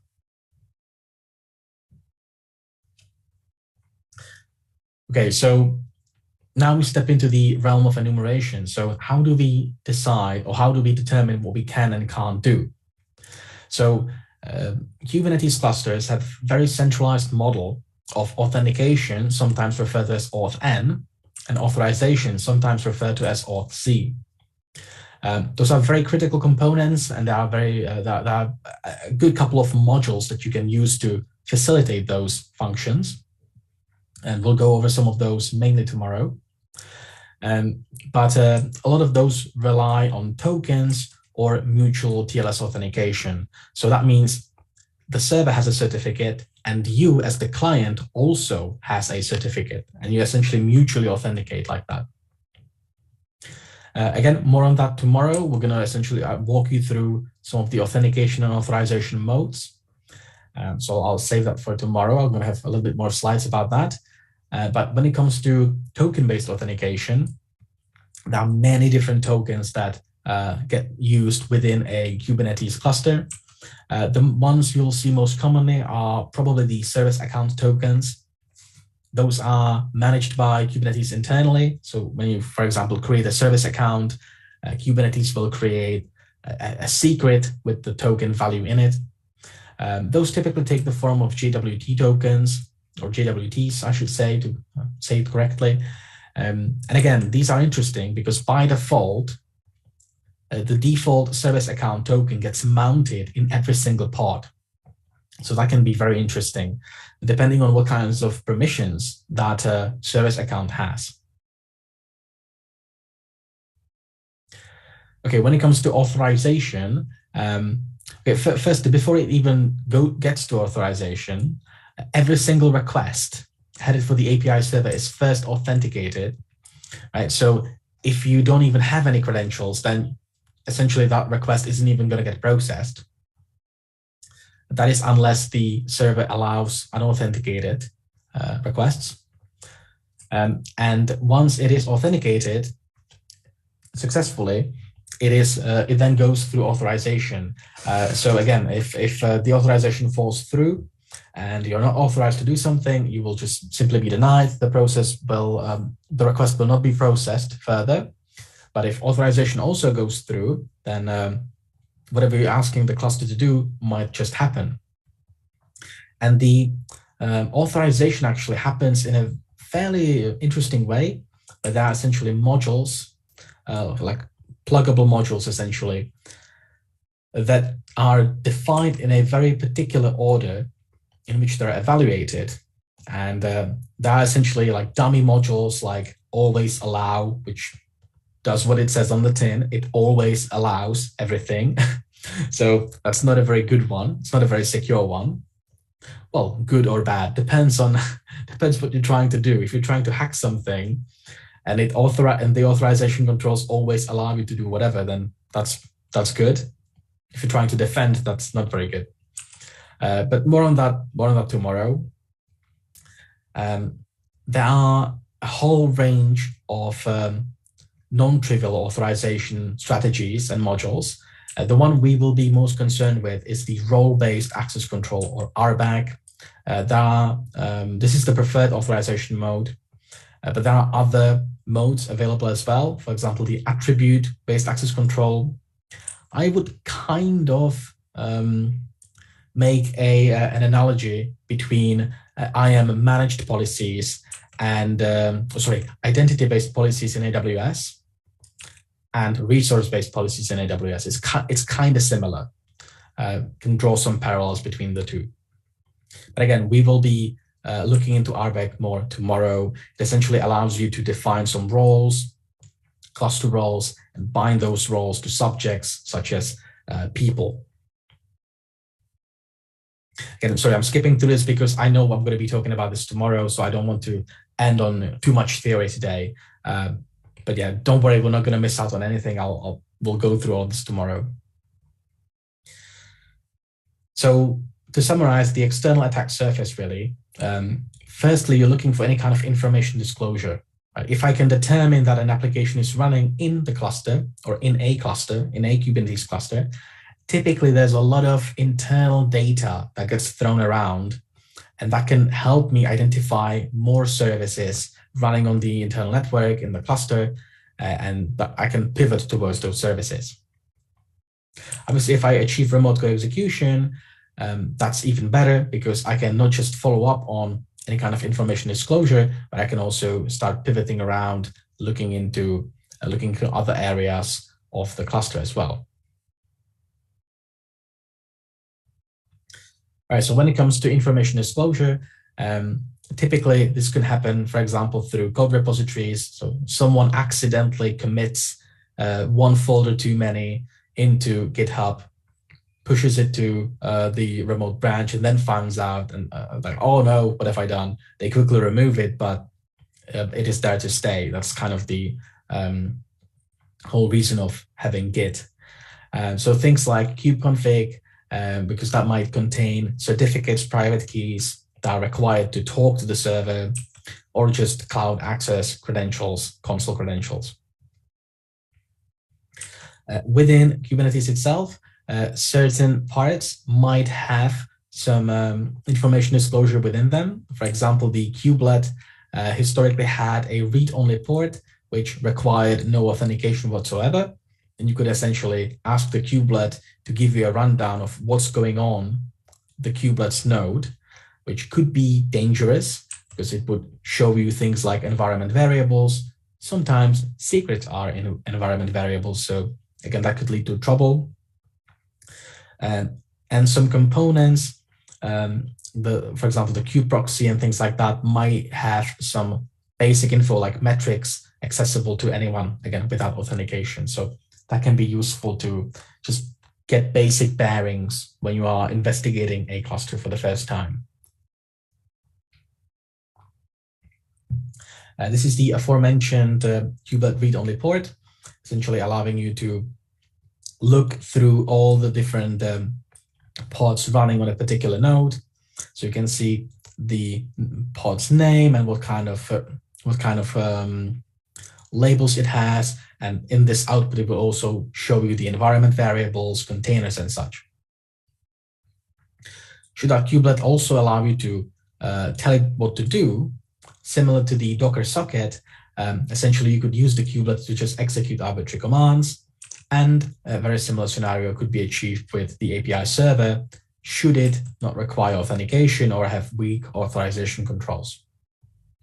This is fairly unlikely, but it still is still worth knowing about, because depending on what kind of server you're dealing with, it might be old, might be misconfigured.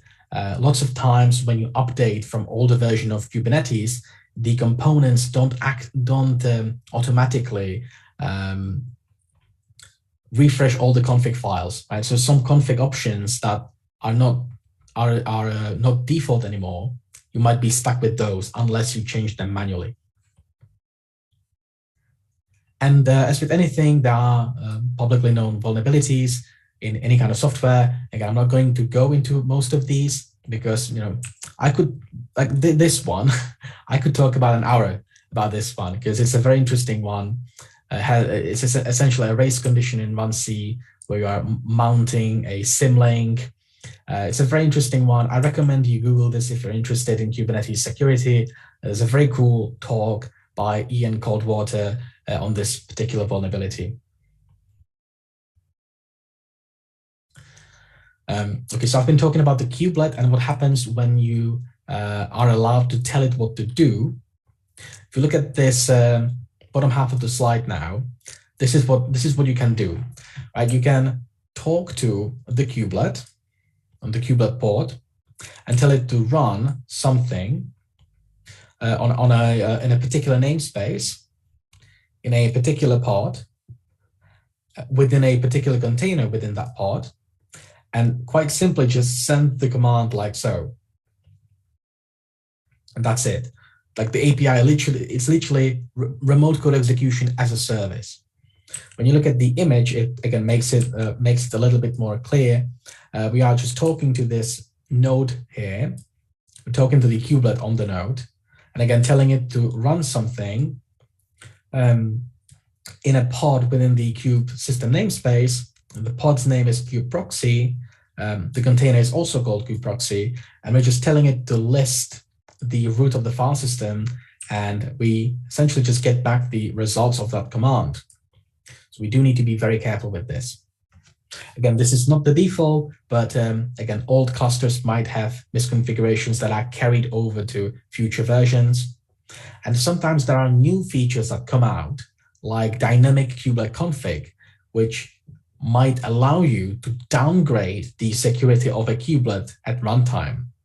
Even though the configuration files are well secured and everything's good, you might be able to override this during runtime. So you never know.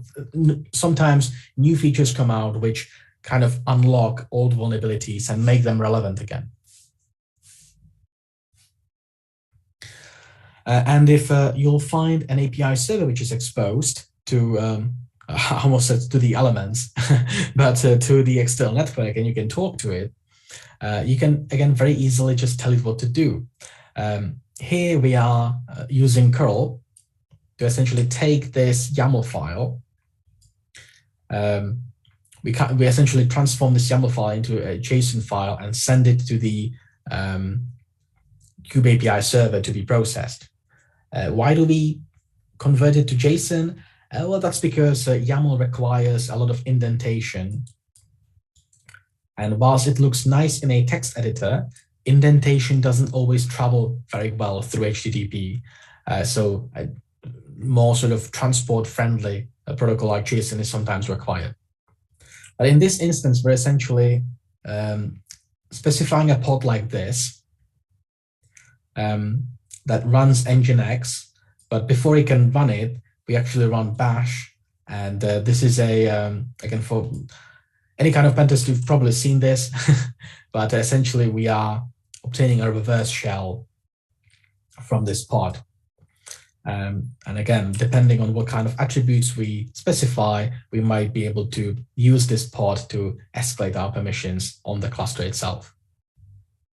Again, don't worry, we'll do an exercise on this in a minute. I'm kind of glossing over it a little bit, but here we can see this in action. We're just sending the kube API server a command, telling it to spin up a new pod that is maliciously crafted so that upon it being spun up, we get a shell back. Okay, when it comes to application level attacks, some vulnerabilities that you might use to achieve, for example, information leakage and sensitive information disclosure could be things like SSRF or arbitrary file read, as we have seen with the Lambda function on day one. You just have to think back to that. Again, those attacks still apply, right? I mean, Kubernetes clusters are still just a clump of containers, right? So the entire attack surface that stems from containers and services within, that all of that still applies. And there is a very nice case study that I would refer you to. This is a write-up on HackerOne. If you've never heard of HackerOne, it's a bug bounty platform where researchers can report vulnerabilities to vendors and possibly get a payment as a reward. And there was a researcher who found on Shopify's, so Shopify is a company that allows you to spin up e-commerce solutions, right? Like an online store, you can sell things online, and they essentially handle the creation of the e-commerce store and things like that for you. There was a researcher who found a vulnerability chain from single server-side request forgery to remote code execution on all of Shopify's infrastructure. So yeah, really, really serious issue. The researcher essentially ended up with root access to literally every single thing within the cluster of Shopify, which obviously included all the customer shops running in there. So yeah, that was a pretty big one. I think the researcher got like $25,000 for finding this out and not abusing it, and instead of that telling Shopify about it. Okay, so when we are targeting a pod, when we find ourselves in a pod, I've already talked about the service account token being mounted in the pod. So that's probably the first point of call. Unless that's explicitly disabled, there will always be a Kubernetes service account token mounted in the pod. If that is not applicable, then we can maybe look at the kernel itself, do some kernel exploits maybe. Again, you need to remember that Kubernetes still only deals with containers, so all of that attack surface remains. Check out the container. Is it running in privileged mode? Is it mounting anything sensitive inside? Is there a way we can escape from the container and therefore escape from the pod onto the actual node itself? When it comes to enumerating permissions of a token, Kubernetes has a really good command for this. So you can use kubectl and use a subcommand called auth, within which you can say, can I, and you can essentially list all of your permissions. Right, so if you have a token, you can essentially just run this command with the token, and get a nice rundown of all the things you can do, which is very, very handy. That's something we will be using extensively in the upcoming exercise. as I've mentioned, all of the container escape scenarios still apply because, after all, Kubernetes is just a container management system.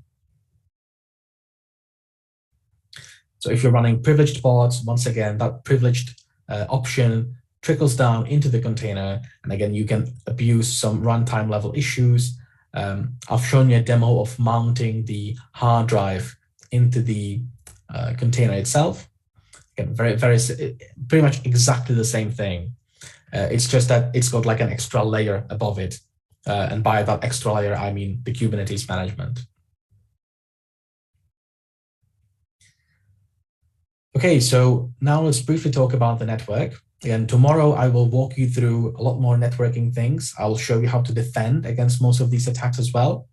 But for now, let's just very briefly talk about attacking things on the network. So typically, you would need some tooling to do that. So network scanners and tools you can use to craft specific malicious network level requests and things like that. You don't always have that. So if you are lucky enough, you may be able to just pull down extra pods and extra containers. So for example, the kalilinux, the Pentester distribution Kali, has Docker images as well. So you can run Kali in a Docker container. If you can't do that, maybe you can at least upload tools. So you can leverage statically linked binaries. So pretty much anything written in Go should work pretty well. I'm also linking this GitHub repository here, which is full of statically compiled, typically used binaries like nmap, netcat, and things like that. That's very, very handy when you're dealing with a system that runs maybe an old version of a Linux distribution that has shared libraries which are not compatible with modern builds of those tools. We've also talked about Docker in Docker, aka passing the Docker socket into a container itself. And depending on how the cluster is managed, that might give you a very easy way out of the pod and out of the container and onto the actual worker node, where you could maybe even pivot towards other nodes and cause a lot of damage. Other things of interest within Kubernetes are objects such as config maps, secrets, volumes. So Kubernetes essentially, because it's a cluster, it needs to be able to manage storage, which you can access over the network, right? So for example, if I were to run a database in Kubernetes, I will need persistent storage for that database. And Kubernetes supports a whole range of volumes that we can use, relying on things like NFS or some cluster file systems and things like that. Again, if you're interested in that, I recommend you check out the documentation for Kubernetes. It's very well documented. I'm not going to go into it right now, but it is something I would recommend you check out if you are attacking a cluster, because persistent volumes are likely to be storing sensitive information that you need to persist, right? So databases, sensitive client data, as an attacker, that might be of use to you. Lots of information about the network can be typically found in the environment variables. As we see, we're running this env command on a pod within Kubernetes, and we're getting quite a lot of variables here that start off with Kubernetes underscore something, and that can really help you out when you're trying to map out services that are available to you within a Kubernetes pod. This will come in very handy in a couple of minutes when we're going to be doing an exercise on this.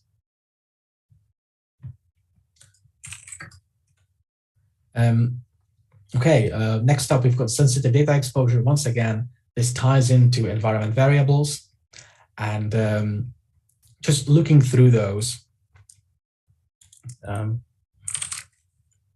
you can sometimes find interesting things. Sometimes secrets are being passed through environment variables, or mounted through environment variables, essentially. So if you have the option of enumerating environment variables, you might get your hands on some interesting details. Again, very similar to when you think back to the Lambda exercises. Like if you can read environment variables, you might be in an interesting position to learn maybe some credentials or some secrets, and also things about the Kubernetes services and networks that are accessible to you.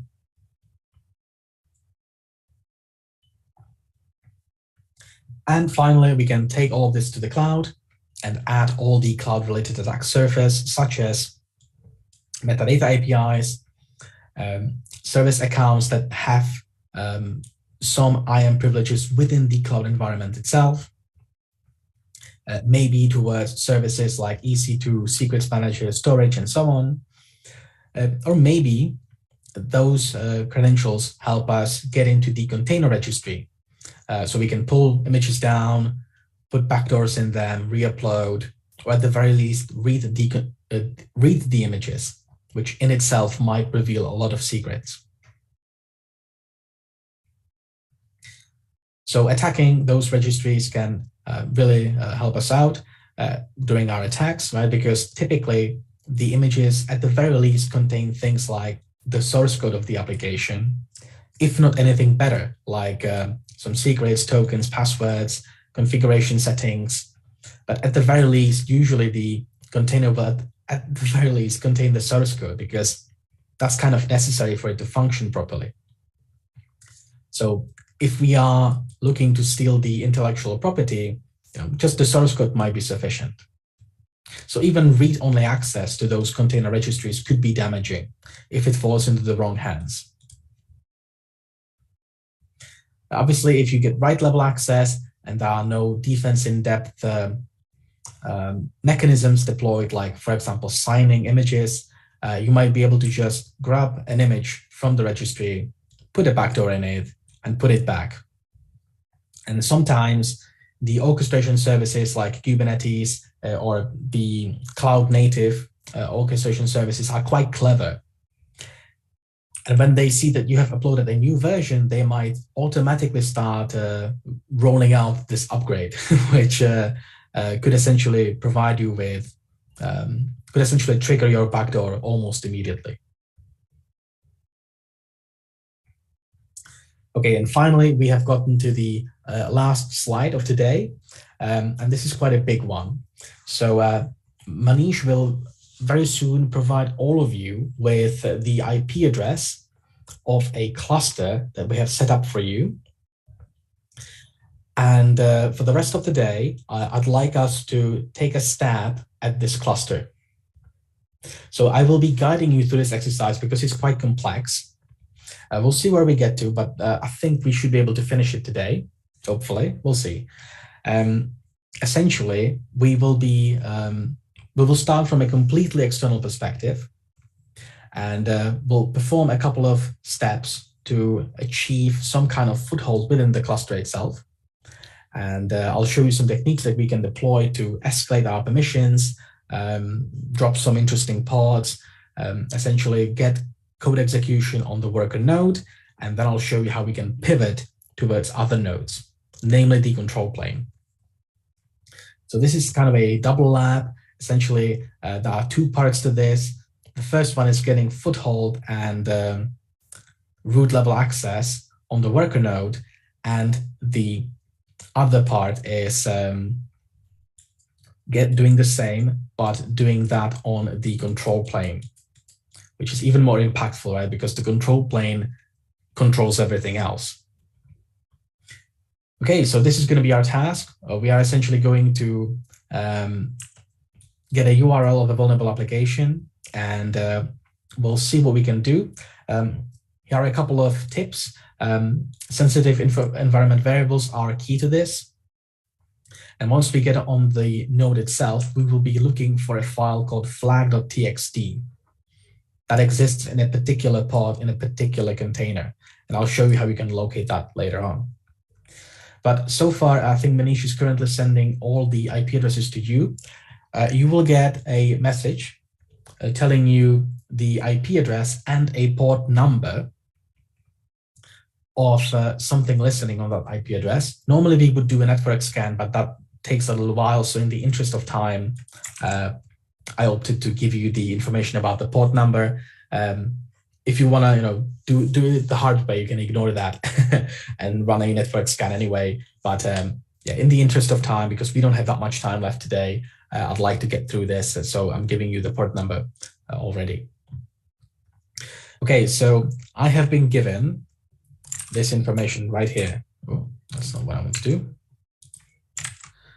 This is the info I have. So I know an IP address and I know a port number here. So when I get an IP address, first things I try to load it up in a browser. I run a quick network scan as well. If I try to load this up in a browser, it shows me a website called NSS Cloud, and the page says try finding a hidden shell, a hidden web shell. So that's what we're going to be trying to do. We'll try to find a hidden endpoint here. I'm not going to spoil it just yet. I'm going to give you a couple of minutes to get your bearings and hopefully load up this website, make sure everything works, and I'll leave you to finding a hidden web shell.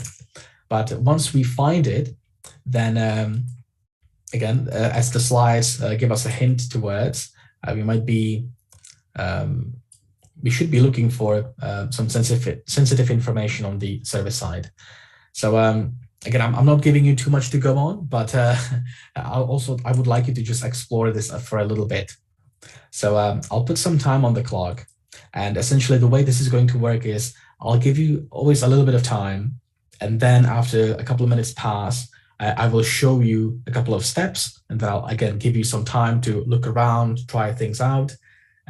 We'll also be supporting you on Teams during the time, but I'll essentially guide you through this entire exercise for the rest of today. But I'd like to give you a little bit of time to try things on your own, try to find things and make your own way. But I will be supporting you throughout the entire exercise. So I'll put some time on the clock, and I would say just focus on the first bullet point here. Try to get some sensitive info out of the cluster in any way, shape, or form you can. And after about 5 or 6 minutes, I will chime in and I will show you a couple of steps to get you started, and we'll essentially continue this process until we have compromised the cluster. So I hope you find this fun. And I'll talk to you in 5-ish minutes. So good luck.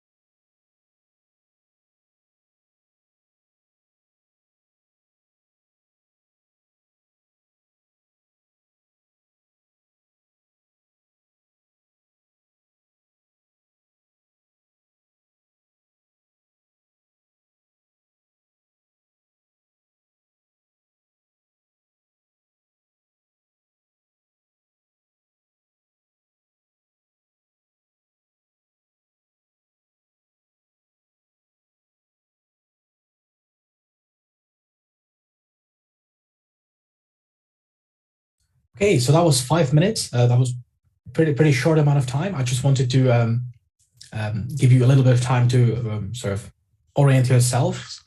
So I'll just show you a couple of the very first basic steps that some of you have already completed. So yeah, the website kind of taunts us into finding a hidden shell.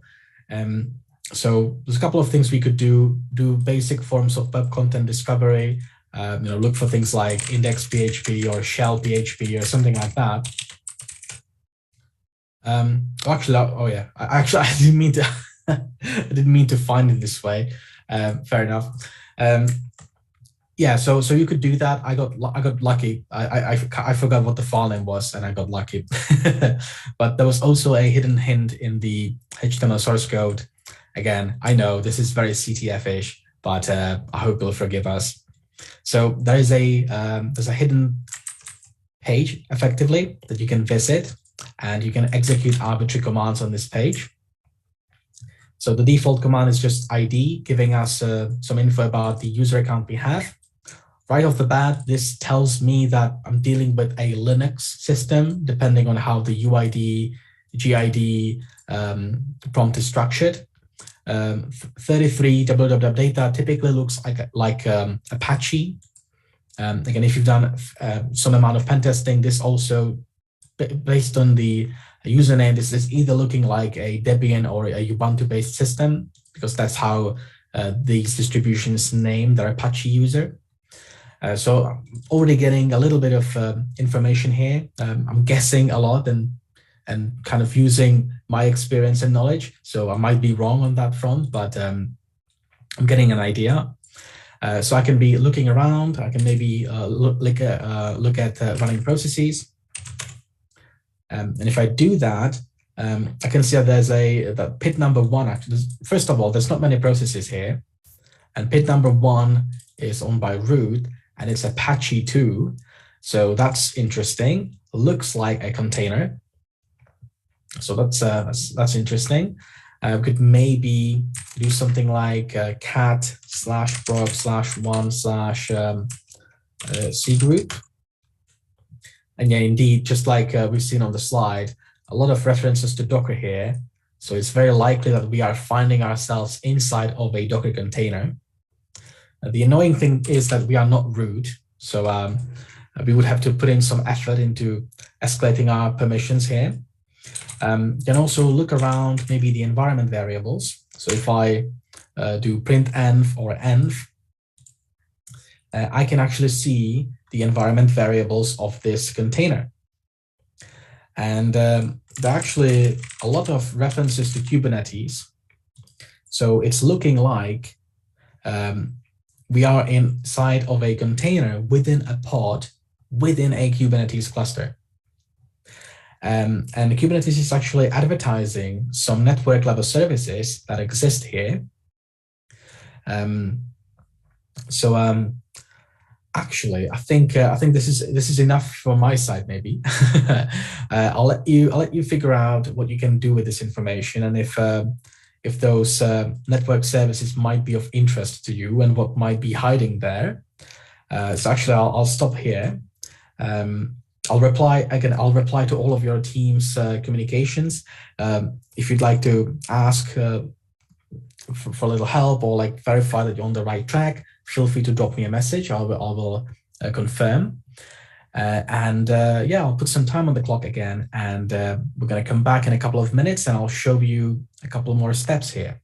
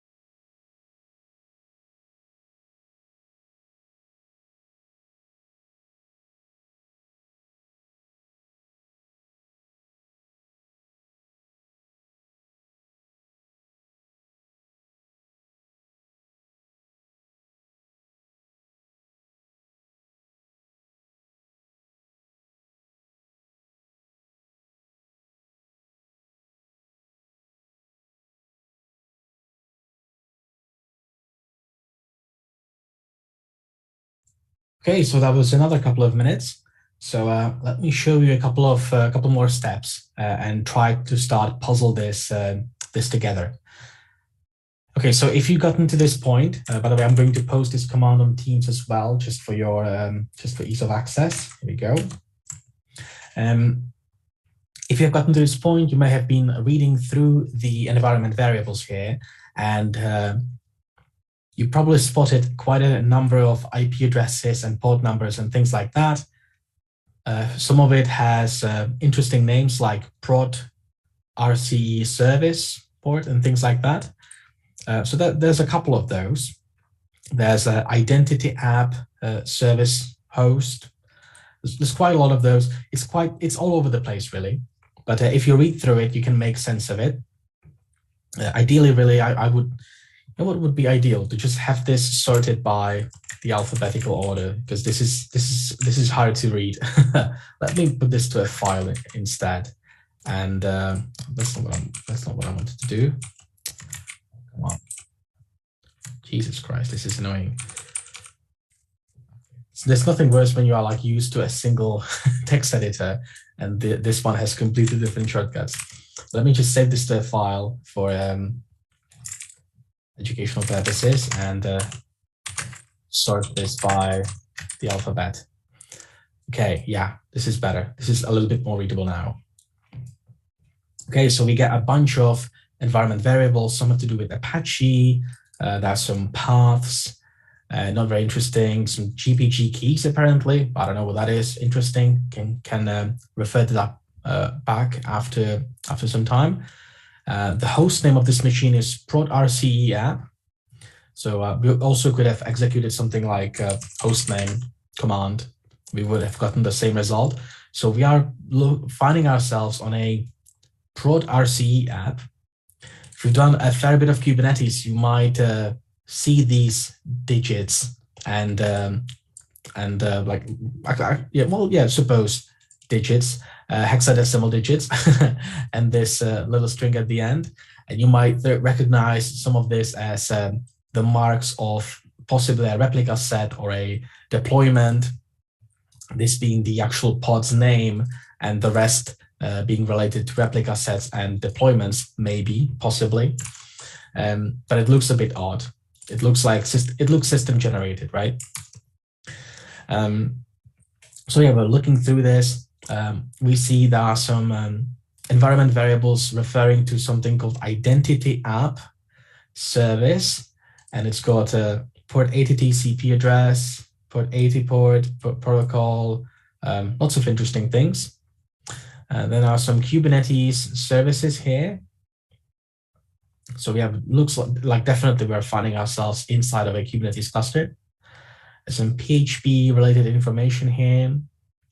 And there's a prod RC service as well. That correlates with, the prod RC correlates with the host name actually. So it's possible that these pods are a part of this service, maybe. So that's an interesting assumption. We can check that out, maybe. There was another service here, however, was the identity app service, and it's apparently accessible at this IP address on port 80. So let's try to see if we can connect to this. So I'll copy this IP address over, and as the command, I'll be using curl, and I'll just point curl to this IP address. This is an internal cluster IP address, so let's see if we can hit it from within the cluster. And upon visiting this page, we are served with all this information here. So we get a bunch of information back.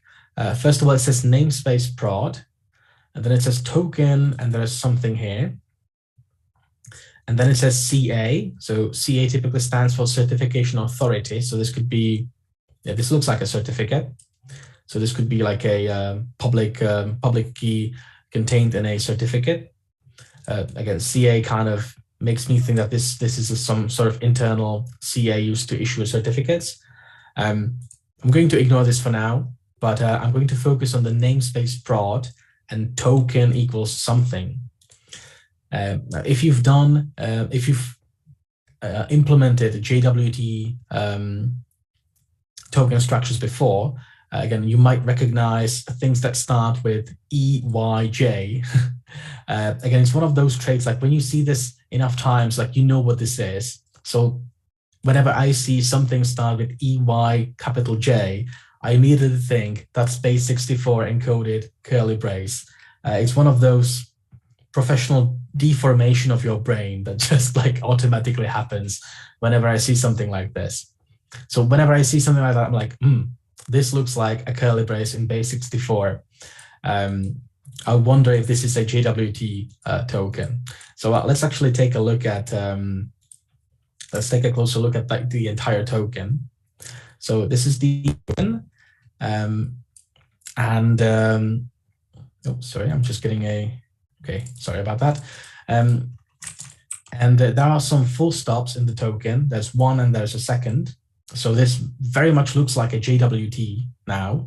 JWT token, you can tell a JWT token by the fact that it's base64, then there's a full stop, there's a dot, then there's again some base64 stuff, again there's a dot, and then there's a encoded signature.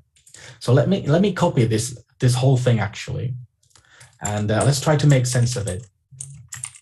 So the thing with JWT tokens is that they're actually readable. You just need to decode them properly.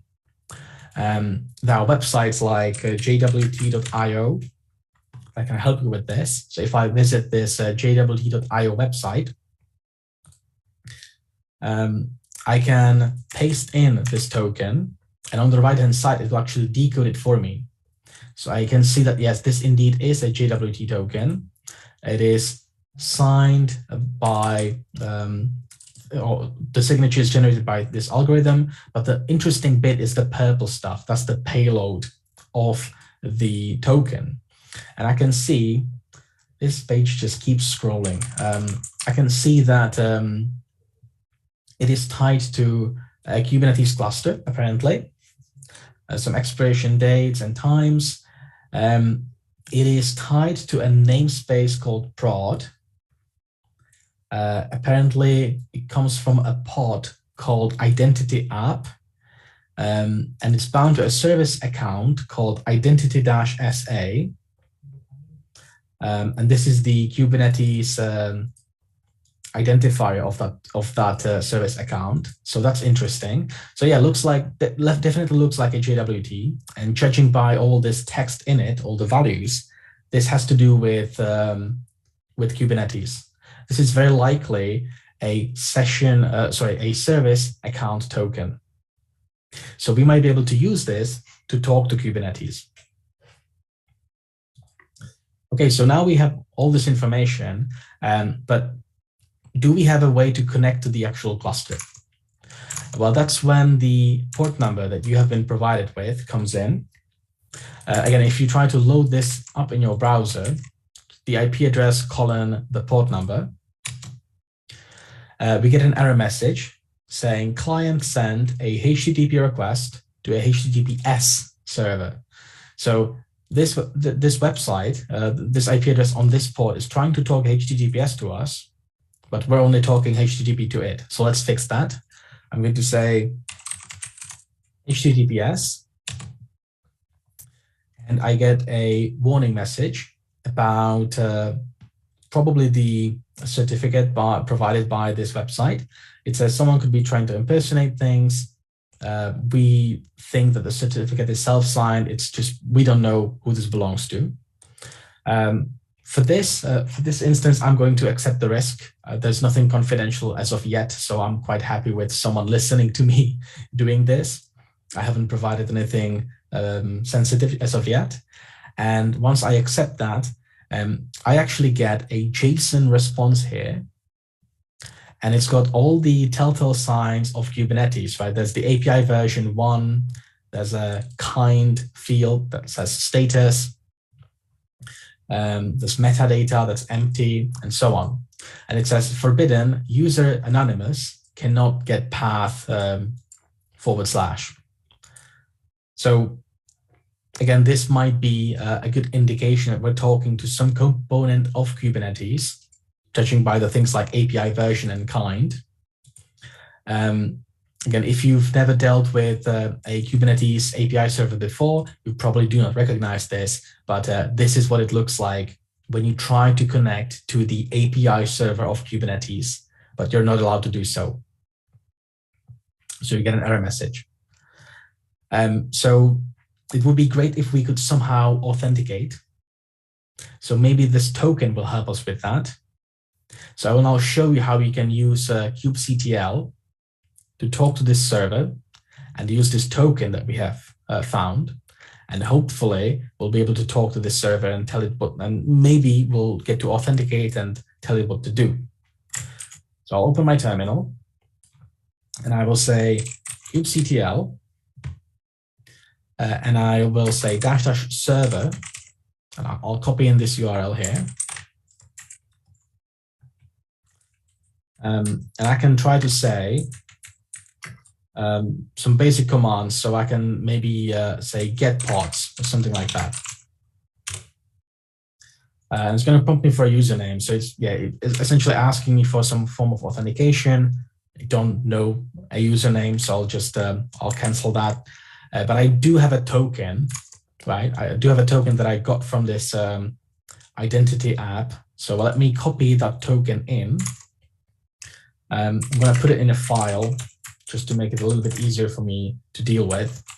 Or you can also paste it in. So I can say -- token, for example, and just paste it in. But that's going to make the command really big. So what I can do is I can put it in a file. And instead of this huge command, I can maybe say token and say token or something like that. Don't worry, all of these commands, I'm sharing these with you. So don't worry about frantically typing out all I'm doing. But yeah, maybe I can, if I provide the token, maybe that will help me. And I get an error message about the certificates. So kubectl is complaining about the HTTPS certificate as well. So we can silence that issue with -- insecure skip TLS verify. And if we do that, we get an error message forbidden, but this time it's different. We have successfully authenticated as this service account, but we do not have access to the default namespace apparently. And we need to remember that part of this output said namespace is prod. So what if I specify a namespace here? What if I do -n for namespace prod? And voila, I get a list of pods living in this namespace. So I've essentially extracted the token from Kubernetes. I've used it to connect to the Kube API server.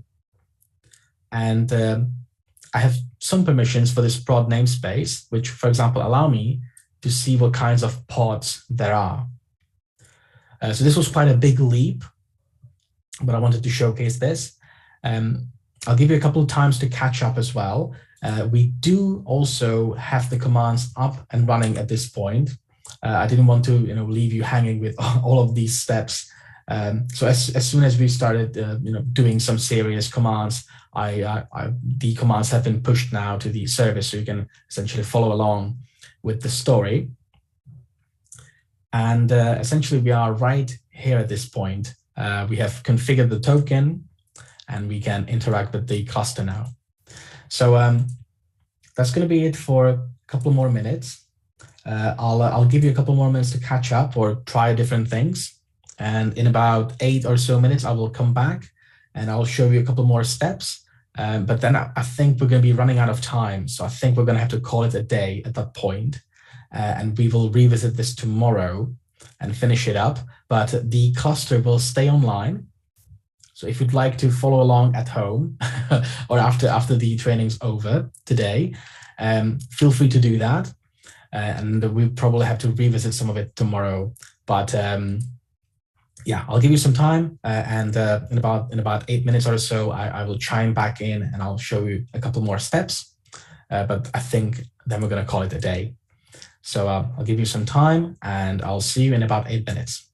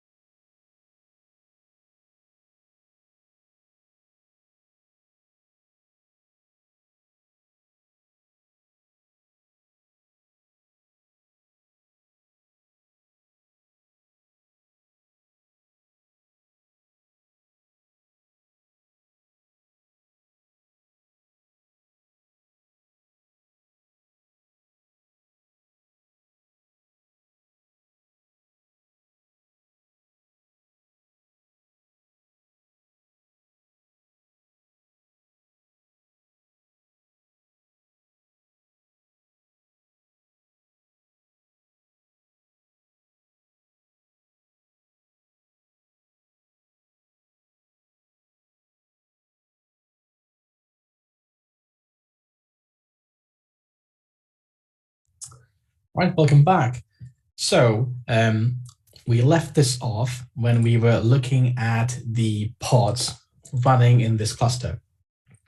So we are running out of time today, so we will not finish this today. But I don't want to hold you after after the class is over.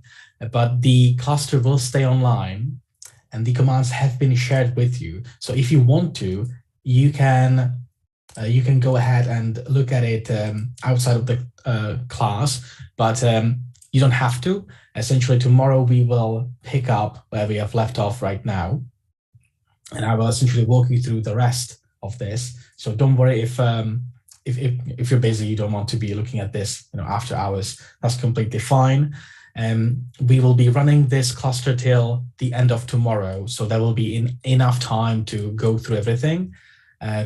If you want to continue today, you can check out the guide, the walkthrough. Essentially, you can maybe try to enumerate what you can and can't do in the environment. Again, depends on what kind of namespace you're looking at. But I will essentially walk you through the rest of this tomorrow. We will be spinning up some malicious pods and trying to take over this worker node. And then in the second part of this, this challenge, we will actually pivot from the worker node to the control plane. We'll be using some interesting research presented at Black Hat as well. So that should be interesting. But yeah, I think for today, that is going to be it from our side. Again, this is quite a big guided exercise, so we will continue this tomorrow, and then we're going to switch to defense. We're going to be talking about some interesting detection mechanisms of Kubernetes, network policies, and things like that. So that's going to be very interesting, because I'll be showing you a bunch of technological stacks that you can use to detect malicious things going on in your cluster. And then we're going to be talking blue team for the rest of the day. So yeah, it should be good. So that is it, however, from us today. As I said, the cluster will stay online until the end of tomorrow, and you do have the command. So if you want to, feel free to go ahead. But if you'd like